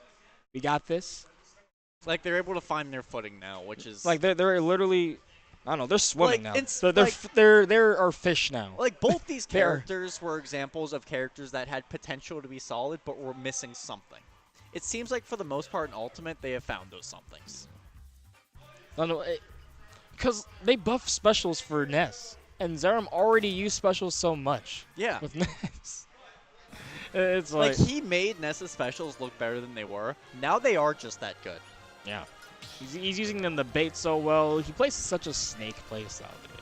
Like, he really likes to play with their, like, oh, you really think I'm going to go for this? Or, no, this looks dumb, right? But this actually is something. It's an actual issue. Like, it's a real setup. It's something you have to respect. And you're like, no, that was dumb. I don't want to respect that. That's never happening again. But he's specifically setting those kind of things like up. snake play style. But hey, man, watch for this dirty setup, man. And he has so many. Yeah. I want to know how he finds them. Does he just play and then... If they just appear out of thin air. Does he just go into the Like, lab, he's just sitting or? there playing, or like, if he's just sitting there playing against somebody, he's like, I wonder if this would work. Tries it like 5 times, like, alright, it worked these times, cool. Keeps it in the back of his mind, keeps playing the way he does. Maybe. Let's see if this works I know he now. plays a lot hidden. Like, he's a Wi-Fi fiend, for sure. Definitely all that time. And honestly, if you have the right mindset, you can do a good amount of growth that way. Especially if you know what you're weak at in tournament, try to apply it into your practice at home. But let's see here. Here we go. Earlier today, when I was in bracket, you know, we like plugged in our controllers, put in controls and everything, and we said, "You want to start Pokemon Stadium?" We said, "Of course." And he said that he was like kind of bummed out because in Smash 4 you called it Startsville, and he couldn't think of anything for Pokemon. So I said, "All right, we're starting Pokemon Stadium 2." That's what we're calling this from now on. Pokemon Stadium 2. Pokemon Starter. How about that? Stardium? I like Startium. Of course. But otherwise, this is going to be a tug-of-war matchup right now. For sure. Xerom, Lemon, winners finals. Oh, man, they both want to be sitting, at least with that comfort of winner's side of Grands. It's rare to see 2 characters that are mid to long range characters play against each other. Yeah, and it's great to say that Ness can kind of play mid-range pretty well now. For sure, yeah. Like he used to be like a weird rushdown character, right? Where the only real zoning tool he had was PK Fire. But now we see with his movement, with PK Thunder being better, and PK Fire as well, he's able to play at a multitude of ranges now. We've been seeing that a lot. Same with Mega Man, really. Mega Man kind of redefined mid-range for himself, right? Oh, yeah, because buffing his pellets, making them longer, definitely helps out in that department. And for the fact, I think Metal Blade goes longer, too. More hits down on that. Oh, that back air going to be taking it. You saw him go for a down air on his Thunder earlier. I'm wondering if that will ever work. He was getting it a lot earlier on stream, and I was actually impressed. I was thinking he was like 4 for 5. Was he getting it on Ness's, though? I don't know about Ness. Because he went for it and just outright traded with it, and wow. Like, definitely Would have been a great read there if you were to get the air dodge and option coverage in general. The fact that it covered air dodge, but it didn't. All right, hitting the. Just swatting the pellets back at him. He's like, I don't want it anymore. Do you take some damage, man? Make this a little bit easier. Make this comeback a little bit easier. Because Ness obviously can have a hard time getting in against projectiles. Right. Especially if they're not all energy, which the Metal Blade isn't. Side B turns energy. That's why you're not seeing that much side B. But Lemon's also doing a great job with his pacing with the lemons. Right. Doing a good job of timing them differently every time. Like, even just tiny, minute things like that, he's able to mix up, which is really why he's been excelling as a player lately. But right now, can we know how, like, confident he is when he's just in the corner and is pressured? Well, that's the one thing that really reminds me of Waddy's play for him. When he's in the corner, he is not scared really at all. Like, he still has a solid game plan, and he still knows how to execute it. And he's getting better at consistently executing that plan when he's in situations like that. Or all situations, really. He's getting better at just doing his idea.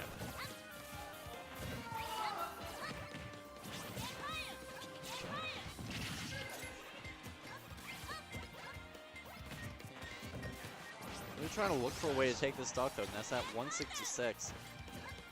Makes himself a very hard target. I think he wanted a parry there, possibly going for something big, but instead Lemon still satisfied with building up this damage because by the time he is able to get close, he should be able to get the stock, but that time I feel he could have got something there. Oh, back throw? Yep. Chuck him out of here. Get him out of here. Oh. It's like, what are we seeing from Lemon right now? What was that? Lemon's also just able to do nutty setups sometimes. Yeah, like, I think you have to do that on the fly with Mega Man, though. Just adapt to whatever you see, and that kind of attests to what you were saying earlier about how he's playing like Waddy. Waddy's does that too. Yeah. And if you're playing and you're able to be compared to Waddy, you're doing something incredibly right. Well, those are enigmas of play, to be honest. And he's on the right track. Man. For sure, for sure.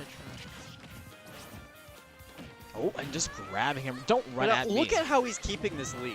All right, that's what I'm saying. He's not going for anything too crazy. He's going for pellet, saw blade, because you're looking to absorb something.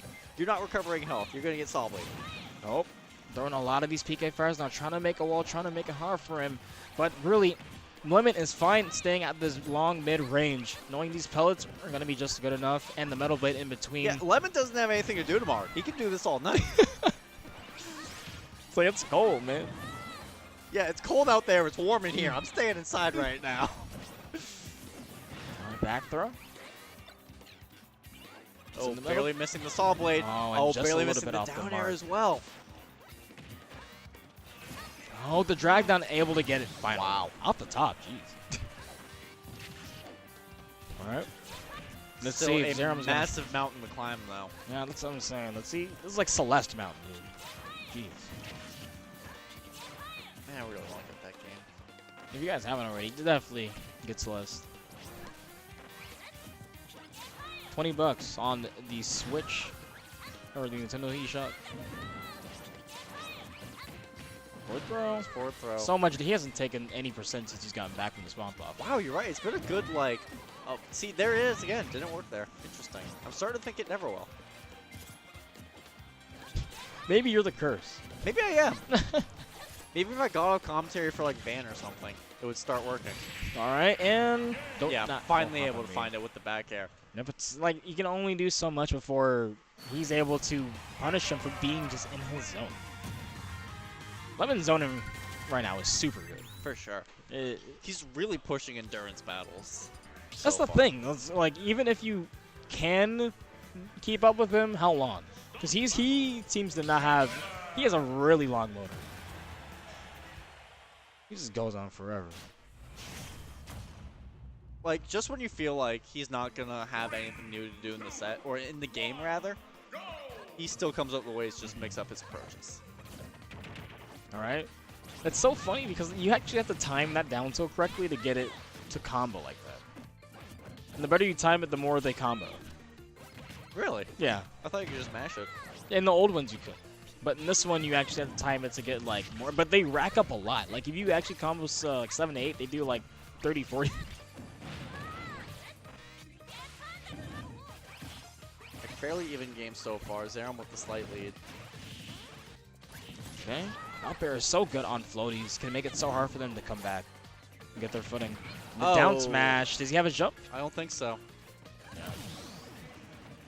All right, so Xerom already starting off stronger.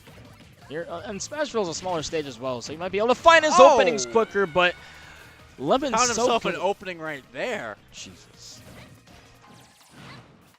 Fear the iframes, man. Oh, yeah, that actually gimped him. No. That actually scared him enough to where he felt like... That's the thing, just having a hitbox there, you don't want to just run into it.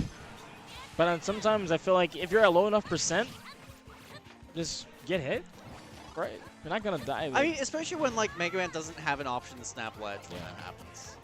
Like, he's forced to eat the yo-yo there in that situation. Yeah, but I was saying he was at such a low percent at the point, like, might as well. Wow, I didn't even realize he was that. I didn't even realize he was over 100% there. Yeah, Xerom melted that last stock. Jesus. Like, I blinked and it was just done. Sorry, wake up, Lemon. Alright, let's see what happens here. I don't know. Lemon, let's see if he's thinking hard right now, bro. I know, Lemon definitely a person who makes really good adjustments. For sure, yeah. Something about what happened, analyzes. This man is a thinker. island. I dig the pick here. The slant at the ledge might be able to help him get around the yo-yo. But I'm not entirely sure if it consistently can. We'll find out, though. Start of game 3, 1-1 apiece. Best of a 5 set. Okay. Oh, Lemon already starting off strong with these cool confirms right now. At 53%, 12 seconds into the game. All right. And the pellet just stopping Xerom, not actually realizing move there. Is this going to be a 0 to death? No, he air dodges back and finds himself in there, saving himself the embarrassment. God, that seems so good from Ness. Like, there's nothing you can really do to contest it. Besides going for the down air, going off yourself, and trying to get the 2-frame with the back air.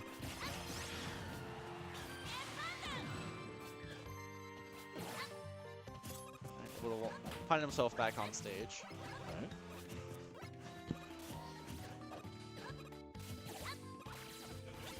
Okay. And Xerom taking his time, trying to find his way in. So many hitboxes coming out from Lemon. Now this is probably the closest to Cuphead. Oh, look at that. I could definitely see why I picked the stand. I was able to air dodge through the slam Up to here's save himself from the yo-yo. Subtly strong, and the back air, unfortunate there. Going to get grabbed. So we'll see what happens here, man. Here's Xerom. And already from the start, it's like, just jumping in from the spot, I was like, all right, let's get this started again. Oh, there it is. There's the nair. Back to an even game here. Lemon a lot more composed this time around. All right. Up air strings coming in from Xerom, and big percent happening already. He needs something big. I was surprised he got hit by the tail of the thunder there, not the actual orb.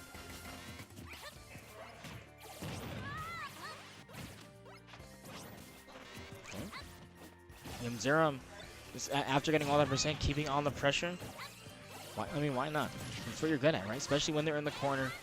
Mega Man has less options.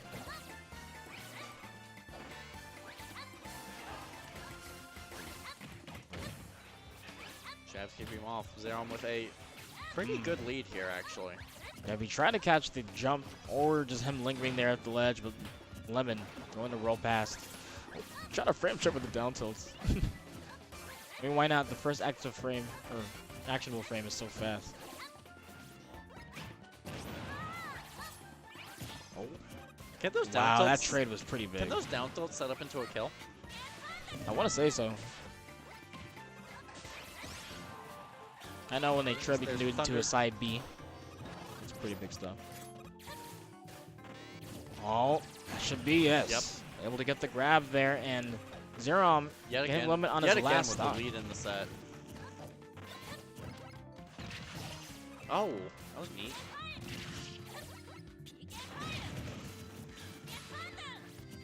Wow, he hit the tail of it to avoid getting hit by it, but it didn't actually hit the thunder to get rid of it. That was wild. And this is where Lemon does need to get the kill, though. There's so much percent that's racked up, and that's just gross damage, dude. Oh yeah, wow, he's already at 72%. Yeah, you can't really take straight hits from the character anymore. Take straight hits, that's just what they want. And they can lead off them, too. So well. There it is, okay. Yeah, able to get the jump there. Let's see what Xerom's gonna do here. Let's see if the answer has the zoning. Be able to, I think the platform is also giving him some resting room too. But also, at times, Lemon's able to use the platform in the middle to his advantage. Other times, though, and I feel like most of the time, Xerom's able to use it to get around the projectiles, rather. He's actually doing a pretty good job going in and out of the platform.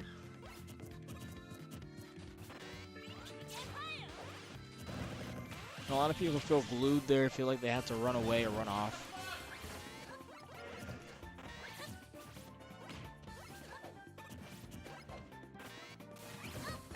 He tried to cross it up, but gonna get punished there with the shield grab. Oh. And Lemon's bringing this back. Xerom's slowing it down so much. This game 3 is pretty important. Very close game here. Both these guys looking for that one confirm the into B. it. Missing the up air, isn't able to catch his landing. Lemon being so careful on his way back down. Oh, and he had some with the up smash. You can't come to the ledge. Oh, man. Yeah, that is one area you cannot go to. He just literally doesn't allow it. Like, Ness's core kit keeps you away from the ledge. Yeah. So when you're coming down from the stage, there's no reason to go back to the ledge when he's standing there. I know. He thought he could probably slip past that time. He's like, all right. I mean, you always think you can, but and then the up smash was like, if you land anywhere near me, I mean, his hitbox. Wide arc around him, yeah. And they made it actually kill now. Yeah. Remember when it So. didn't? Those were dark days.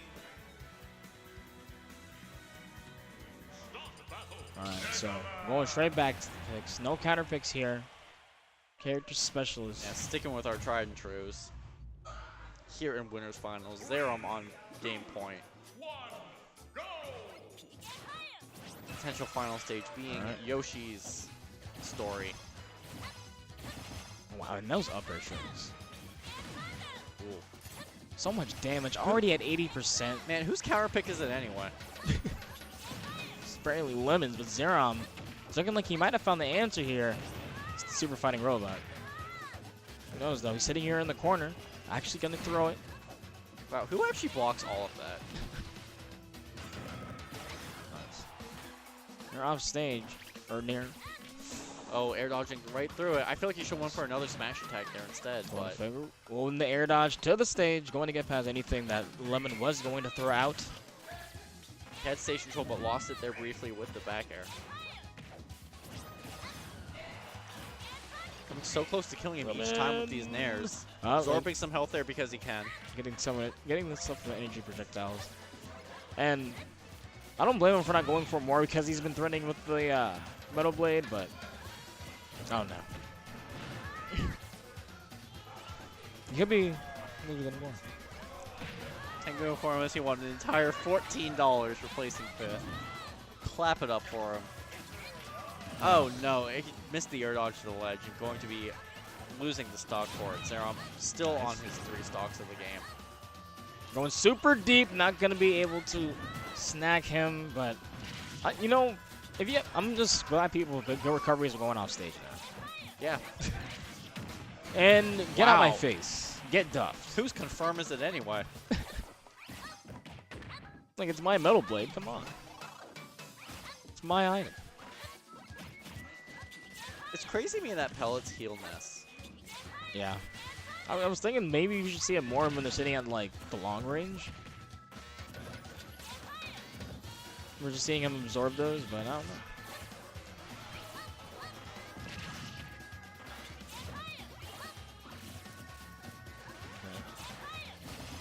That looks like Xerom's the one forcing Yeah, the, we got him.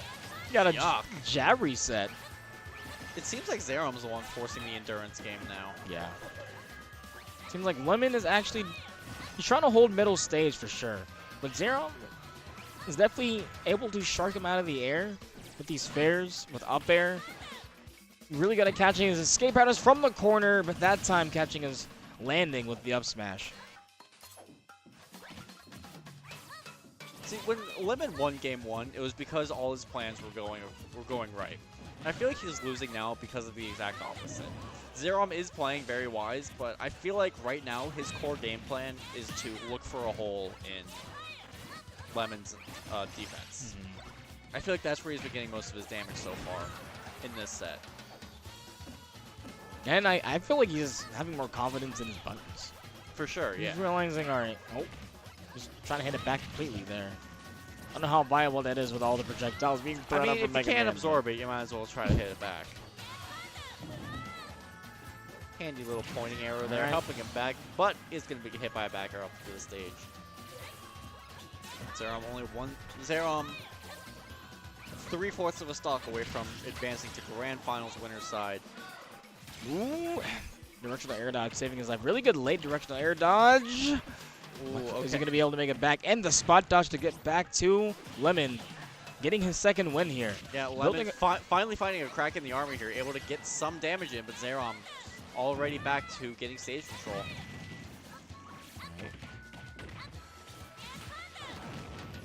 I think Lemon's feeling the pressure of being at the ledge, getting hit with an up smash again, but this time he's down a full 100%. It's a very scary situation for the boy hero to be in. oh, don't be just sucking him into that cyclone above him. Oh, was that first hit fair? I think that was like Nair first hit fair grab. That was wild. Just get off of my level. Just get away. Shoving away with those down tilts and putting on so much pressure. I'm liking it. Do not. I'm like, after a while, someone will crack. Put enough pressure, they will crack. And that's going to be it for winner's side. Take it 3-1. Sitting in grand finals of sitting in winner's side of grand finals. Yeah. I will be right back. I'm getting water. Do you want a water? Yeah. All right, I'll grab you a water. Hold it down until I get back. Chat, while I'm gone, tell West Tower your favorite color. I guess.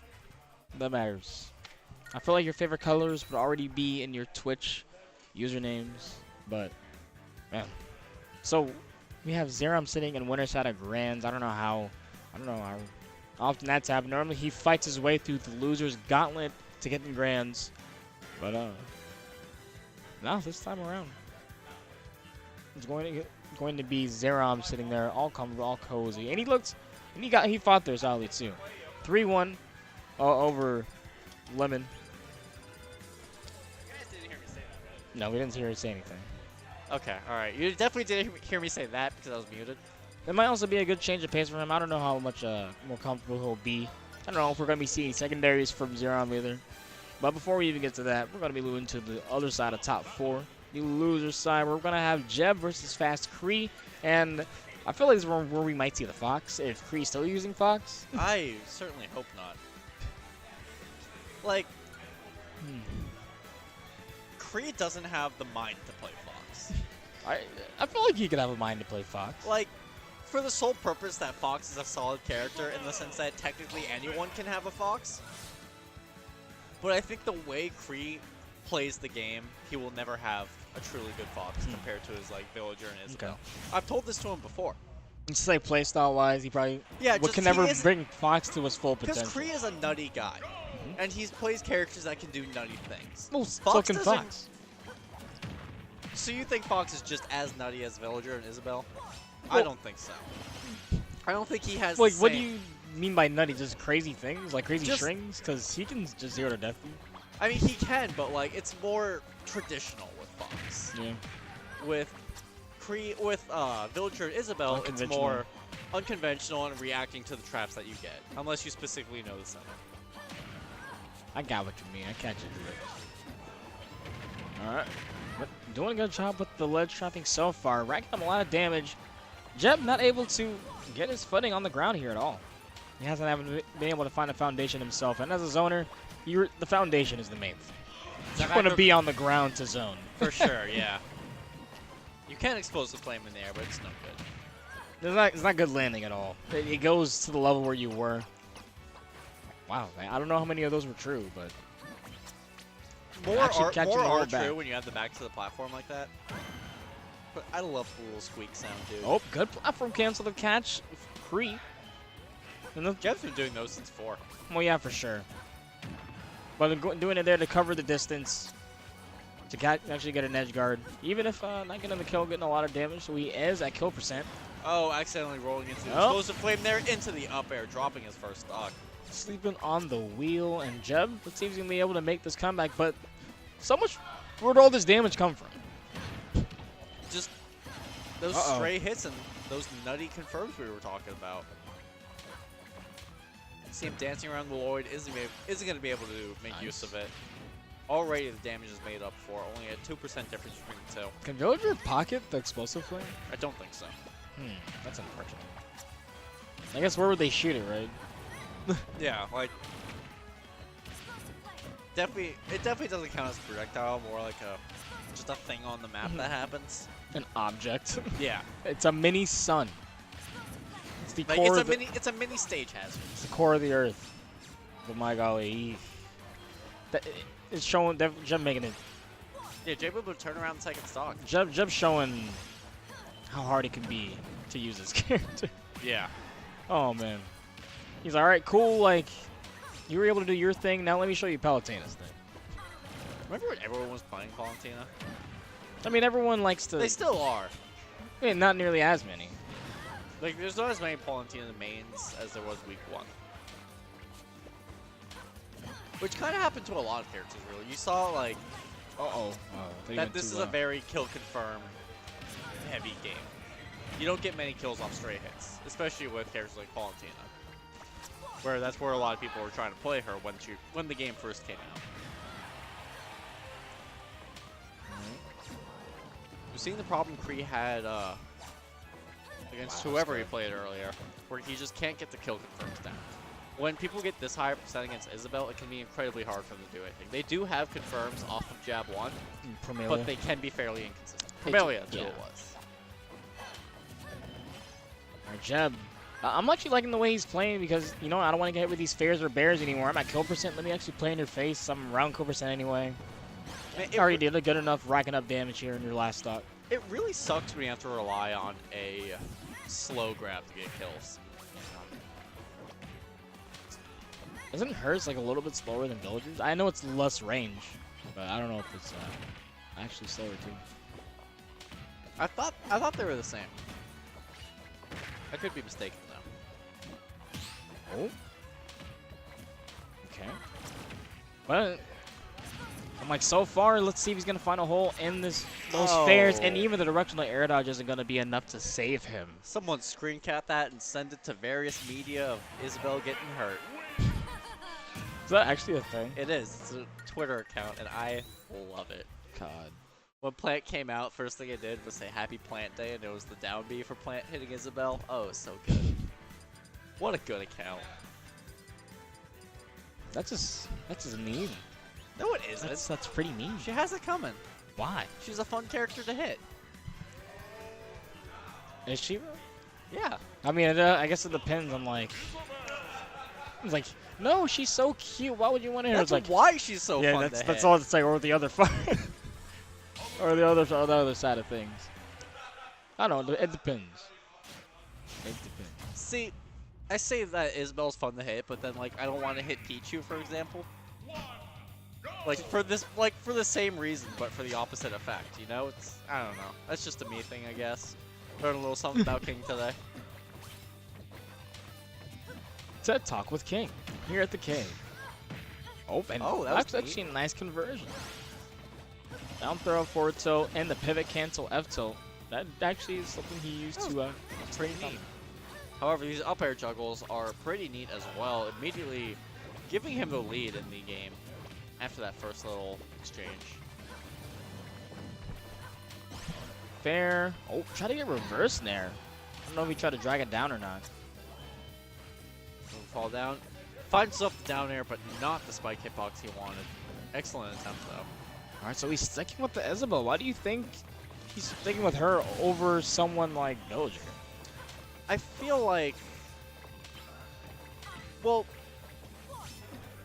I feel like the Lloyd would become a two-player. Like both players would be able to use the Lloyd. Like if he was doing it at the wrong ranges, where he was able to reflect them back. Very true. With Isabelle, he's able to at least keep on his setups and have, you know, either things go his way or he has to change things up. With Villager, things can be directly turned around against him. Okay. Right now, it's looking so hard for Kree to deal with this. Yeah, like The sound of little nubs running. Like, you know Kree has so many setups, Jeb's not giving him a chance to do any of them.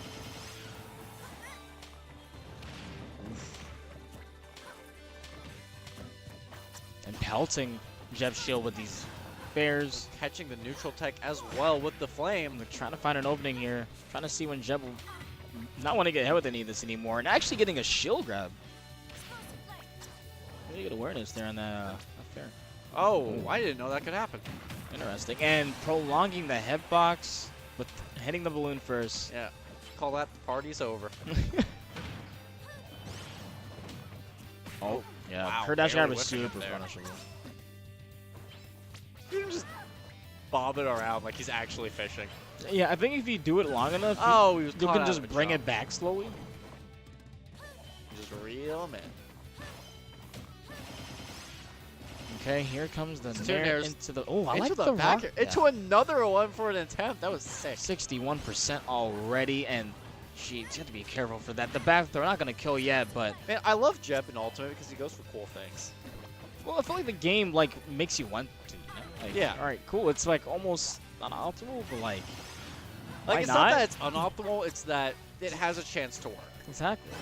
If you get the reads, then man. Like, when you see Wolves go for, like, side Bs off stage and whatnot, like, the game gives you opportunities to do the crazy option. It's on you to look for those situations and capitalize on them. Losing track of the down B there. And actually gonna help Kree get back to the ledge. Nice. Got back from the ledge. Oh, just hopping a little bit too much there. Yeah. Caught him yet again with the explosive flame. This time he was at too high of a percent for it to matter. Taking game 2 now. Alright. Now I'm wondering if we see the Villager. And if we're really lucky, we see the plant, but we're not seeing the plant. Yeah, we're seeing the Villager. Yeah, we're not gonna see any plane for top 4. That's so lame. I was like thinking about who we have next. But yep, he's actually going with the Villager now. I'm thinking that might be a little bit better of a pick. I mean, at the end of the last game, he Maybe was if we go reflecting. game 5, we'll see the plant. If I brought it back this far, I got to entertain people. I gotta entertain the people. I feel like you have a great Look at him plan. just slug away on that shield. See how much better of a jab that is, even though that jab isn't the best now. But it's rapid. It's crazy how you can look at Villager jab and say, wow, that's a good jab after watching Isabelle's. Oh, man. Alrighty, so let's see what happens here. Going with the original Pride and True Villager. Alright, the seed has been planted. See if we can get this Nice. Inception down. Alright, let's see if he's going to be able to get back. Nope. And another grab again, getting tossed right back off stage. Has to be Alright, careful. tree is here, up. though. And the dash attack to catch the landing. Ooh, try to go for it again, and Jeb finally able to break free and see if he can get something going for his own. But no, straight hit from the Lloyd and Kree. Now we're reset back in neutral. I'm not sure if Jeb is forcing it, but at the very least, he's doing a good job of keeping the match on the opposite side of the tree. Twice now, the tree was on the other side, and he was either recovering or pushing him off the stage on the exact opposite side. Not making the tree an option at all to be dealt with, or even the axe that matter. But Jeb, even though it started off kind of shaky, looking like he turned it around, able to get the first stop. Down throw into the back air. That was so clean. Nice. Back throw from Villager. Oh, don't be walling too much. Yet again, though, it's scary when you have to rely on a slow grab for your kills. Yeah. You said this for Veil's Bell, but this one, a little bit more range than hers at least. I don't know, looking at it, they look about the same to me.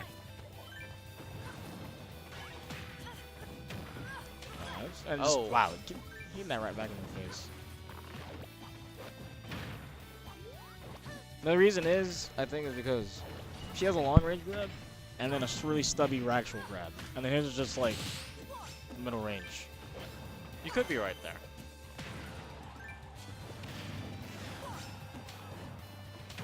Such a good song. That was a really good dash attack. I'm surprised that didn't kill. Just going underneath any landing under the head. Tilt, not yet. It's so odd this stage is kind of tall now. Yeah, like, that's such a weird design choice, how this stage went from having the lowest ceiling to one of the highest. That was a really good reflect. I didn't even know you could reflect. Wow. Like the fireworks like that. Oh, that's where you reflected the fireworks. Okay, I was wondering what happened there. I knew you reflected the Lloyd, but... Yeah, you reflected the fireworks and hit him back. That was really weird. All right, the back throw, not going to kill yet. Sending the tree downward, but isn't able to have it purchase. Oh, and the fair, getting slingshot right to the face. Definitely going to take that stock. Let's see. That's such a Legend of Zelda thing to do. Defeat a god with a slingshot. That I bought from a general store. Yeah, right? Let's get it. We got a Link. Yeah, this ain't Link. This is a mayor of a town fighting down the goddess. Because free. Oh, look at this. No. Look at this. He is boxing. Just pounding away. That gotta hurt. Looking like DK's Final Smash. I'm mad at the audience right now. They're doing the Jeb cheer every time he gets in there. If you don't know what the Jeb cheer is, you can probably figure it out. All right, oh, the plan's getting set here. Being a little too antsy. That's the last thing you want to do when there are trap-based characters setting stuff up at a ledge. Right. Oh, parry axe to take the game. That was sick. Really good stuff at the end for Kree. Keeping it. Not only was he able to keep it closer because I feel the character. He just gels better with his character. The character is better. He was able to excel in that last stock and then get a great read with the parry and the down B to punish it. For sure, yeah. Ooh, so what's going to be the pick now? Yoshi's, maybe. Pick their chat too. Or Return Battlefield. the pick though. I don't know if we see a lot of Yoshis from Jeb. Even though a lot of zoners do tend to like them, but we do see a lot of Battlefield. Probably like for the platform cancels and for that nair training, nair planning early percents. I can see why he would pick Battlefield over Yoshi's in this matchup at least. All right. You are right though. He does rarely. He does rarely pick people there. The Sister Villager, man. Am I allowed to say that? Sure. All right, the Sister Villager on deck. Just so you guys know, West Tower did give me the pass.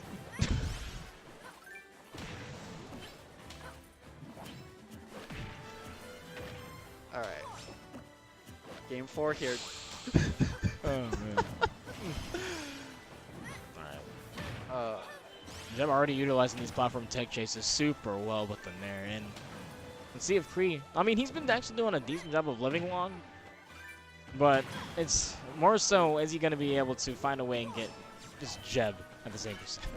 That would have been cool if he pocketed his own Lord. Like Villager having a super hard time when off stage, getting back onto the stage. Jeb trying to be too flashy there and just getting hit for it. Like, come on, man. Like, he tried to platform cancel for a reflect. Like, come on, bro. It's a bit much, don't you think? Ooh.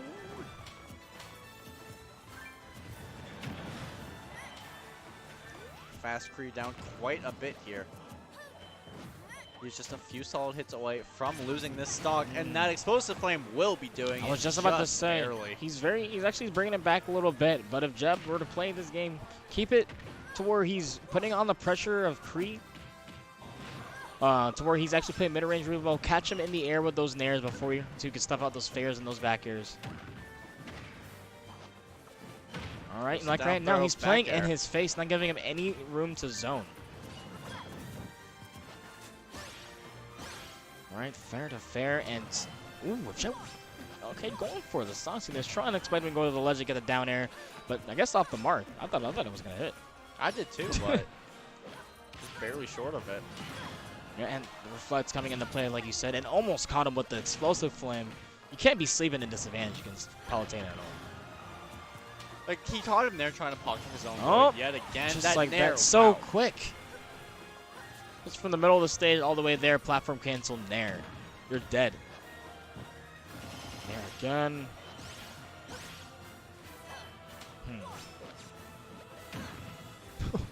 And 2D. Oh, untechable. That was like so red that you yelled untechable. Untechable. There might as well have been an in-game voice clip of that. I'd be down for the announcer Like, to say don't that. try it. Or if you try to tech it and it would have worked, the announcer says, "Why'd you try it?" This is the Xander Mobius just yelling at us. Oh my. Yeah, probably gonna shield poke eventually. If he just doesn't, if he gets impatient, and just drops it. Now Jeb seems like he's approaching too much now. Yeah, he has the lead. Yeah, but pretty big lead here. I mean, it was working when you were building that lead, but now realize he set up his stuff now. I actually got to play by his game. Like, Kree's mid-stage now. Yeah. He's terrifying here. Oh! Oh! That was so good. He used the grab armor. Oh my god. That was sick. Sidestep grab. Oh, back there. Okay. But Jeb is going to advance to losers finals where he's going to fight Lemon. And let's see. Who did Jeb lose to get here? He lost pretty early. Yeah, that's what I was wondering. This has been kind of a bracket for him. You missed it. Go back. Jeb lost the file. He lost the file? Yeah. That's crazy. So he's the file, or Jeb beat file, or file beat Jeb, excuse me, to get into winner's quarters. And then he ended up, unfortunately, losing 2-0, and so he's made a pretty big run in losers. That's crazy. Who did he beat in losers? Anyone? Trying to beat Iota, beat Joj. He beat Joj 2-1. He beat Iota 2-0. Then he beat Shimmer G 2-0. Shimmer Gamma. Then he beat Tengu 2-0. We saw on stream earlier. So yeah, he's definitely putting on a show right now. And I was telling him the way that his playstyle works, the way that he likes to play Smash in general, Palutena definitely helps him fit into that mold super well. He likes being reactionary defensive, but he is able to change between that very well with the passive aggressiveness. It has a really good predictability. In this region, you're seeing a lot of people able to play the playstyle they want on their character. You have 70 plus, like they said. There's no no way you're not getting your playstyle. To see. I mean, even with people who are playing the same character, like Lemon, I feel like he's able to execute his game plan better in this game because he likes his buttons better. Now, I'm not pretty informed on this matchup, but I'm going to assume that Jeb's going to want to play more into Mega Man's face here, possibly just nair him for trying to be in the air and dash attack. I don't know if it goes through pellets or not, but it'd be at least a good way of catching his landings. I don't imagine. Well, it might go through pellets. Not enough to actually like hit him and punish him for it.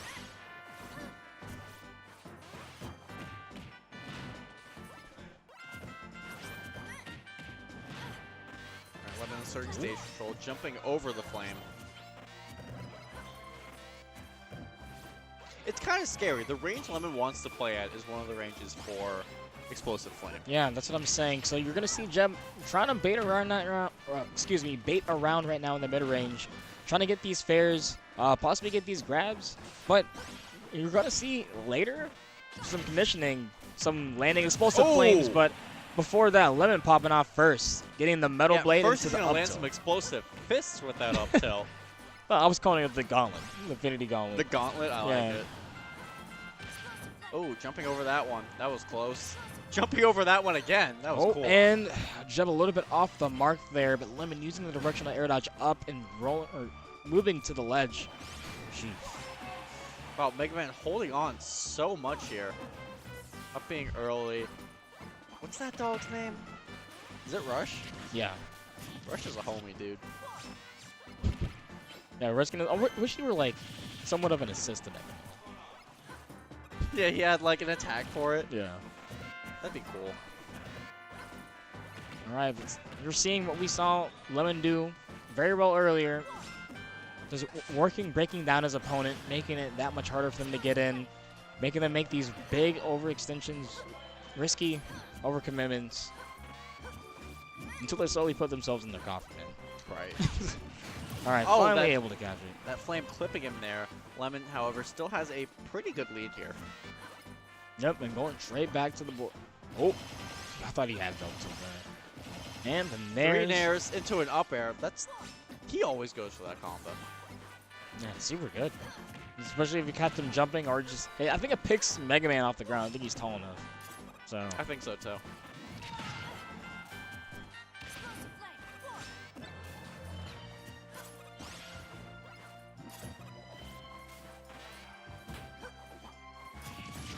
Alright, there's the back air, not killing. Throw. Oh, throwing it immediately. But the bomber going to get rid of it. I wonder if that would have been a big factor. Would have, like, got some ridiculous edge for it. He got Rising Fair Mega Man? Huh? I didn't know he can Rising Fair Mega Man? Like standing. Really? I don't know if he jumped. I want to say he was standing. Oh, I thought he was going to look for an up air there, but the back air also whiffing. Oh, back throw. No, not close enough to the ledge. Living to 171 now. Yep, Jeb's actually brought this back, sitting at anything in kill percent. Versus Mega Man, 133. Both fuming. I do They have the believe rage, though the rage can help Jeb kill here though. Yeah. Oh, that hashtag able to pull up the show quick enough, jumping to try to catch an approach from Lemon, but Lemon was behind him, able to snag him with the back air.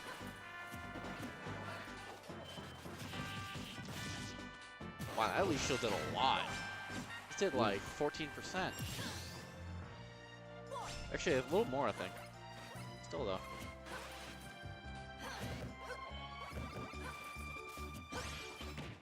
When grabbing him right out of the roll, Lemon's been doing some nutty grabs.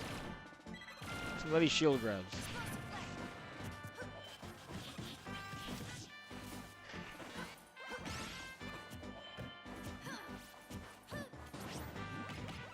Dash attacking around, trying to find his way in, but pellets are just too annoying.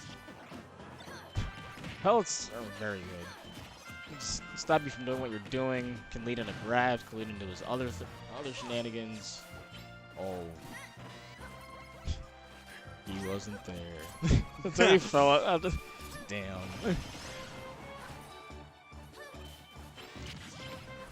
Saw blade pellets just chipping away. Both of them trying to find that opening. Yeah, I feel like Lemon doesn't have Oh, school direction to air dodge. Yeah, Lemon doesn't have school tomorrow. He can take his time with it, but he won't be able to land. Jeb with a constant pressure from the ledge there, able to find the up air to take it. No one hides in the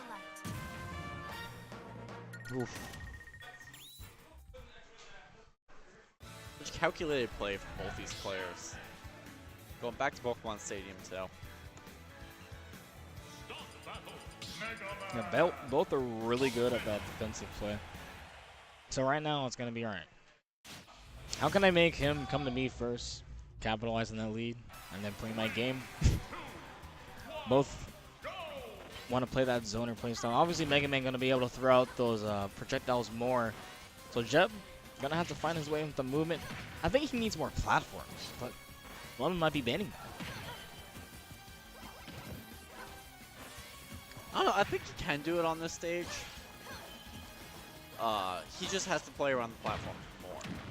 Like he's really backing himself into the wall a lot, or trying to hold on to the Pokeball in the middle. I feel like he should be either circling around the platforms looking for things there. Yeah.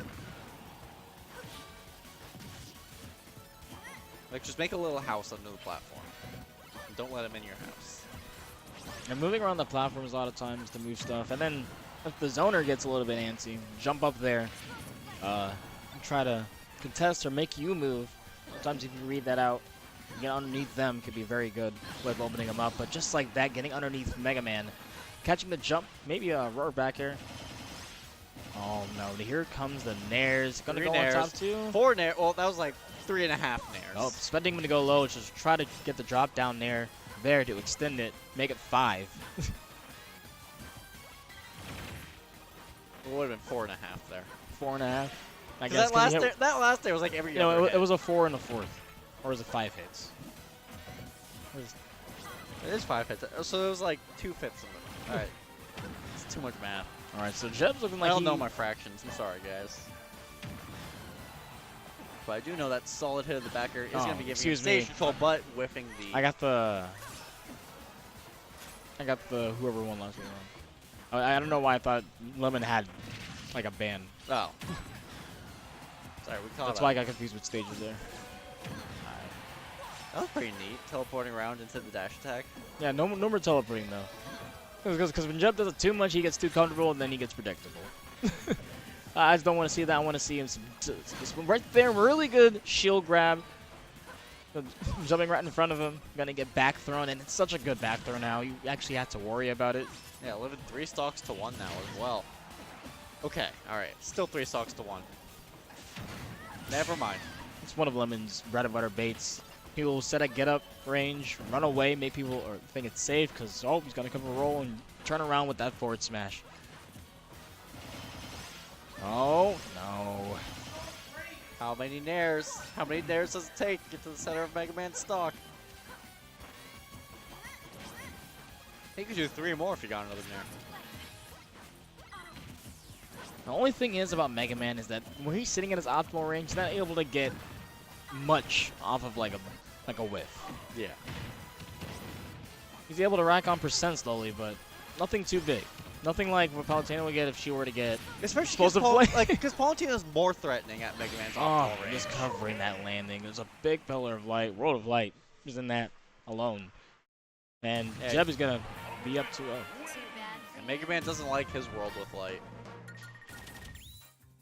Wondering if the cloud will come out for Lemon. The cloud. The cloud, yeah. I I think it's at least worth a shot right now. What? The cloud. Oh.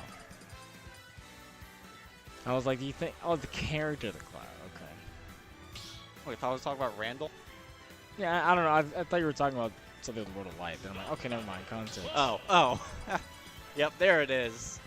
There's the soldier first class. I was like, hey, he's Back gonna to be. back to the wall. Here we go. Actually, don't think this is too bad. Well, he's able to keep up with the speed. yeah, of I don't think Palutena. so either. It's like He's able to punish Palutena above him, and only real issue is edge guarding, I would say. If Jeb's gonna be, but he's very docile off the stage anyway.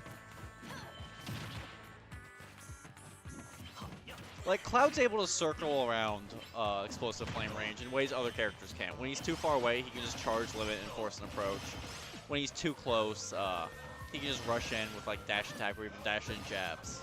Oof, that was actually a good drive down there. If you use it sparingly, it's pretty good. Because you use it too much, people realize, all right, I can actually just punish you for doing this. Right. Very smart there, recognizing he was going to go for the platform cancel, or ledge cancel rather. So he just jumped right over it altogether. There's the counter. Yeah, and Jeb he uses it just to get stage control. Right. He's like, all right, I know it's not going to kill. I know it's not going to get anything massive. Oh no! But get Unless it off my kills stage there. because where's Cloud without Jumping a stage? early. Where's Oh. Cloud without a Oh, try to get dragged down to the back air. That would or back throw. That would have been very slick. And Oh no! He hesitated. He Oh, was the looking back for the throw counter, again. but wasn't able to punish it. Come on, Oh. Lyman. All right, drop into first stock to an explosive flame. That's fine. We're still in this. We still believe in the cloud. nice. That's it. Back air. I don't know what business he has off stage though.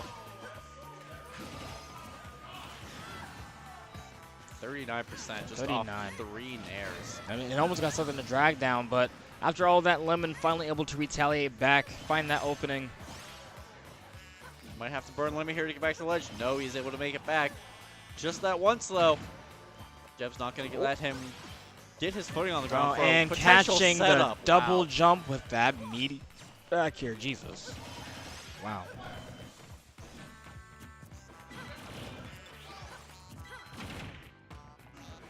And now it seems like Jeb is more comfortable using the neutral B as well. When one thing Cloud can do is he can down tilt underneath that. If He it is an can, issue. but sometimes it can still hit him. Like if he does the down tilt too late. It's also something you have to specifically look for, which Jeb hasn't really been utilizing that much. All right, not gonna kill, but still big old damage.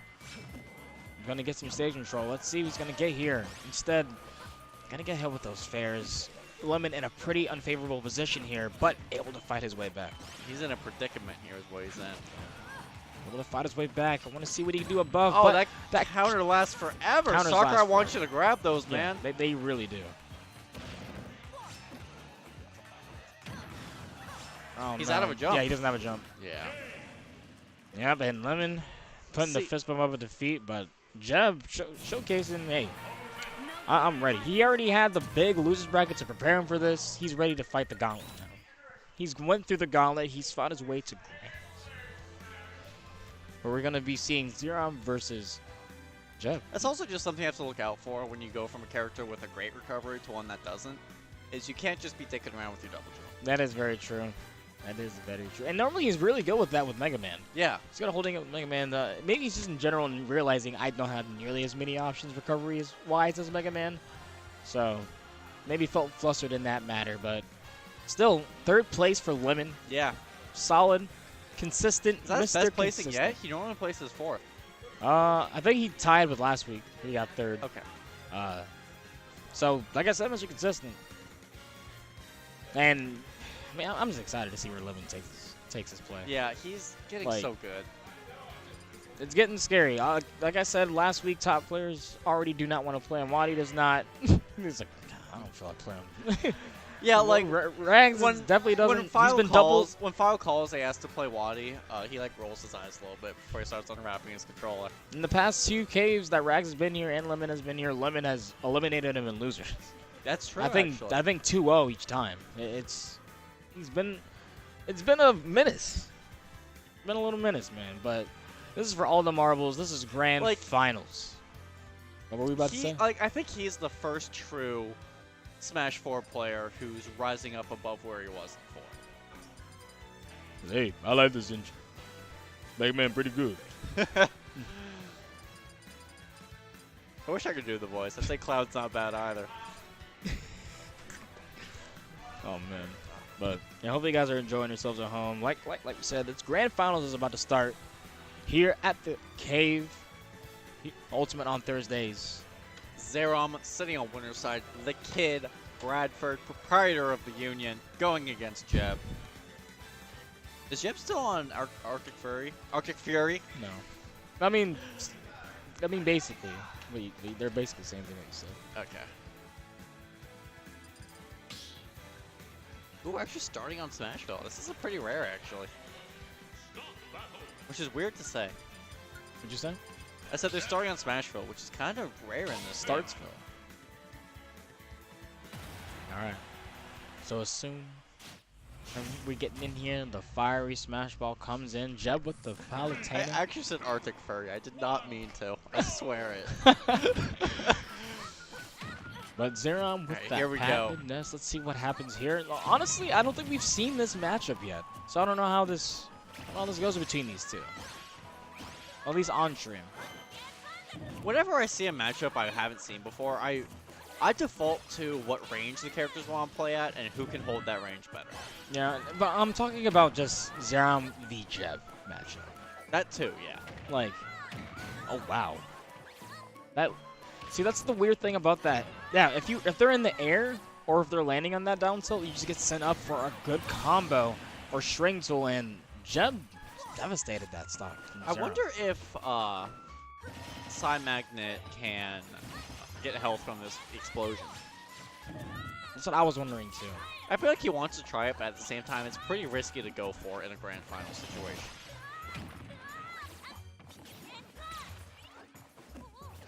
Do you know if Xerom's playing anyone else yet? I think we saw someone against. He used against Wadi. I don't remember who it was. I want to say it was Roy, He did play Roaring Forward, didn't he? but I don't know. I don't remember if it was actually Roy. But regardless, able to get the kill there. Not too much percent taken on Yeah, the second yo-yo stock. up the ledge. It's super easy to get that on teleport characters. Yeah. You know where they're gonna go. Well, I mean, for a lot of people, Like, you know where they're going to go, and after a while, you can get the timing down. Oh, that was close.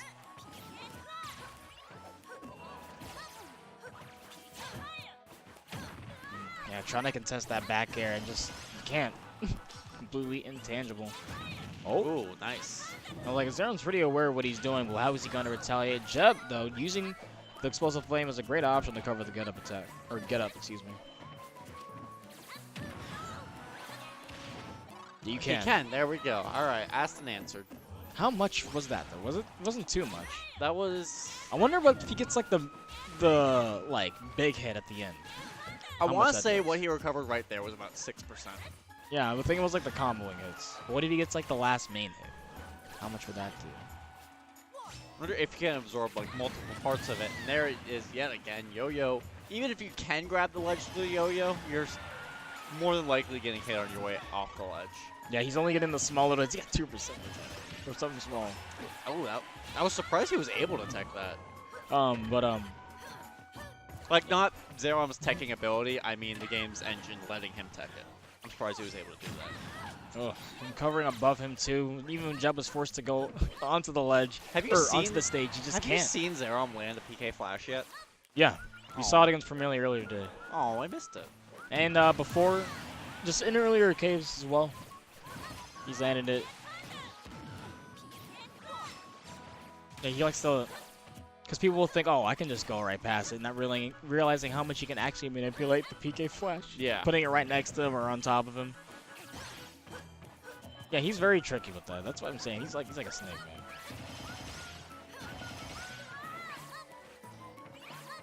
All right, good back air.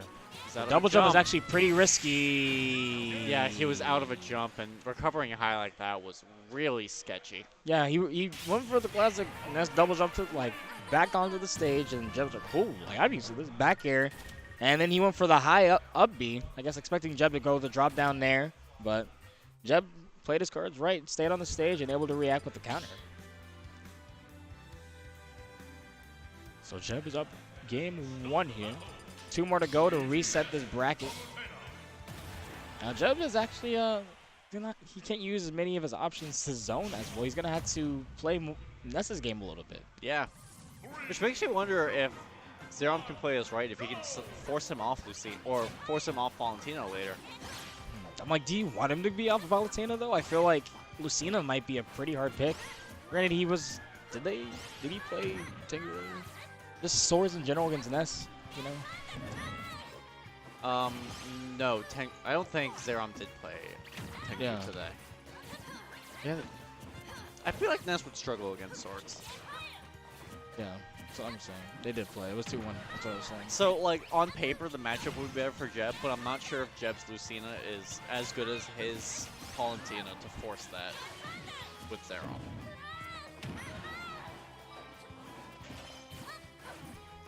Game 2, though, he does have a decent lead at the start.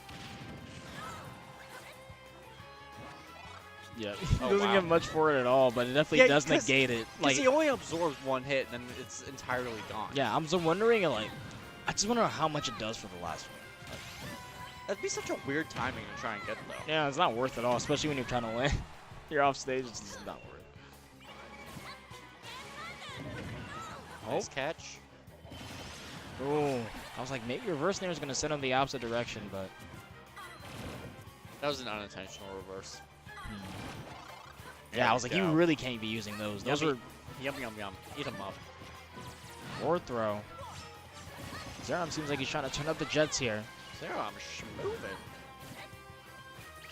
Oh, just a little bit too slow. And the dash attack. Jet making it super hard for Xerom to land right now. No fly zone, even for the kid.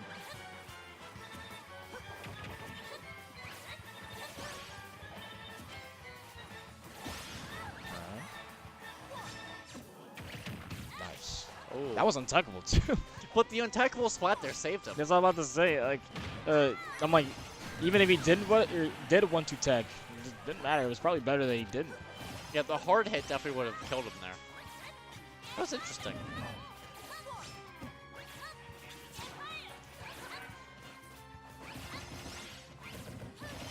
Wow, really good knowledge knowing he could just pop out right in the middle of that fair on shield.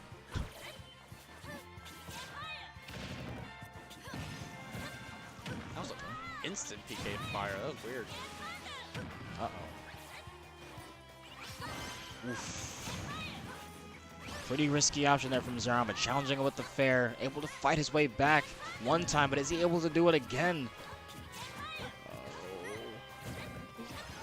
Oh, the up tilt, putting up the hands. That's the thing, Xerom just likes giving the hands. Oh, I was thinking maybe if he reacted, get that temper or just even a bat would have killed. Ah, that nair. He's getting so much mileage off it. It covers a good amount of space, especially if you like semi-predicts where they want to go, where they've been going before. And did he just skip it with nair? He tanked the thunder hit. Wow. Like he was trying to thunder him around, but Xerom was out of, or I'm sorry, Jeb was out of place where thunder hit him. Okay. So it actually just hit him. Yeah.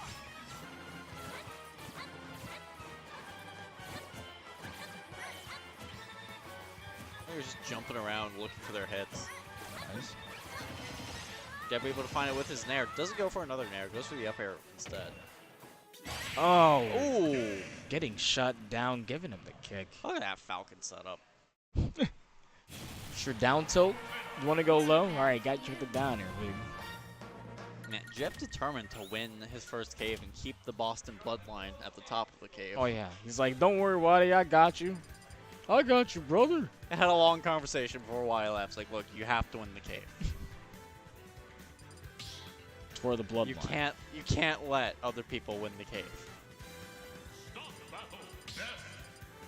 All right, so running it right back. Jeb one game away from resetting the bracket.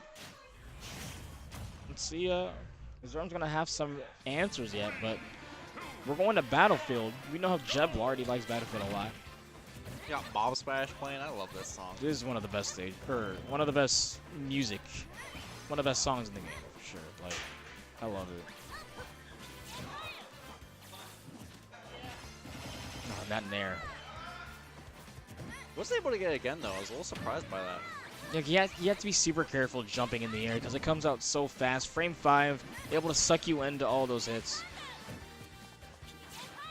And it's not the biggest nair in the world, but it's definitely bigger than Ness's. Oh, wow. That actually reached him. Let the power of price compel you. Jeez. Yikes. Look at that damage. 43%. Never going for more than 3 nairs. Coast to coast, free flight to Cali. We're at Genesis. Yeah, welcome to Genesis there.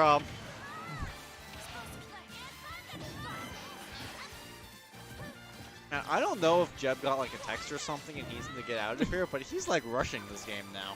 Oh, yeah. He wants this set over. 78% already on Xerom's second stock. And Jeb, sitting cozy, is actually going in. You know, he's playing the game that Xerom wants to play, doing the salsa, but he's winning. He's outplaying him. Xerom needs to find some answers right now. That was close. Like, Jeb isn't really playing the defensive game. He's playing bait and punish, but he's forced to not use the projectiles as much. So he's using these aerials, and he's catching Xerom out of place. That was only like 3%. Oh my, that lingering down to so good at catching the 2-frame.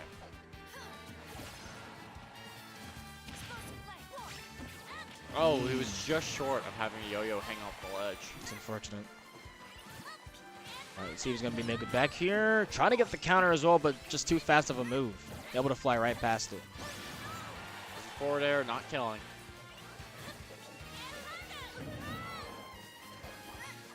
Back throw, Dells definitely is going to kill at 180. And Xerom needs to find some answers quickly.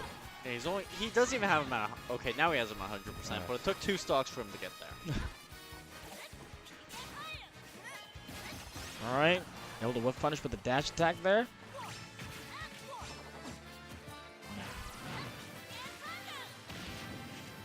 Jeb able to use the explosive flame to help himself get back from the ledge, and Xerom really needed to make use of that situation there. He needs to get this stock ASAP because things are already getting out of hand. And Jeb just so precise with all of his placements of his aerials right now, though, especially on a not smaller with that character. Nair, though. Yeah, not Nair, but especially on a smaller character like Ness. And Xerom, no, we say we praise his movement. Right now, Jeb able to call him out into certain areas. Also slow him down, and well, he's also slowing him down generally because of the nail. Right.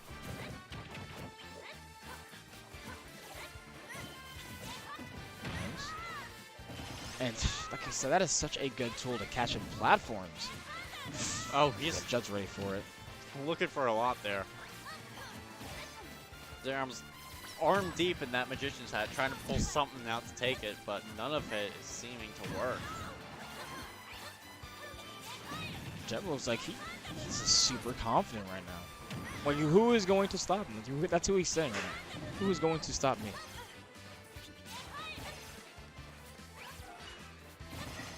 He's feeling The this, drag down, and that yeah, was interesting. okay, and almost killing Still off the holding top. on. Next one might kill, though. Never mind, he recovered HP. Now he'll be fine. Jesus. He recovered an entire percent, but I don't think he's making it Yeah, back he's from not going to that be able to tech either, and that was a flub from Xerom, but regardless, Jeb putting him in that situation, not letting him get touched at all. We have a clean 3-0 to force the reset here. Yeah. See where we're going to... Like I said, Jeb is comfortable. He's sitting with the robe on in front of the fireplace. Yeah, he really is. He has a nice book in his He has lap. the He has wine a warm glass. cup of milk on his table. Oh no, he has the wine glass, even He's better. like, he's sitting there just... Oh. His butler's behind him Ooh. with the cigar ready, should he choose. Yo, scotch and cigars, sir.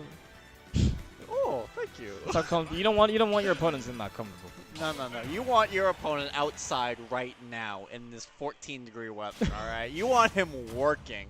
You want to put it on the grind like you are right now, because Xerom working super hard to find these openings, but Jeb seems like he has his number. But let's see. After that little bit of a reset there, like a minute to think about it. Let's see if we're going to see Xerom's any getting change. more and more desperate with his confirms. Like, he's reaching super far to have his moves hit, which he really needs to just take a moment back and reset the situation sometimes. And Jeb playing super safe, super on point, trying to find something, even just getting pulled a little bit on the string of Jeb, and he's getting punished for it, getting big strings. Right. Still has yet to be hit in the stock, almost claiming a 0 to death. Yeah, and why? What a way yeah, and to why start go the off stage reset. when you can just do that? Exactly. That was good. That was actually. He's beginning it super well on Ness specifically. Okay, so you can nair. like falling nair into the nair. Wow. Who knew? One of those nair anything deals. Why not nair again? Oh, jeez. Just beating him out in the air right now. And I think one of the main issues is Ness's airs don't come out too fast in the air, and back air, not only being intangible, comes out frame 8, frame 9. Yeah. Oh, no! Ow. That'll do it.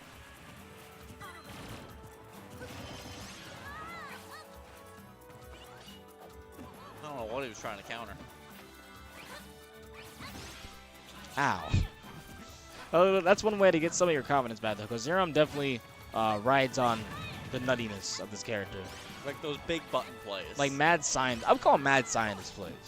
Because Xerom in some ways reminds me of like a mad scientist. The way he's just be cooking up with these specials. Right, yeah. That's definitely true.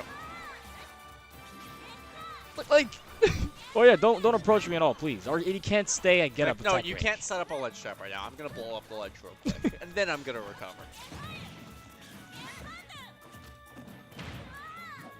Oh, great. Oh, but he still held on. Excellent DI from Xerom. Jeez. I'm surprised he was able to live that, and God, he's not missing that. What do you do? What can be done?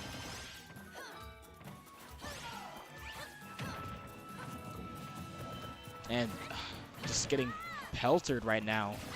Getting pelted, excuse me. with these areas on his shield. I don't know. It seemed like something clicked with Jeb. But, oh, trying to get dragged down. Possible in the grab, but.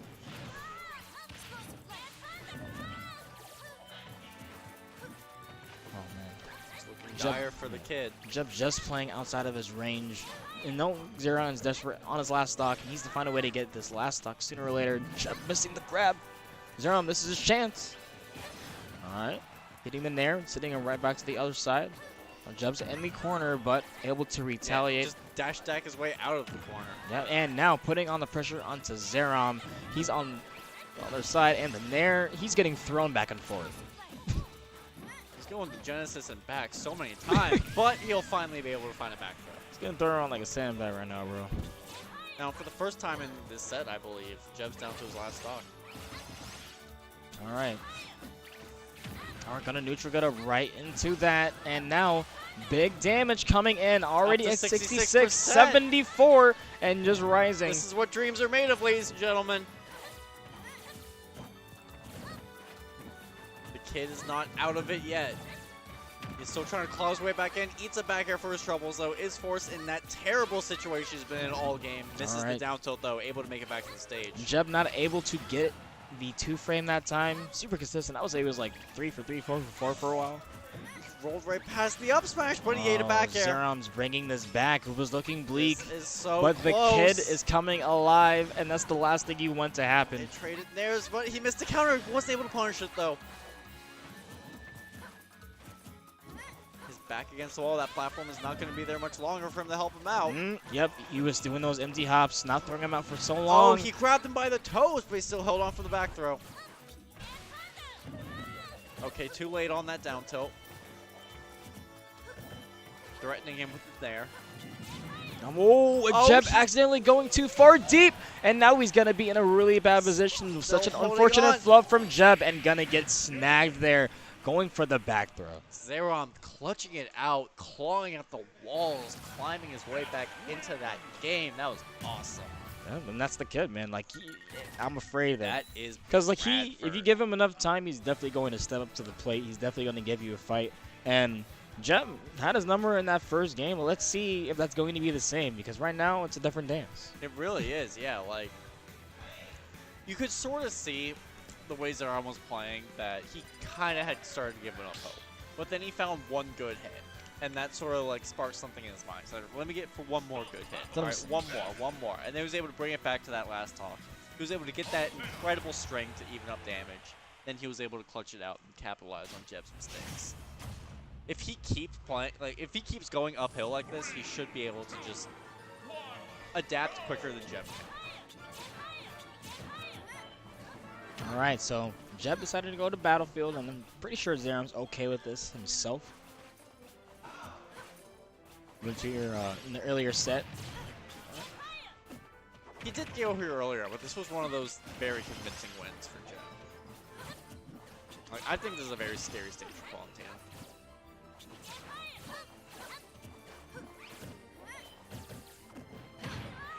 Down throw, missing forward air.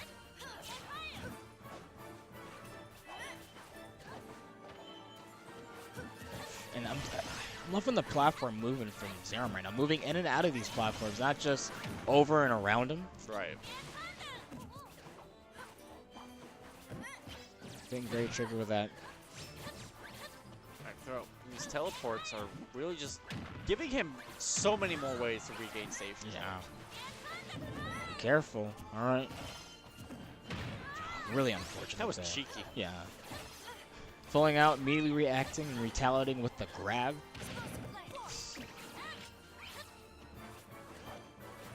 He's been just off with those up smash yo-yo placements. Yeah. It seems like Too many times they're just not going over the ledge. it seems like Jeb has also found the rhythm of the timing he likes to go for it, and finding his ways past it for the most part. And I like the nair there. Even if a win of kill would have put him in a very bad position. This is a bad position. Oh, but no. Yeah, I was like, Jeb should have waited a little bit longer, but still good drift from Xerom to be able to mix him up.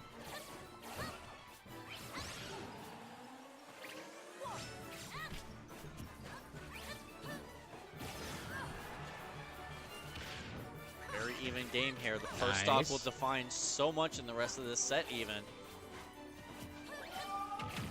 Down smash the back Still hit. holding on.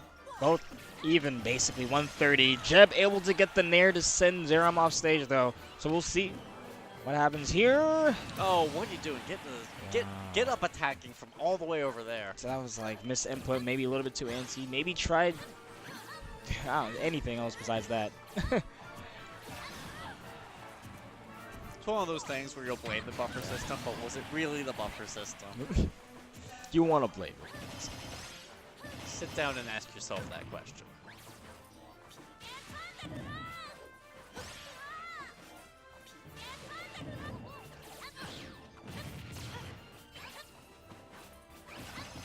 Okay. Xerom seems like he's turning up a little bit here. It's definitely been a more even game in this one. Like you said, it started off very strong with Jeb in game 1, but Xerom able to bring it back, able to fight his way back, and now Jeb a little bit on the, or it's been a more even game thus far, more of a tug of war. It's been a back and forth. Right? Alright, there's the backer sending him off. Burning the double jump.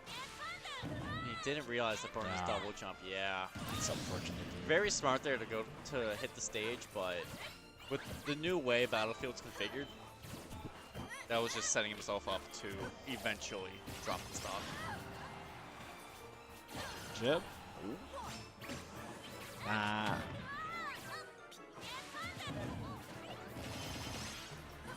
What a way to catch the directional air dodge. Yeah.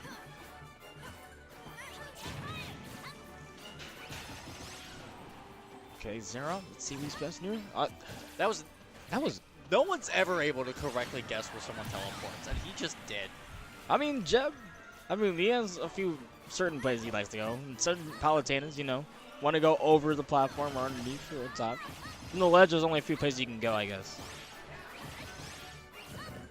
And he guessed correctly in one of them.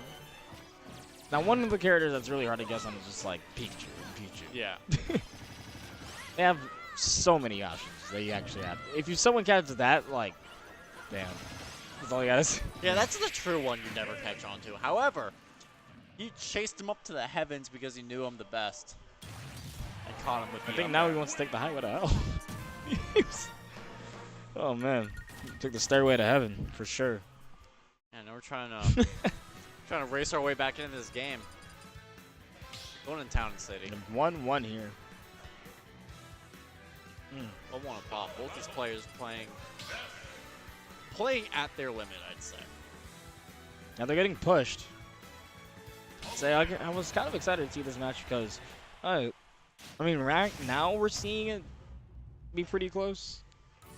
So this is what I was expecting all the way through, but Like, I really like it when local heroes are able to fight like this when the top players are at a major. Like, they're playing better right now because they don't have the looming threat of Wadi or Rags next. Like, this is it right here. This is the all or nothing. they can have a cave under their belt. A lot of people can't say that. Exactly. So, like, this is how, like, they're playing their maximum right here because this is the end of the road. You know, it can also be the adrenaline of just like, man, we're really going at it. It's been a really good set so far. I know that because everyone has their own reasons. Yeah. What pushes them to like do well in a match or even in general as a competitor. But even so, they would have to save at least a little bit of composure if they were about to fight Wadi next if they won. Oh, this yeah. one. Like, they're able to just put it all on the table and have one man come out on top here. Yet again, catching with the down tilt. But a little less consistent with that moving forward, just solely from messing up the timings, but still going for it nonetheless.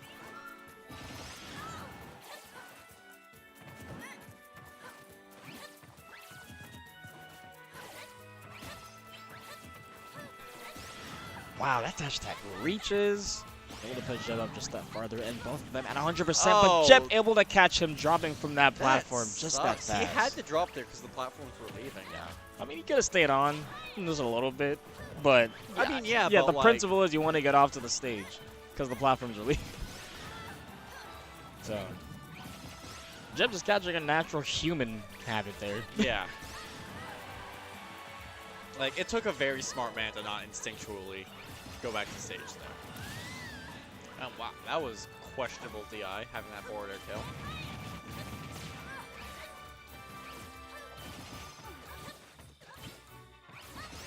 Look at him This just big string, dude. sparkle around. Our Jeb sharking from the ledge with the up air and immediately knowing he's going to roll from that and get hit with the side thunder. The side magnet. Oh, now we're seeing them. Ooh, when you start moving like that, put on the movement showcase. That's when you know the Nesses are starting to. Uh-oh. This is the biggest lead Xerom's had over Jeb. Oh, yeah, that's what I'm afraid of. Xerom, slowly but surely, might be coming to some conclusions here for when he felt like closing it in. Scary.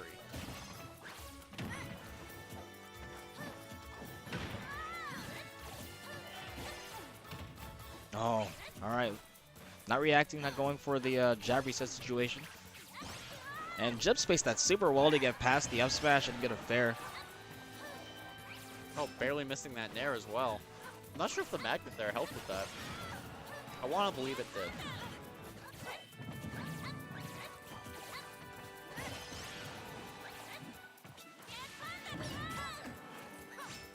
Well placed counter, but sometimes moves like that just can't be countered.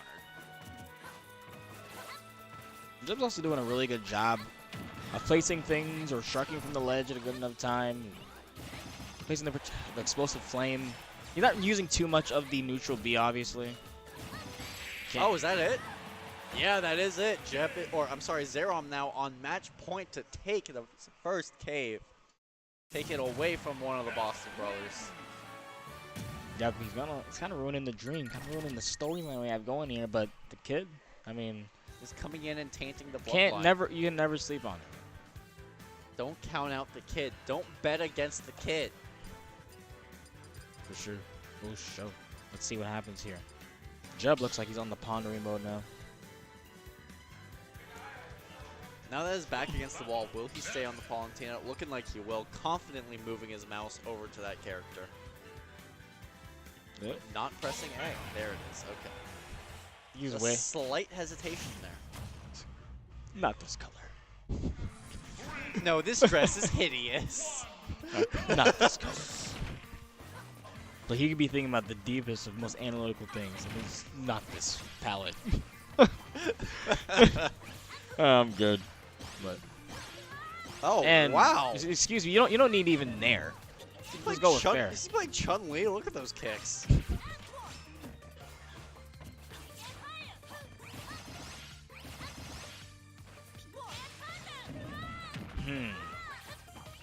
Wow, Xerom. These are Lagzaburn reads. Really seems like he wants this right now. But Jeb turning up the Jets first in this game 4, excuse me.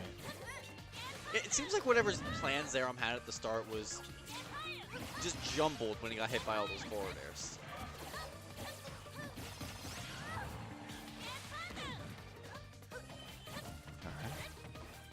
Slowing it down. Yeah, he is clawing his way back into this game. Brought it to an about even match.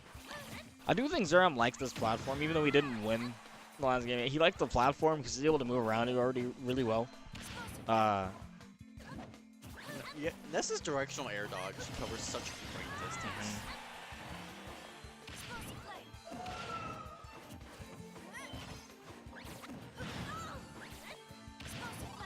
Yummy. Put it in my stomach. Jeb right now being kind of predictable with these explosive flames. I'm surprised that spot dodge wasn't too early. However, it didn't matter because he got grabbed yet again, or he got grabbed at the other side of the stage instead. Back throw it off to lose his first stop. Oof. That roll was crucial. But right now, the big plane is coming in.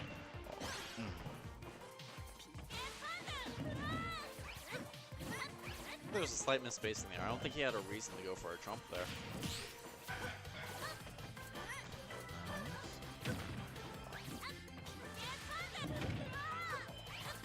Reverse nair, interesting. Fighting and clawing it, and just the forward smash in your face. Oh, I'm surprised wow. you're not dead from that. Barely holding on, but that's so much damage. He's down now. And like Jeb's putting on the fighting spirit now. He's the one bringing the fight to Xerom.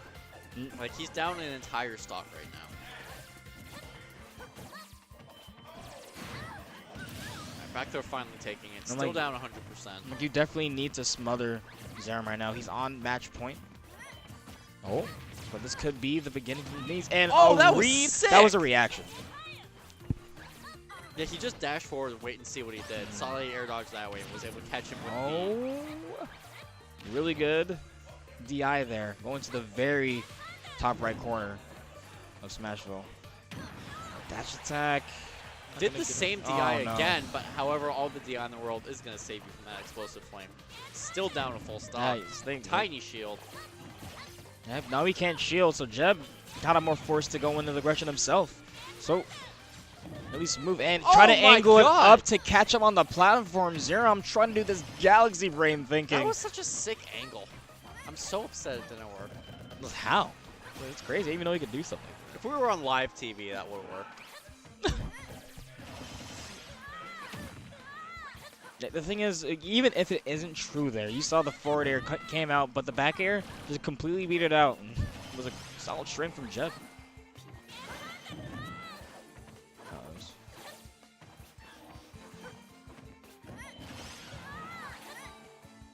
Oh, still holding on.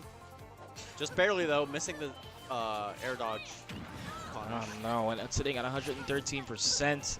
Jeb covering so many options, so many ways back to the ledge. And Xerom keeps getting sent right back off.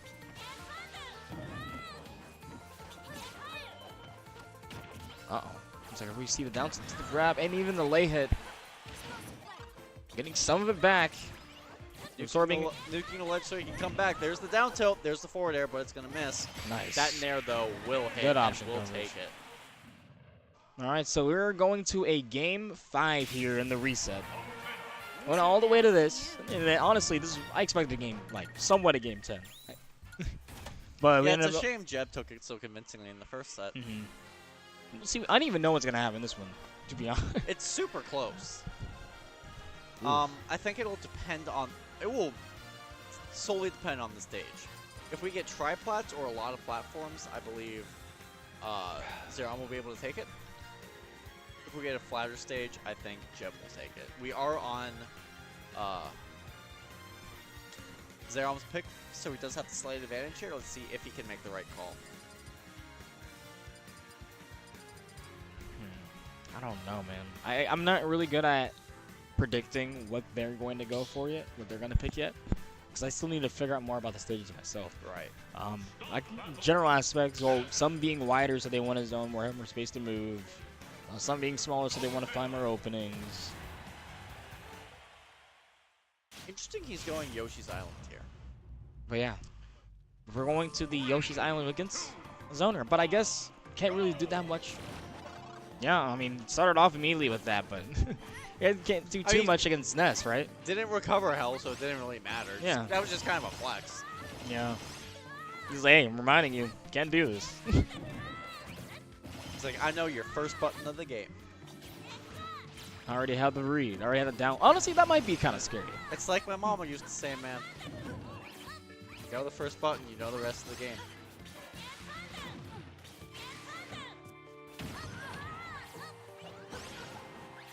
Seems like Jeb is the one having to get the head start here in this game 5. Ooh. But yeah, Yoshi's does seem like a weird pick here. Oh, that was definitely not the best time to use Considering he PK Flash. just lost on Smashville, too. Like, I think of this stage as a little bit of a wonkier Smashville. I mean, the only reason, like, I would think to go here is because he was already playing tricky, getting around, like, Lemon's, like, pellets, his metal blade, all that stuff. And it helped him have a little bit of breather and just go up and down and make Mega Man have to guess. Right. Alright, but Jeb isn't necessarily doing any of that. He can't use Explosive Flame here being in his face. Oh, good back there. So, I think you I'm mean confused. nice back air. Nice back air. Oh, just because it's a new game doesn't mean we kill traditions.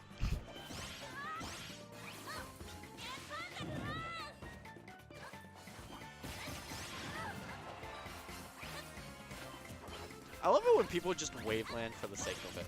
Yeah. Right now, got punished for it, though. Yeah, that time he got punished for it. Sorry, you can't be doing empty anymore. But Xerom desperately needs to find this kill before things get too out of hand. He made a comeback earlier, but I'm not sure against Jeb right now if it's going to be as it's going to be as viable to rely on that. Seeing what we see in a lot of the set where Jeb just is able to take the lead early on and keep it.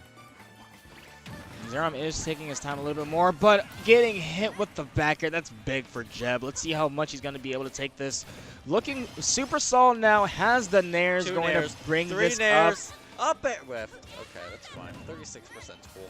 Now 36 and already a great start, even if he gets it the back throw. Yeah, he needed that back throw before the 36%. All right, this is the last leg for Xerom. If he loses the stock, he loses the whole entire tournament. Jeb sitting here at 23% in his second stock. He can play this pretty safe. Yeah, Xerom is Keep one doing his stock game. away from being known as this cave's first place loser. Keep playing his game right now. React, stay back, and poke safely. Try to pull Xerom out of his comfort zone, out of his range. Yeah, right now, he just has Xerom at a loss. Yep, he's hitting him stray hits enough along the line with Xerom not able to get any strings or punishes that he's just keeping up with the stock and now lapped him in percent. Exactly the same actually as you're getting that. So. That happened twice in a row. They're both at 77. They're both at 87. Yeah.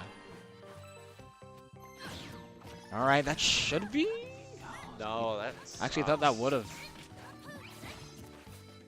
I would have on this stage. Okay, I'm actually thinking he picked this stage so the slants couldn't let him down tilt easier. Wow, and Still not it. That's so unfortunate. Jeb really needs to die right now if Xerom has a chance of bringing this back. There's the forward air. he's There's the gonna fall explosive right flame. into it, and the Boston Jeb himself is going to keep it alive. Yeah, The Jebediah Boston taking bloodline. Oh, taking man. cave number 6 or whatever. Yeah. More than 6, who knows? How many weeks in? 7? I think so. Yeah. So like, Sounds right. but shout outs to Jeb keeping the story, keeping the script alive. Because like I said, Waddy is gone. Oh, you got to hold it down for him. Like I said, the Boston keeping it together, and they are a menace. They are a menace in this game. Indeed. Yeah. Like, they just swapped from Brawl, Smash 4. Didn't really compete in Brawl, but they competed at the end of Smash 4. These guys saw and obviously realized they're a menace. And then still not very strong in this game. What can you guys say? When we learn something from them. Right. Like, I know I studied a good amount of their play growing in Smash 4. They're such so let's smart see. players. Like, when you really sit down and watch them play and look at the intricacies of their play, it's so good. You realize how much those gears are turning in their head and what they're able to accomplish. Yeah, but Jeb, like I said, sitting in the mold perfectly with Palutena in this game. I feel like he can take this character super far. He's doing things that, and adapting super well in ways that I thought Palutena personally couldn't do too well, but he's making up for it with his own little flair. And I like that, you know. I like you're able to represent your own self in this game really well. But It's such a great thing to see when someone is able to play their character the exact way they want, able to really push their personality on the character. man, it really helps with just doing well. It super does. But anyways, guys, we're going to close it out. Hope you guys enjoyed that. No Waddy, no Rags, just top dogs otherwise that are Just the battle of the B team. that here do at not the shine but cave. should. But yeah, everyone here willing to go home. It's cold. You got to deal with more snow in the morning. We do? Yeah. Oh no. So, All right. I mean, That'll do for us. I am King. This is West Tower, and we are the kings of the West. We will see you cats next week. hope you guys enjoyed this. This almost called a Clave Classic, but this Cave Classic.